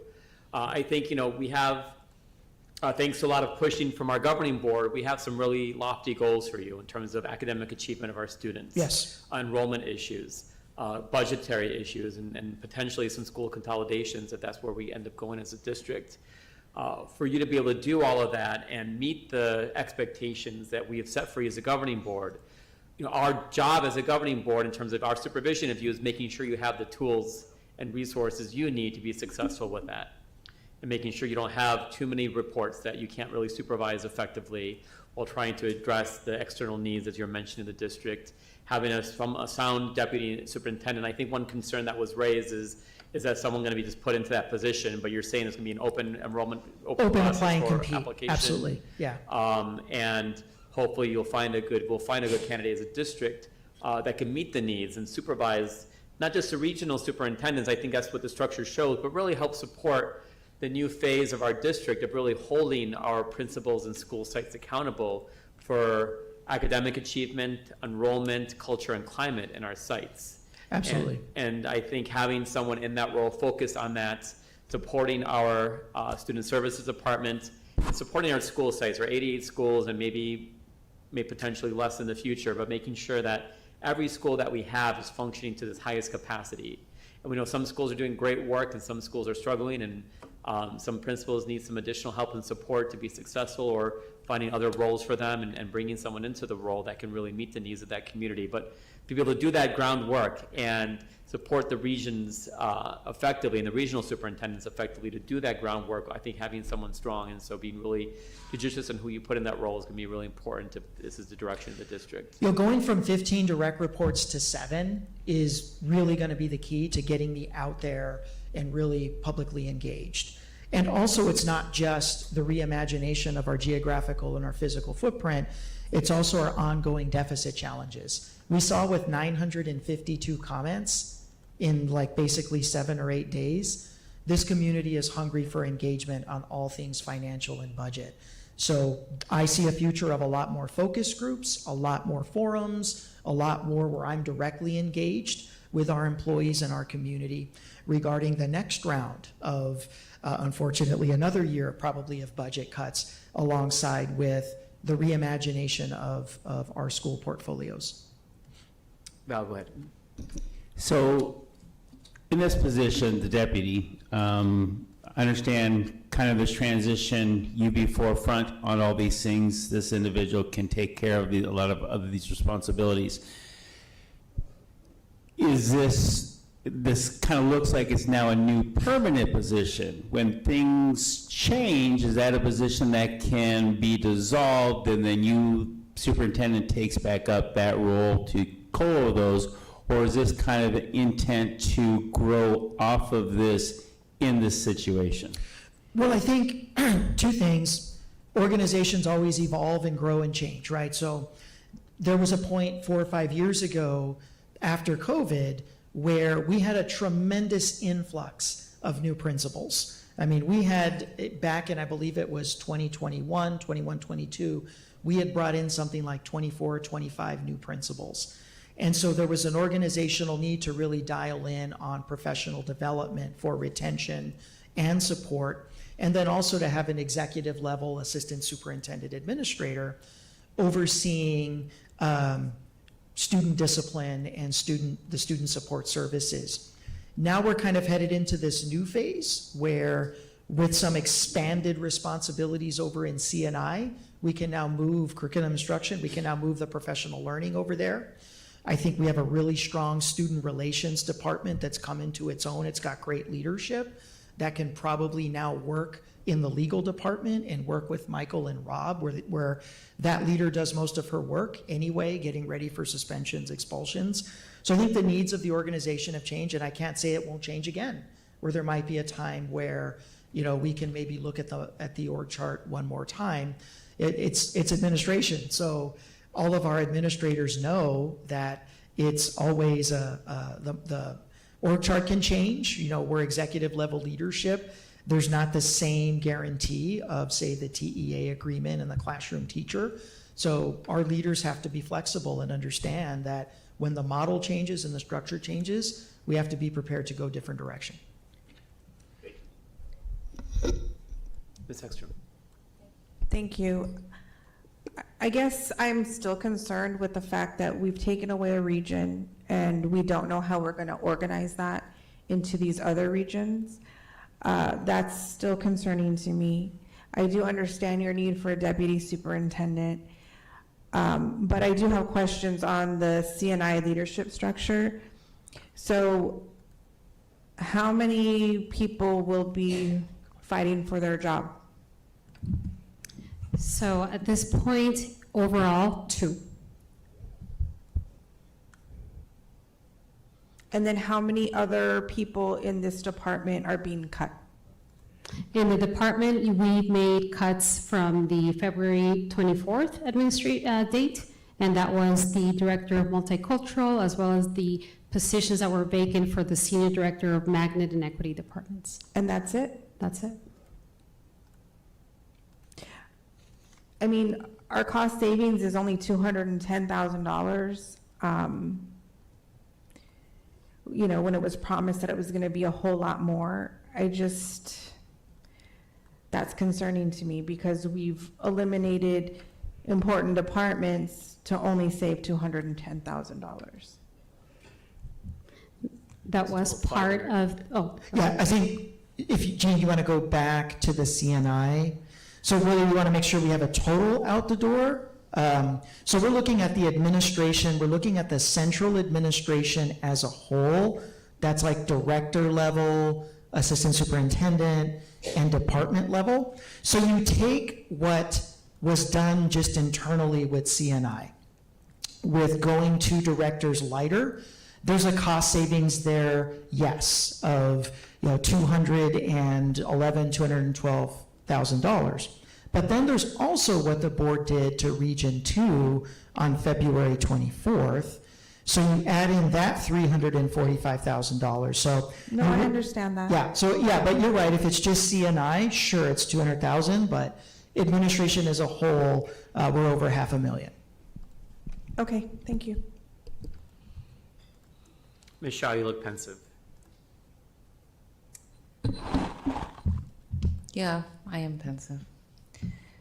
I'm just, as Ms. Ekstrom just said, trying to weigh the costs and the benefits, and I'm not totally convinced that the elimination of the or the merger of the multicultural department to CNI was the best decision.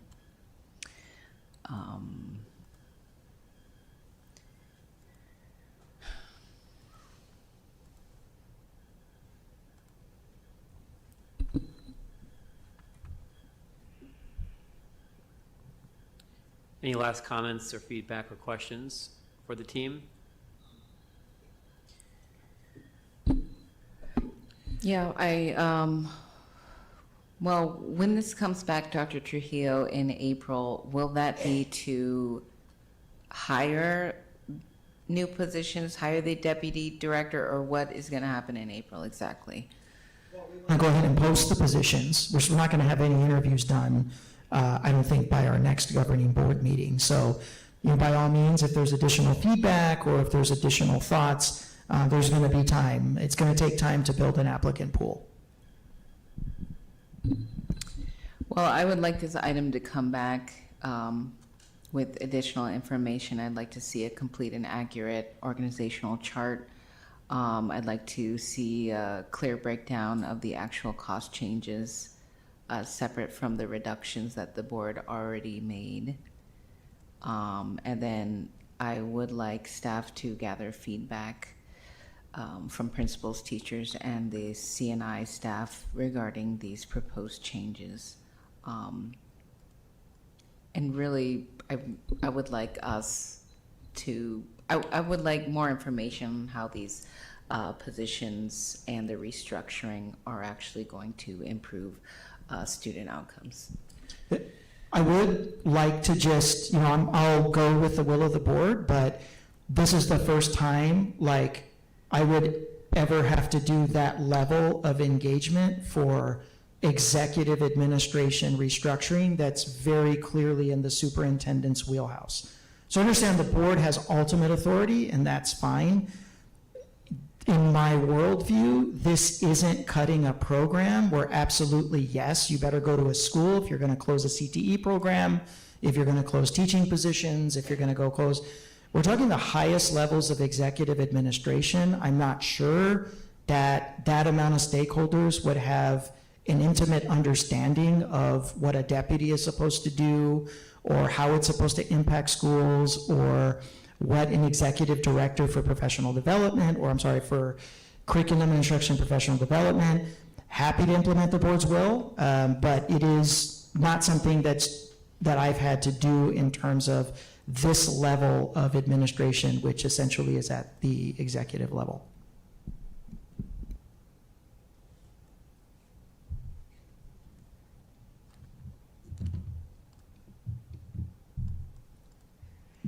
I think there's some questions that we can answer. I think following up with the plan for Region 2, how that's going to be divided up and what our organizational plan is there. Following up on some of the CNI questions that we had. I think that actually org charts, I think, yes. Yeah. I think costs, I think breaking up Region 2. Got a meeting with the regionals coming up next week. Their input is valuable. They know the schools. They know the landscape. And I think maybe being able to see that will maybe put folks a little bit more at ease. Thank you. All right, thank you. And thank you for the late night presentation here tonight, Lori. All right, Dr. Trujillo, I think we're on the last item, future meeting dates and agenda. Yes, so October, what am I in the fall? April 14th, Mr. Ross and Mr. Aronoff will give an in-service to the board on statutory requirements and board policy requirements for closures, consolidations, and boundary reviews.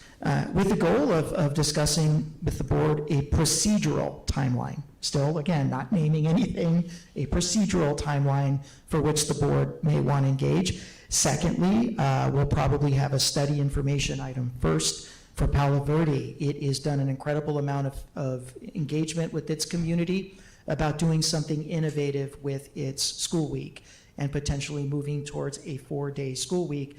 So we're looking forward to giving an information item there as well. So we will be busy. We'll also have a new round of appointments for principals coming up. And hopefully, keep your fingers crossed, we may, for the first time in over a year, may have a hiring recommendation for Chief Operations Officer, which is a big position in the district. So looking forward to our next meeting. Ms. Luna Rose? Oh, Ms. Shaw, sorry. Thank you. I would like to add a couple items to a future agenda. One being a discussion of the renaming of Sam Hughes and Miles per governing board policy FF and FF-R. I'm not sure if we can initiate that technically at the board level. I know we had folks who came to our call to the audience, but I don't think technically they did the proper procedure. And then a staff member from the health department reached out to me regarding menstruation equity work. They are seeing if we would join a coalition in the county to provide menstruation products at our schools within our own budget, though there are groups that offer these supplies free of charge. So I was hoping we could have that on a future agenda. Anything else, governing board members? All right, thank you. We'll see you on April 14th.